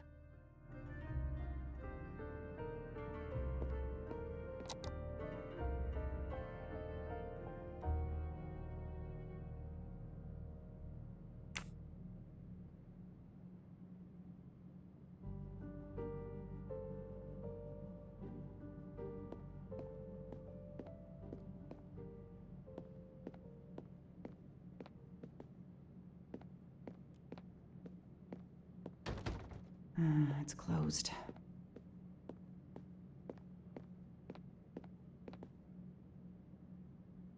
Locked.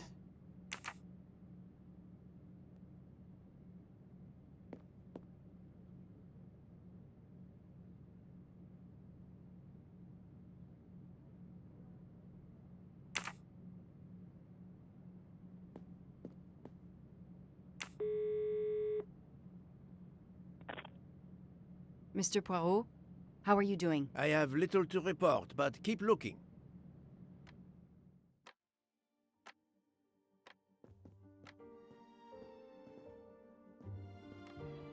Staring at the clock won't help, Poirot.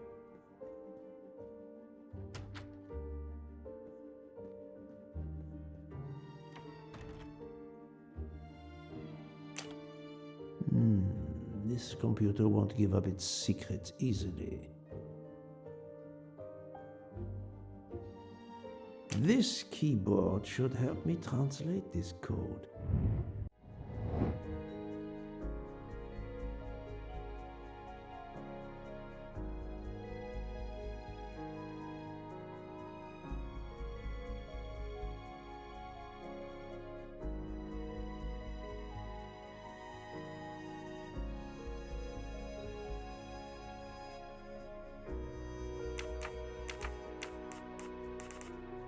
I must admit I'm not right this time.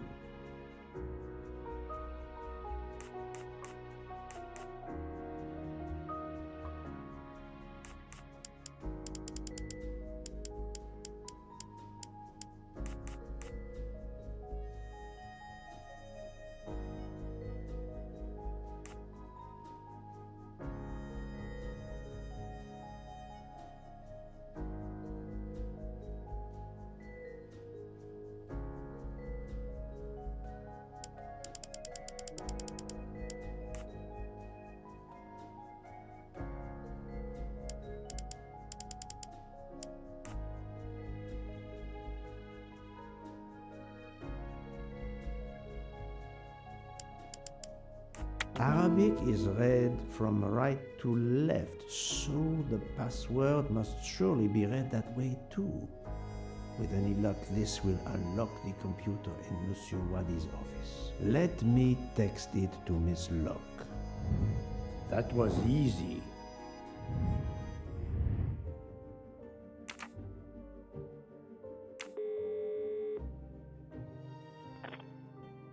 Did you receive my text? This must be the password to Monsieur Wadi's computer. I have it. Thank you.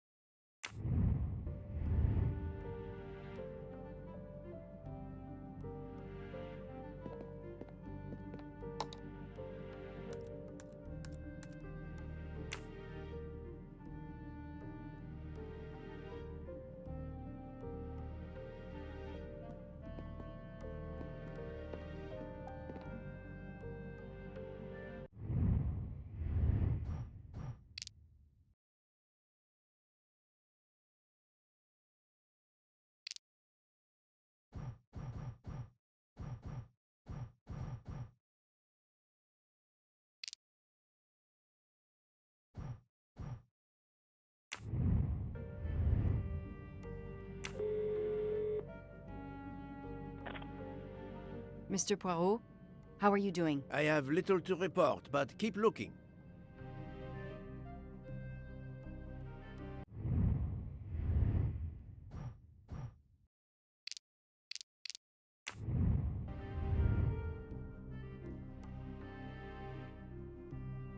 A Swiss and Arabic keyboard.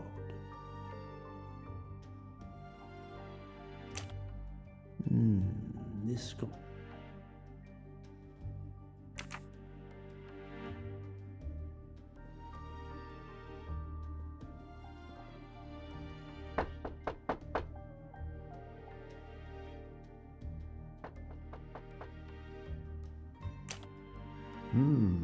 a bizarre endgame to be sure, but I suspect checkmate is possible for white in 3 moves. Let's see.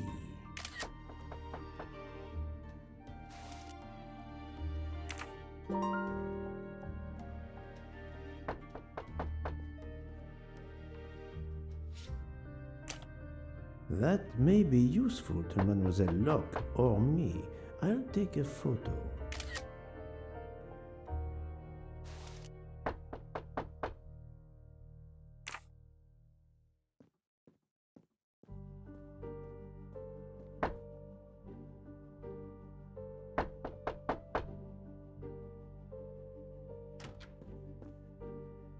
Who are you? What are you doing in there? I am Hercule Poirot. I am working with the police. You are Monsieur Wadi's neighbor? Yes, next door. I heard a noise. I thought it was Mr. Wadi who had come home. I don't know him very well. A delivery man left a package for him with me.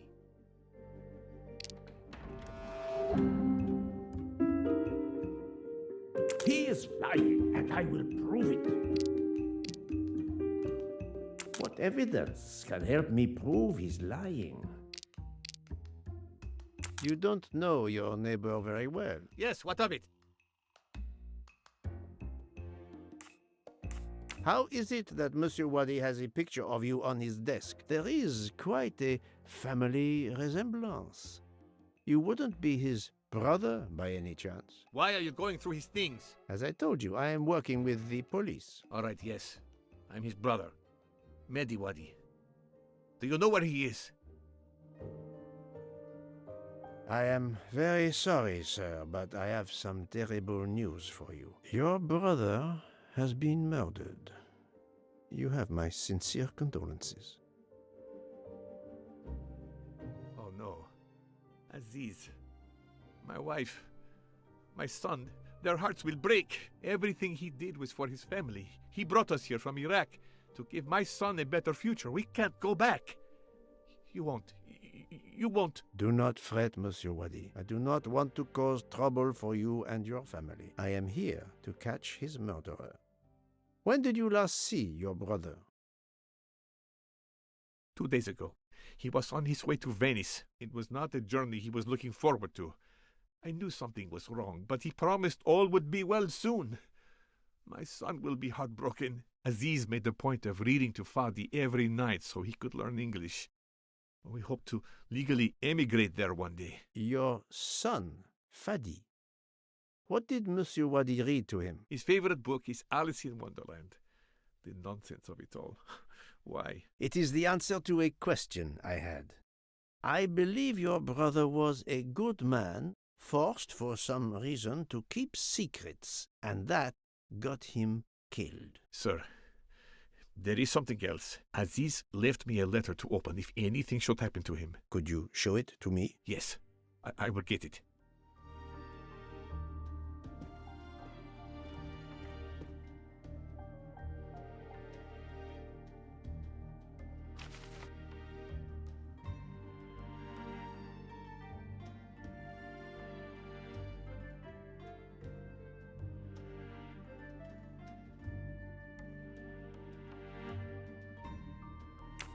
It all makes sense. It's horrific.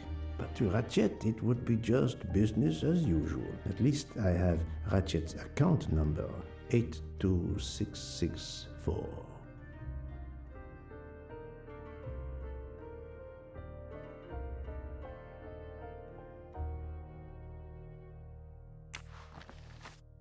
Thank you for giving me this letter. Let me assure you, the man Ratchet cannot harm you. He was killed before your brother was. Really? Who did it? The one you say hunted Ratchet? Yes, without a doubt. I promise you I will find them. Sir, we have no papers. The police... Your secret is safe with me, monsieur. Thank you. Thank you, sir. Now, I must go to my wife and son. Tonight, I will read to Fadi from Alice in Wonderland, and we will remember my brother.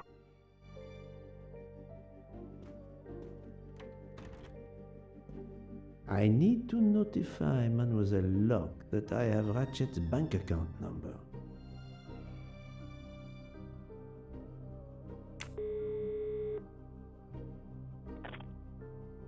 Ah, the peculiar habit some people have of displaying things on the door of their refrigerator. I've just sent a photo to you, in case it might help you. Thank you. I texted Ratchet's account number to you. Wonderful.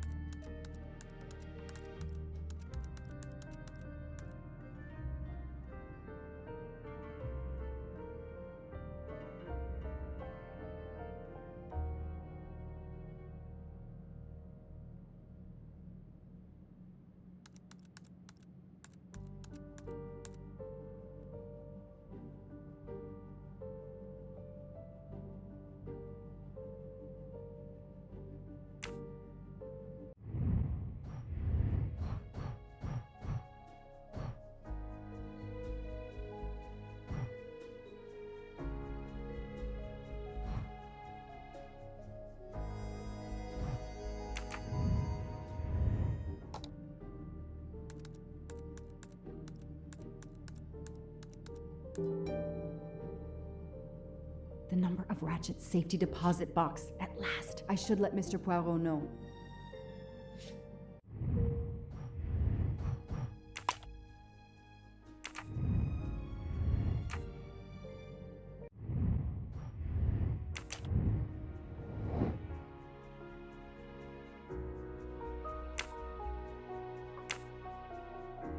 Good.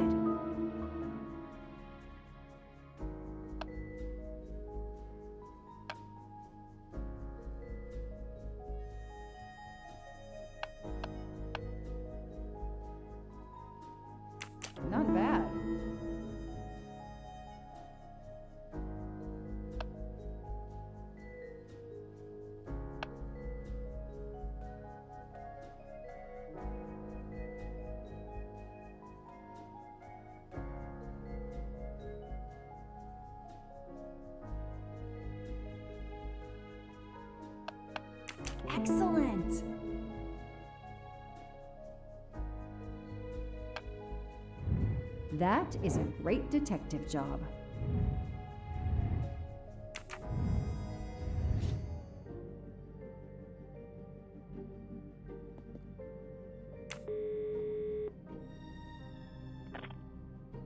I was able to access Mr. Wadi's computer. I have Ratchet's safety deposit box number. Excellent.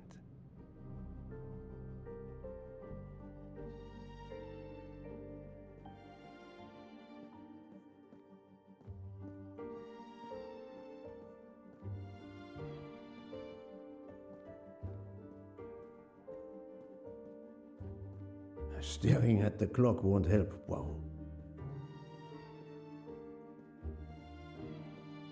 I think this belongs here.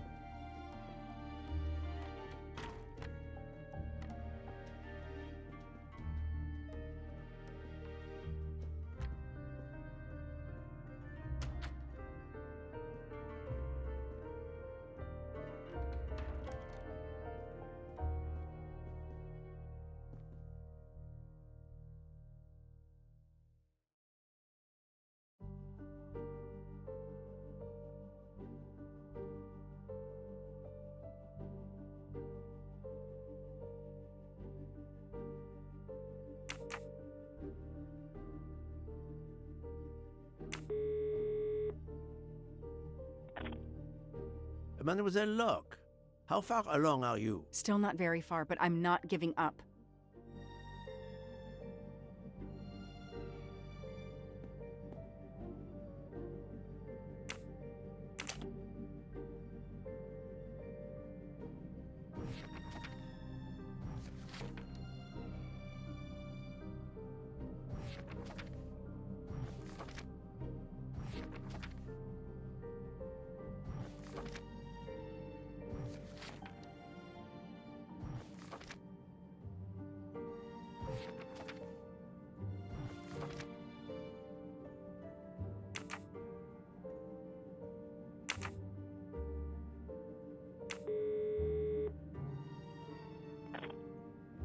Mr. Poirot, how are you doing? I have little to report, but keep looking.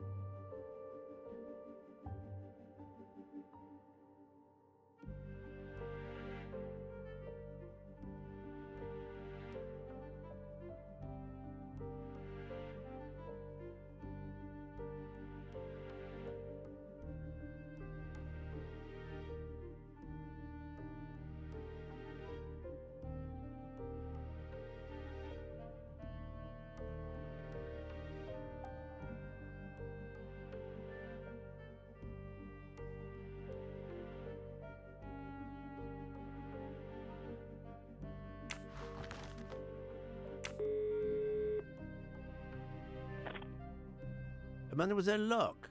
Still not very far.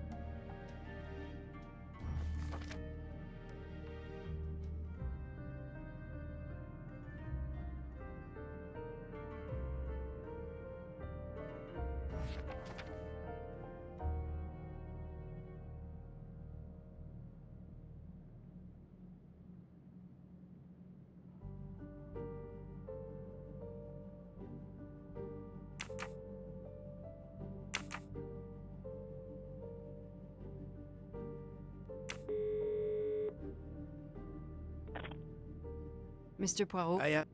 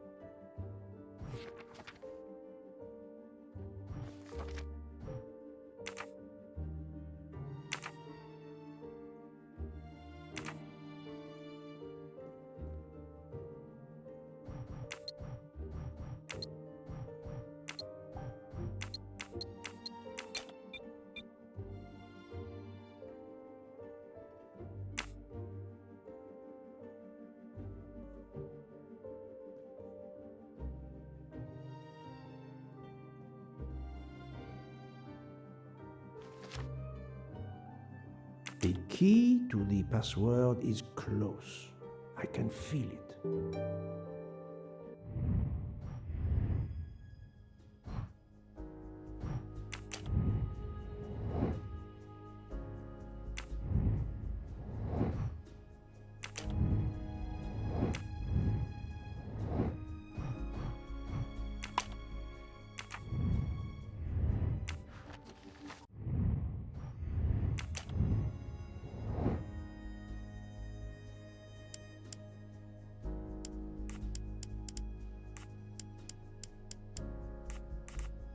This is wrong, but I'm never far from the truth.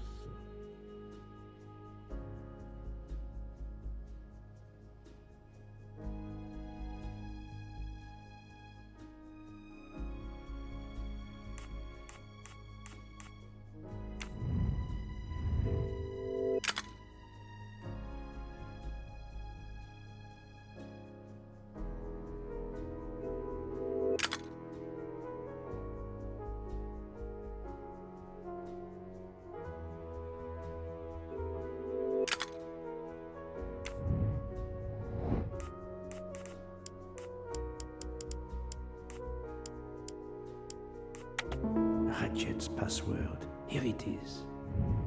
That was easy.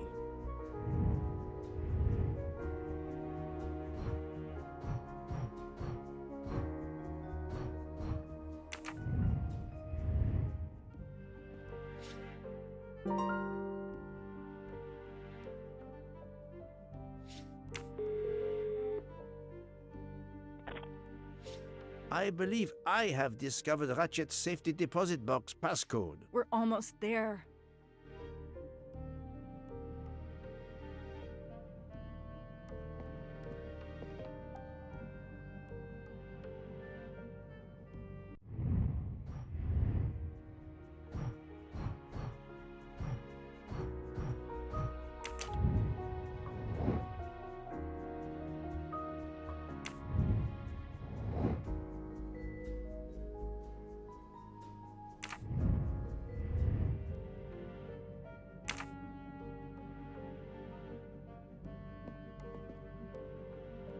Locked.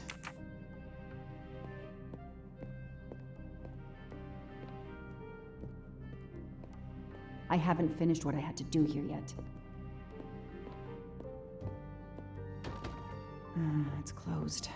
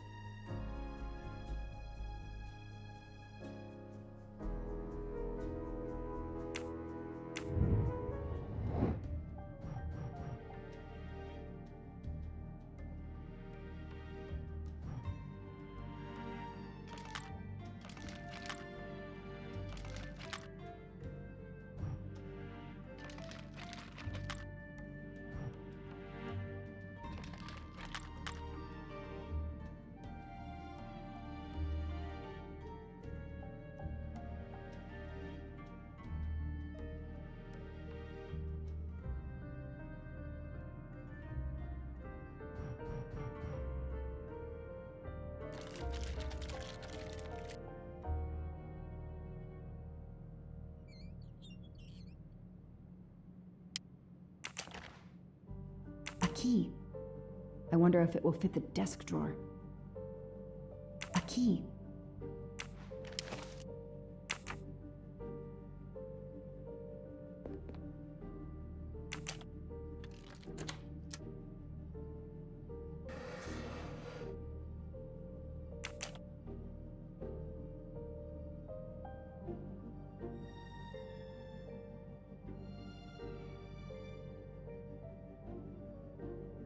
Those indentations are from the sheet of the notepad that was on top. This is great. All those mystery movies I watched as a kid. I know what to do.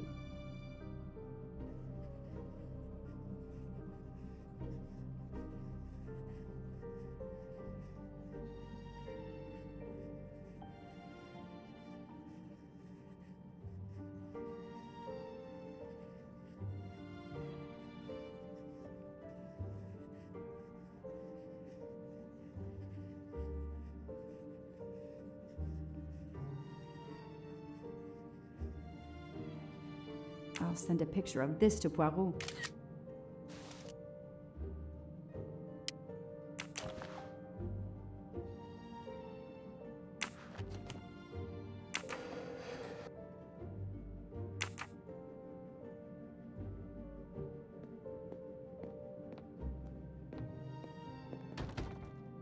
It's closed. I haven't finished what I had to do here yet.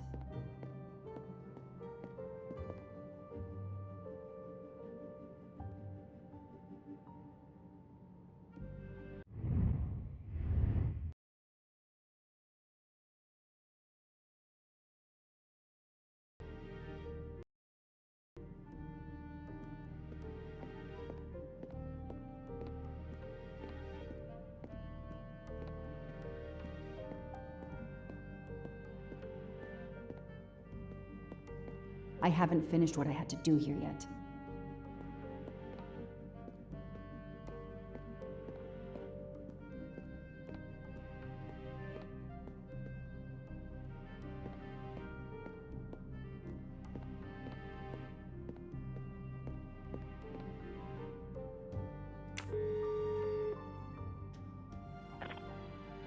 I sent you a photo of doodles I found on a notepad. I hope it can help you. I hope so as well.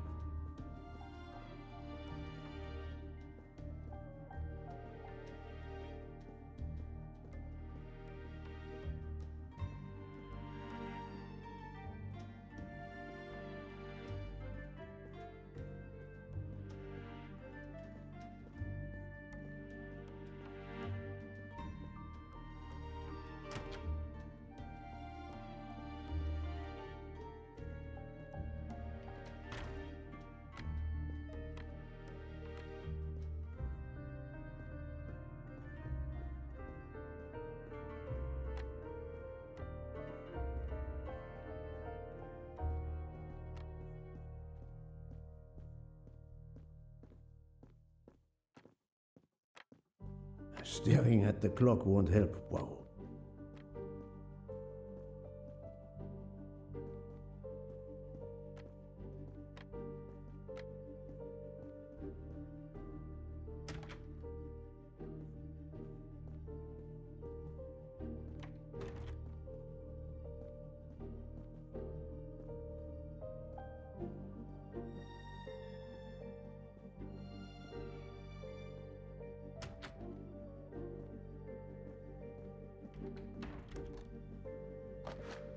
You can never have too many of these.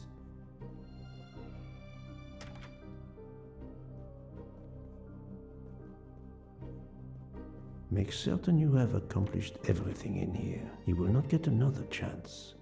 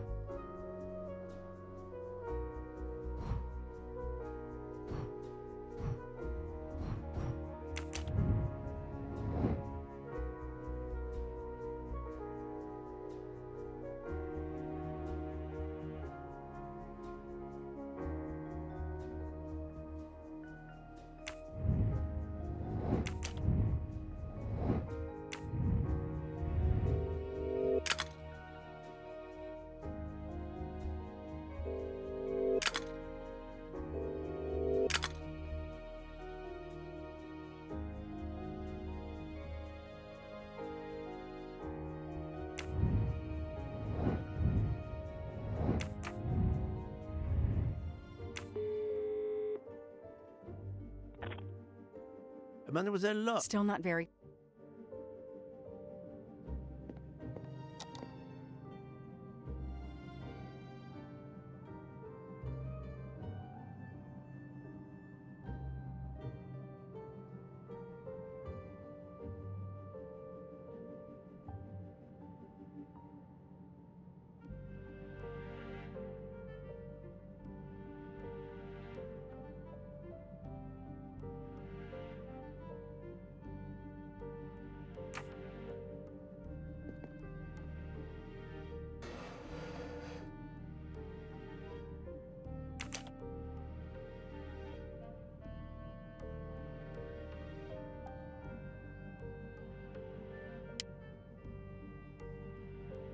Those indentations are from the sheet of the notepad that was on top. This is great.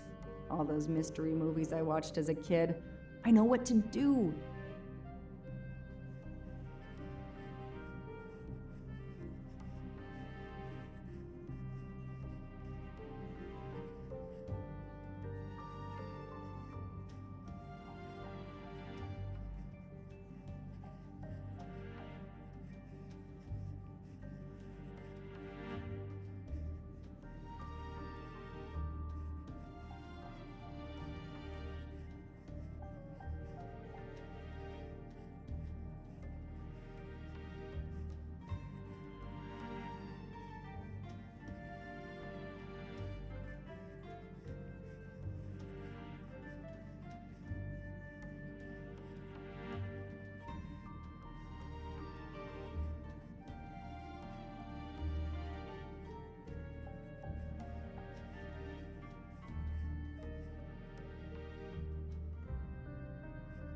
I'll send a picture of this to Poirot.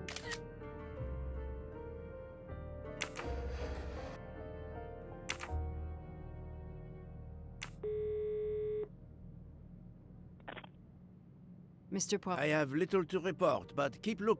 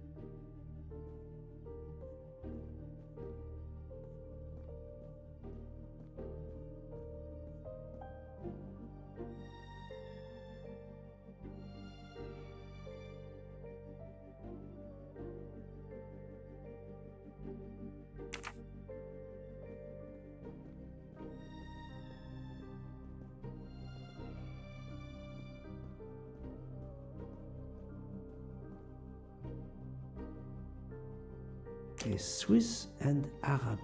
A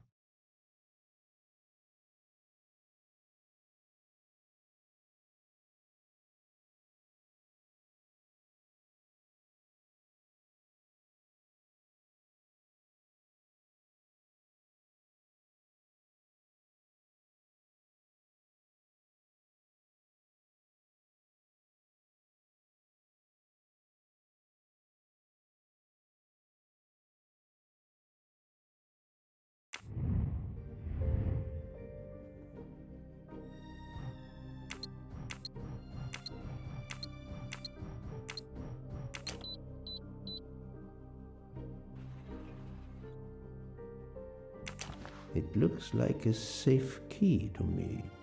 We finally found it.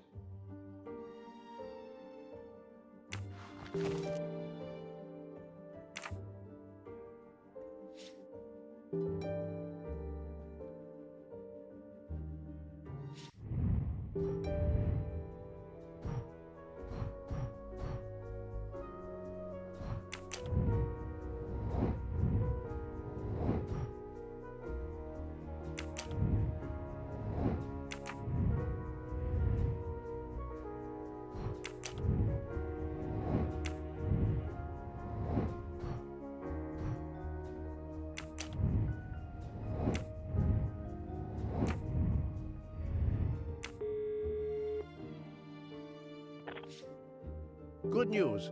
I have found the key to Ratchet's safe. Perfect. We're running out of time. Do we have everything? I have the key to the safety deposit box. I have the number of the box. And we have the passcode. I'm on my way. Time to rob a bank. Sorry to keep you waiting. I haven't heard from Monsieur Wadi. You'll have to reschedule with him. This is quite annoying. I'll have to reschedule. Absolutely. I hope I have been of service. You have no idea.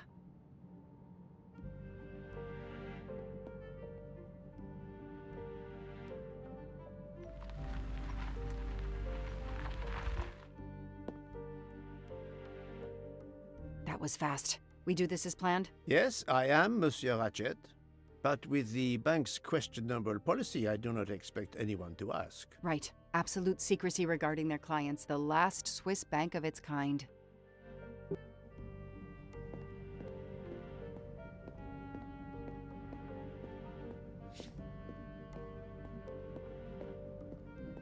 Madame, I still haven't heard from Mr. Wadi. Well, we'll have to make do without him. Now that my friend is here, it's his box we want to access. And the clock is ticking. I trust there is no problem. No, no problem at all. May I have your safety deposit box number? 4346. May I see your key?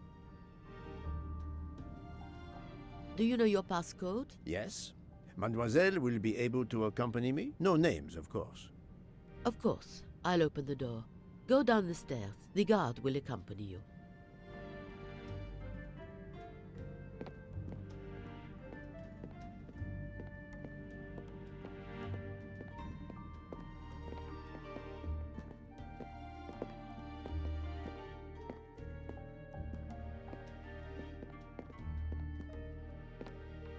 Please leave your personal belongings in this bin and then go through the portal.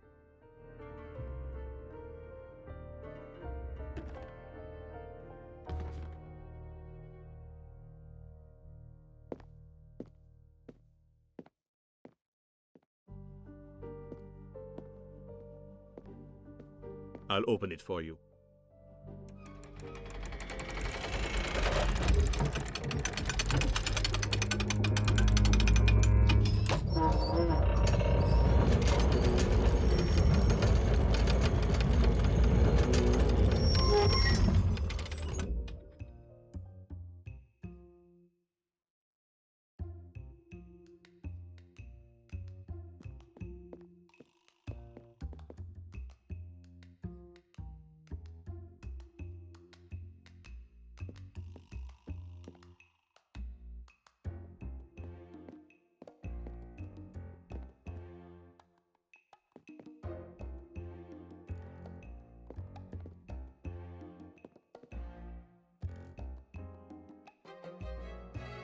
At last we reach our goal.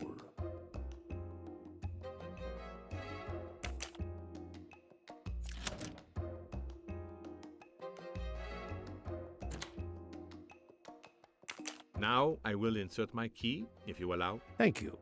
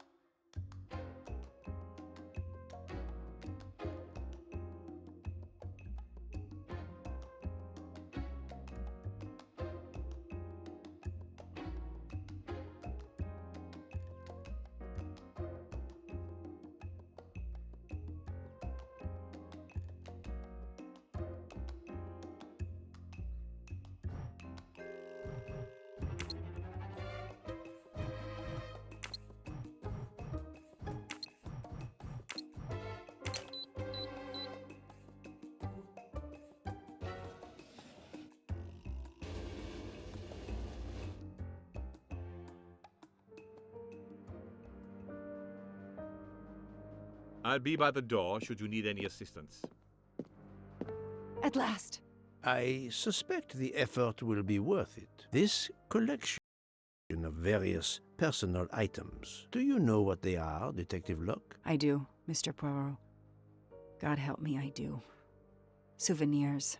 The trophies serial killers take from their victims to remind them of their kills. Ratchet wasn't just a kidnapper. No, indeed.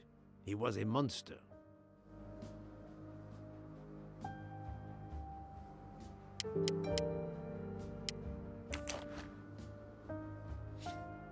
For every soul Ratchet claimed, even more are suffering.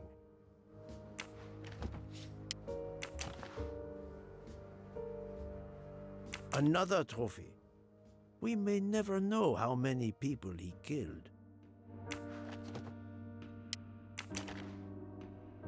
Another trophy.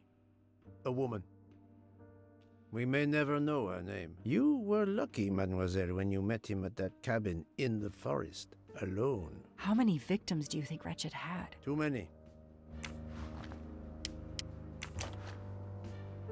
Diamonds. A fortune. Crime does pay. No, mademoiselle. This time it was the criminal who finally paid.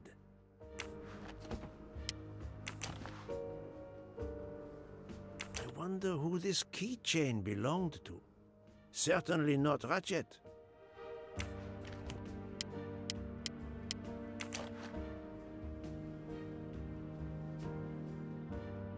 Another victim.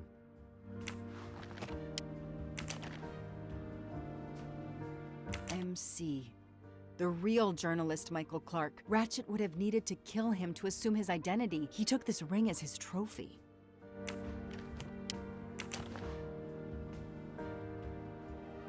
He knew the serial numbers on the banknotes could be traced. The rest of the Armstrong ransom money. The serial numbers match.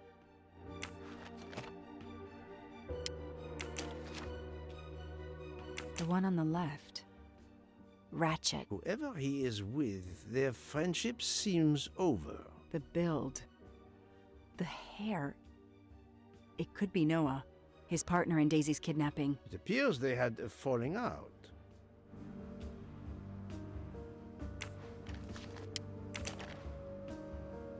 Another bracelet. Another victim. Another trophy. And then there's the one that we already found, Suzanne's red glasses. 4 years of investigation. It's all over. I finally have the last piece of evidence that Ratchet was Daisy's kidnapper and murderer. More than that, you have helped unmask a serial killer responsible for so many deaths. But even with all this, we're no closer to solving Ratchet's murder. On the contrary, mademoiselle, everything. It is coming together. Don't you agree, detective? What? The damaged photograph. It could be Noah. You think Noah killed Ratchet for revenge? The train. What about the train? I know how a killer could vanish without leaving a trace in the snow. Wings? Camouflage. The trophies. Poirot, we have a train to catch. Not just a train, Detective Locke. We have a murderer to catch.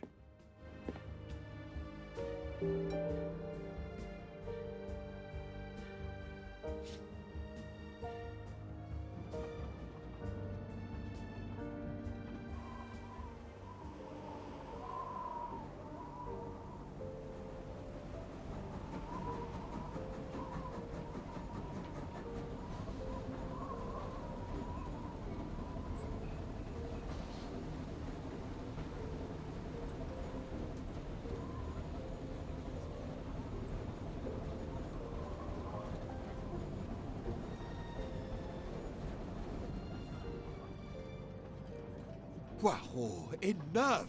You have kept us in suspense ever since we left Lausanne. Forgive me, my friend. Detective Locke and I needed the time to put the last pieces of the puzzle in their proper places. I'll fill in where I can, but this is Mr. Poirot's show. I confess I can't help, but I feel a certain déjà vu. You are correct, Doctor. We have been here before. However, without you, we wouldn't have been able to reach the true conclusion of this story.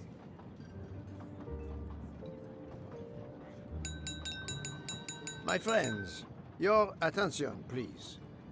I hope you have finished your dessert. You have every right to think the solution to the murder of Ratchet is a closed book. You are wrong. I, Poirot, admit that I was wrong. There is a final chapter. What in bloody hell? What does he mean? Perhaps if we are silent, Monsieur Poirot will explain.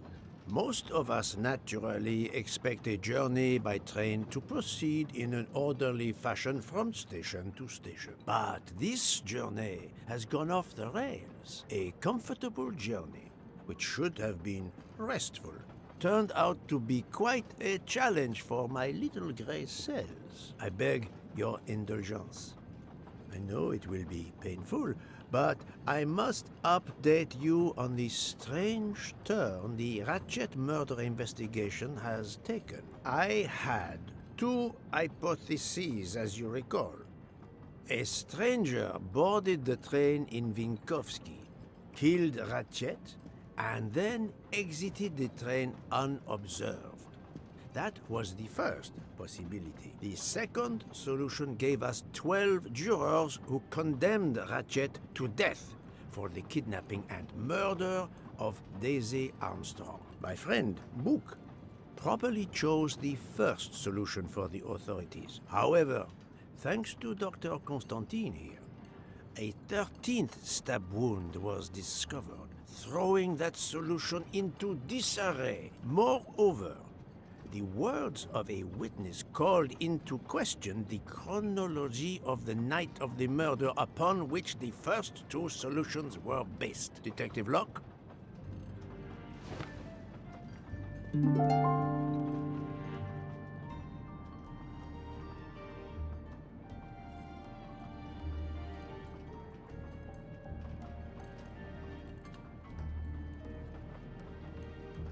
Michael admitted to having been absent several times during the night. His absence therefore gave multiple opportunities for a 13th murderer to slip into Ratchet's room before the other 12 jurors lined up to stab him. You are saying the man Ratchet was when we... Yes, you executed a man who was already dead. But there were other suspects that night. Other suspects? Who? They stand before you. Mr. Fauché, Mr. Maury, and Ms. Nielsen. And they all also had a hole in their stories about their movements that night. Mr. Poirot? Most of you don't know it, but there was a second murder in Venice. Mein Gott, another murder. The victim was a man named Aziz Wadi, a banker in Geneva who was on the payroll of Ratchet. He looked after the money Ratchet obtained from the Armstrong ransom. Ratchet needed money and arranged to meet Mr. Wadi in Venice. One of these three knew about that money. Now, each of them had an alibi of a sort. But if any of their alibis was a lie, that person had time to murder Monsieur Wadi, Monsieur Fauché, Mademoiselle Nielsen, and Monsieur Maury.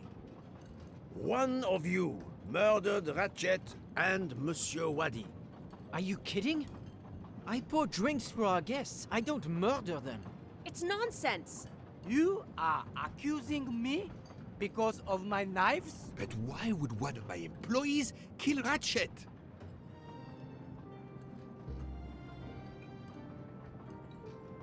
No. Think, Joanna.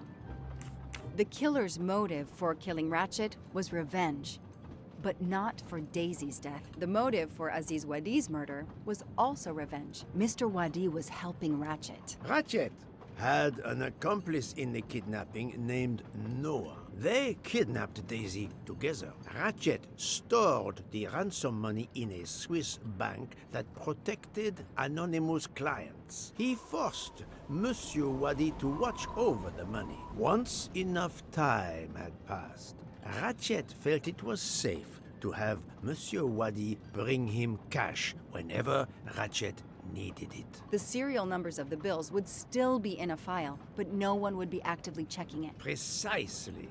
But Ratchet didn't just keep the ransom in his safety deposit box. There was something much worse.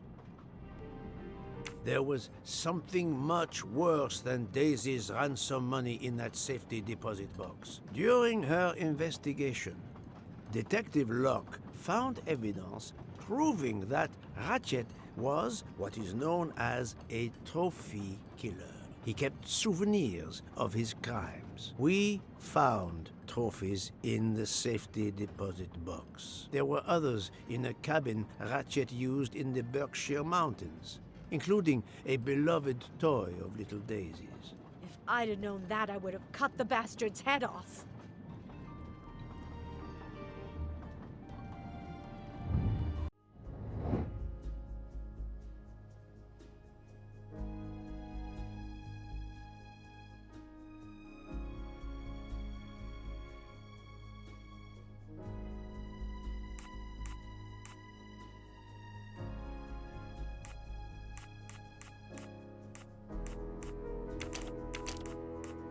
Think, Poirot. That is not a good answer.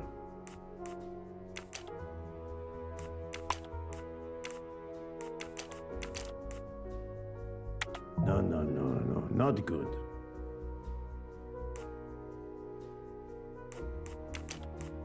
Think, Poirot. That is not a good answer.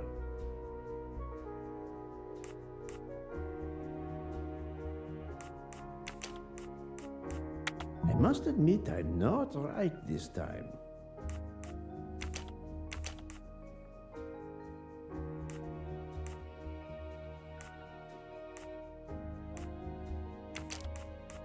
I do not think that's the right answer. No. This is wrong, but I'm never far from the truth. I do not think that... Think, Poirot.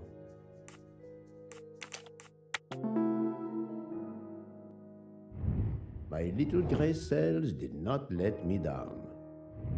The bracelet found in the safety deposit box was also on Noah's wrist in a photograph. It's obvious Ratchet killed Noah, and therefore, at last, I can tell you with absolute certainty who the murderer of Ratchet and Monsieur Wadi is.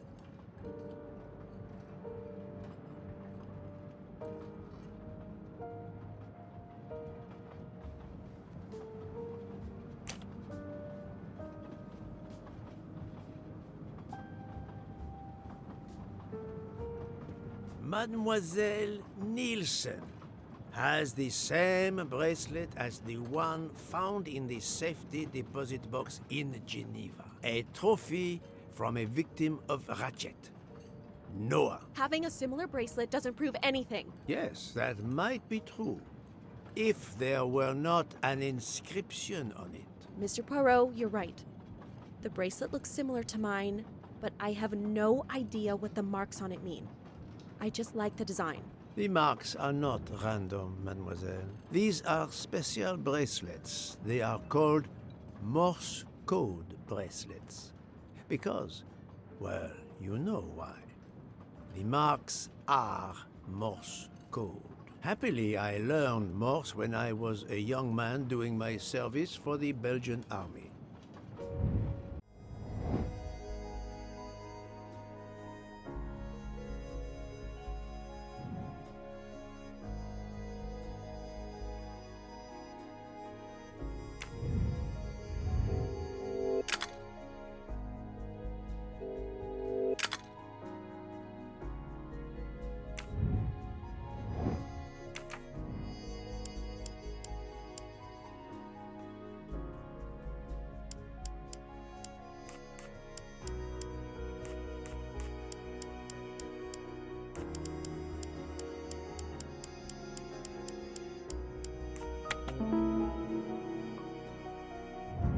I'm right again.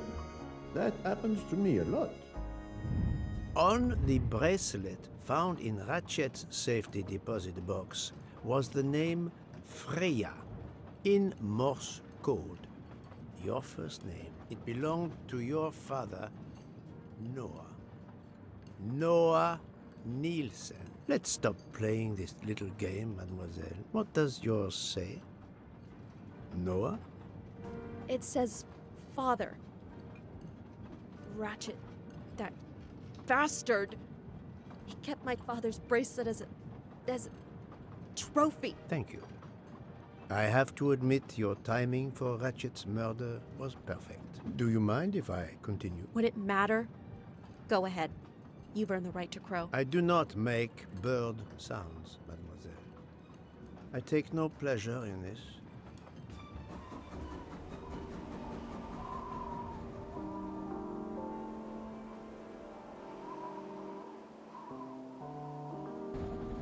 You drugged Ratchet's dessert to ensure he would be unconscious when you went to his room. You stole a knife from Monsieur Maury. If it was identified as the murder weapon, he would be accused. You knew Pierre Michel would leave the train for a smoke whenever it was stopped at a station. At Vinkovsky, you waited until he was on the station platform. Then, you carefully made your way along the first-class corridor to Ratchet's room. You entered Ratchet's room with the pass key, accessible to all employees in the crew quarters. You stabbed Ratchet at midnight. But that knife, where is it? Probably thrown out of Ratchet's window before the train left the station. A thorough search after the snow melts should turn it up. My beautiful knife! Then, you carefully returned to the crew quarters, replaced the passkey, and returned to your poker game. Et voila. The affair was not so complicated in the end. But what made the crime seem more complex? Well... It was us. Exactly. The 12 jurors who proceeded to carry out their far more complicated plan literally in the dark without realizing that the man was already dead. Speaking only for myself, of course, but I believe we would have invited you to join us. Ms. Nielsen, you killed Ratchet because he killed your father. Your motive is crystal clear. But why did you kill Aziz Wadi? It's because of Aziz that my father died. My father knew Aziz was the only one with access to Ratchet's safe, so he convinced Aziz to steal the money from the safety deposit box. But Aziz was too afraid of Ratchet. Instead, he betrayed my father by reporting him to Ratchet. Obviously, Ratchet then murdered my father. Aziz was just as guilty of my father's death as Ratchet. Ratchet was the worst of humanity. But Monsieur Wadi, if you knew his story... My father is dead because of him. I will not debate the point with you, mademoiselle. He had done nothing to justify his death. I do not see any extenuating circumstances that should allow you to escape justice. You will be arrested at the Gare de Lyon when we arrive in Paris. Judge and jury are you, Monsieur Poirot. And you get away with it. It must be nice. But think of this. I know what you did. What you all did. She's right. She could turn us all in. Relax. Hector, is it? Your secret is safe with me. I'm not going to jail. Farewell, Poirot. Enjoy your victory. Stop.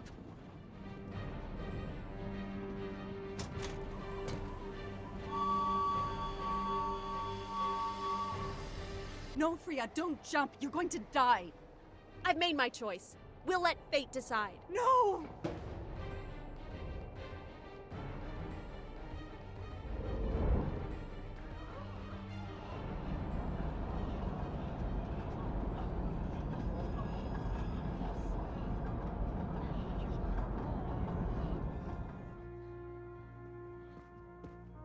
She jumped off the train.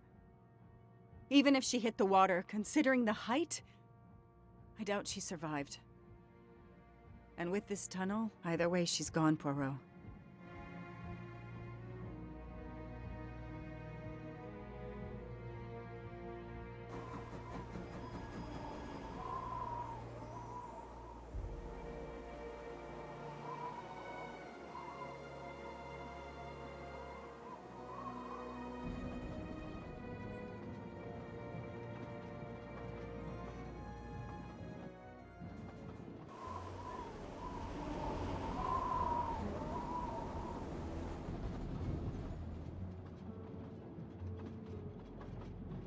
I still can't believe what happened. 13 people took revenge on the same person. This investigation is so incredible.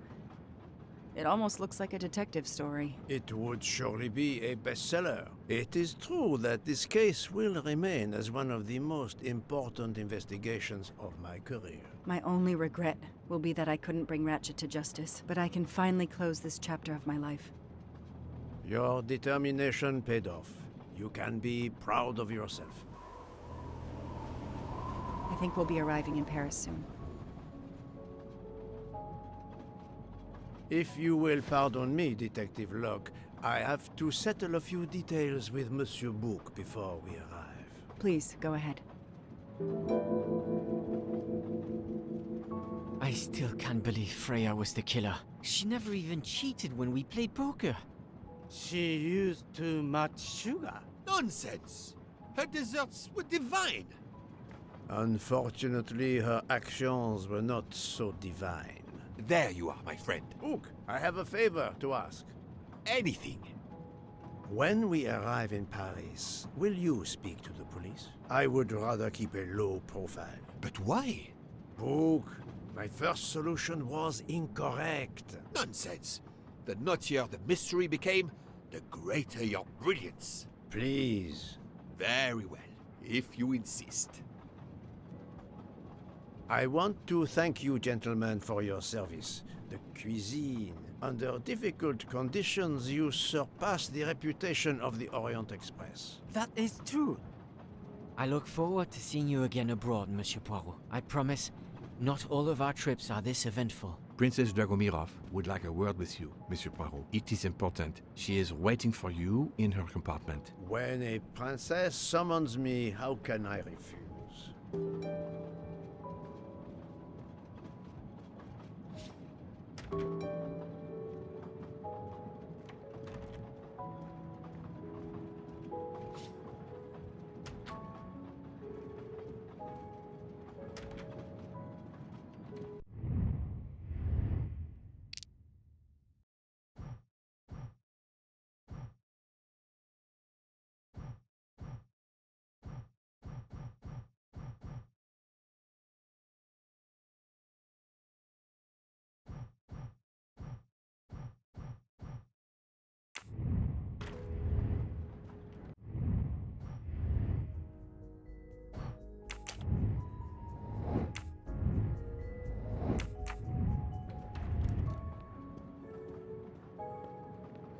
Count Andreny, how is the Countess? Much better now that it's all over.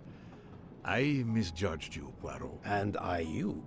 There is something else about my wife you should know. Why I am so overprotective. She is pregnant.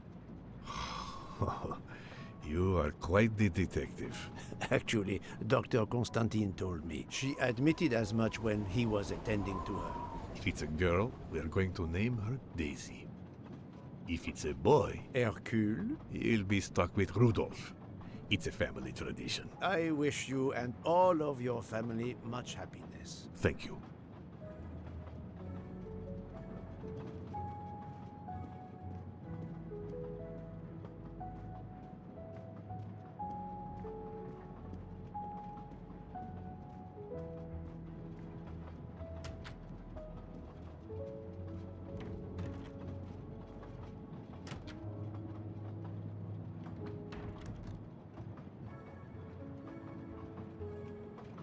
My daughter, my great friend, and I wanted to talk to you one last time. I speak on behalf of the entire Armstrong family, as well as those close to us. You have shown compassion.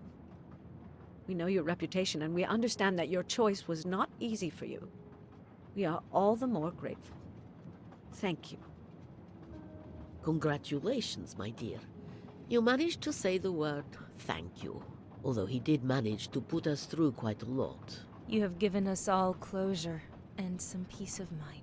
You should know that I regret nothing. If this Freya Nielsen person had not been involved, I would have done it again. Someone told me the Stalinists were frightened of you. I believe them. The country of my birth breeds its share of brutes and bullies, but also some of the greatest intellectual and artistic minds the world has ever known. I pray that one day we will again be remembered for that. I share your hope, Princess. And of course, with the real murderer of that man out there somewhere, we are no longer guilty of much. Correct? Princess, don't push your luck too far. If you'll excuse me, I have some packing to do. Ladies?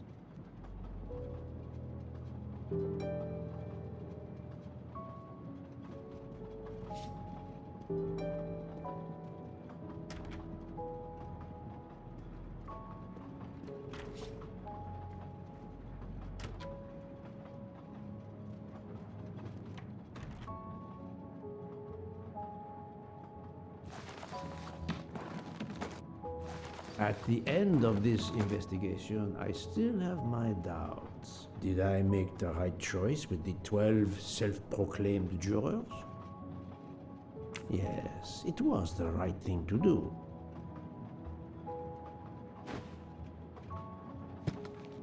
As for Mademoiselle Nielsen, what would I have done if she had not escaped?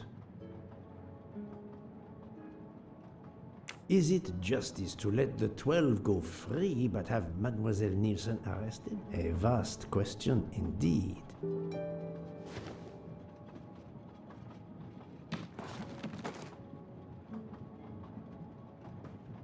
Judges often take motive into consideration when deciding the sentence for a crime.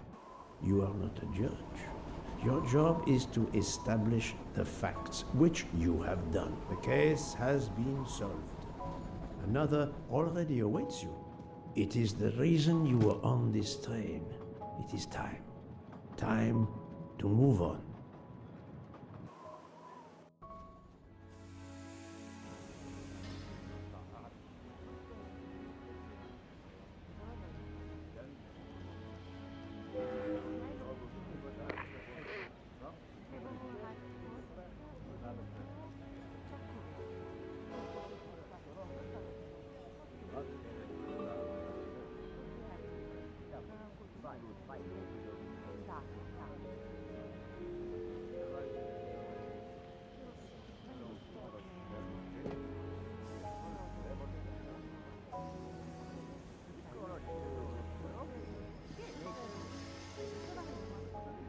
Very well.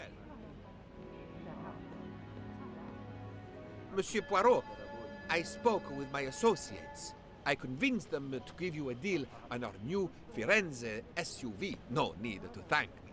It's the least I could do. That is very generous, but no, I do not drive. You don't? What? But it's electric. It's good for the planet. I am good for the planet, as long as I don't drive. I don't understand. He refused. Yes.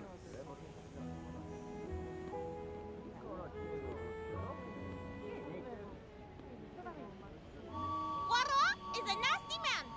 Poirot is a nasty man! I wonder, have you lost something? May I help you? Oh, Mr. Poirot, you have done so much already.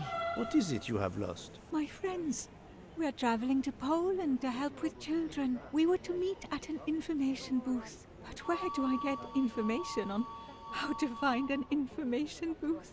There is, I believe, an information booth just inside the main terminal. Oh, thank you, sir. You are a great detective. And you, madame, are a good soul.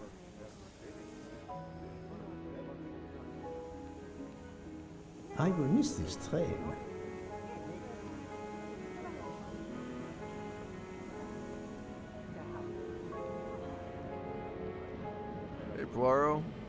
Say, you seen a scruffy little guy in a green trench coat? I cannot say I have. Why? He's my next case. Another case? That was indeed fast. A detective's gotta eat. You know what I mean. I have some idea, yes. Suspected embezzler, traveling east, but not on the Orient Express. Say, you wouldn't be interested in teaming up, would you? Some good money in it. I have had enough of trains for a while, thank you. Okay, suit yourself.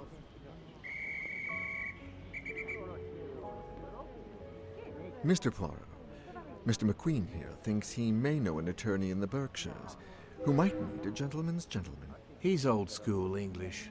I think the clock stopped for him in 1934. I hope it works out for you, Monsieur Masterman. What about you, Monsieur McQueen? Well, back to law school for me, following my father's footsteps. We can take the train to St. Pancras, then the Piccadilly line to Heathrow and check out some flights. Might as well. We're already packed. I wish you both bonne chance.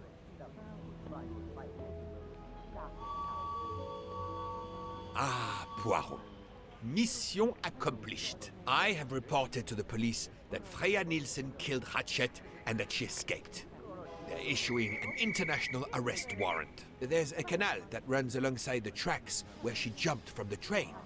But they say there's little chance she survived. The police have questioned all of the passengers and crew, so for now, they are free to leave. I gave them the results of my preliminary autopsy, and they have the report from the Venetian authorities. They were arguing about jurisdiction when I left. Thank you, Doctor. You have been of inestimable help. A fascinating case. I'm pleased I could assist you. Mr. Poirot, it seems our paths part here. It was an honor and a pleasure to work with you. And I am with you, Detective Locke. The case would have been impossible without your tenacity and dedication to finding the truth. You also proved to be an able con artist in Geneva. You too. Thank you for everything. I'll never forget you. And I shall always treasure our collaboration.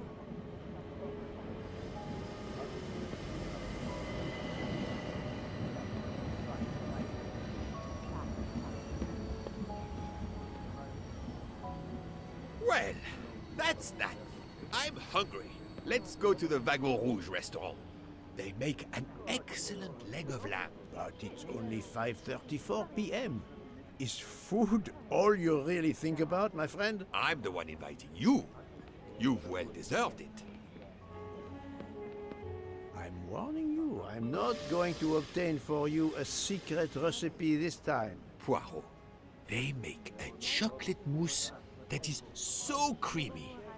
It must have a secret ingredient in it. The last recipe came from a murderer. But it was sublime.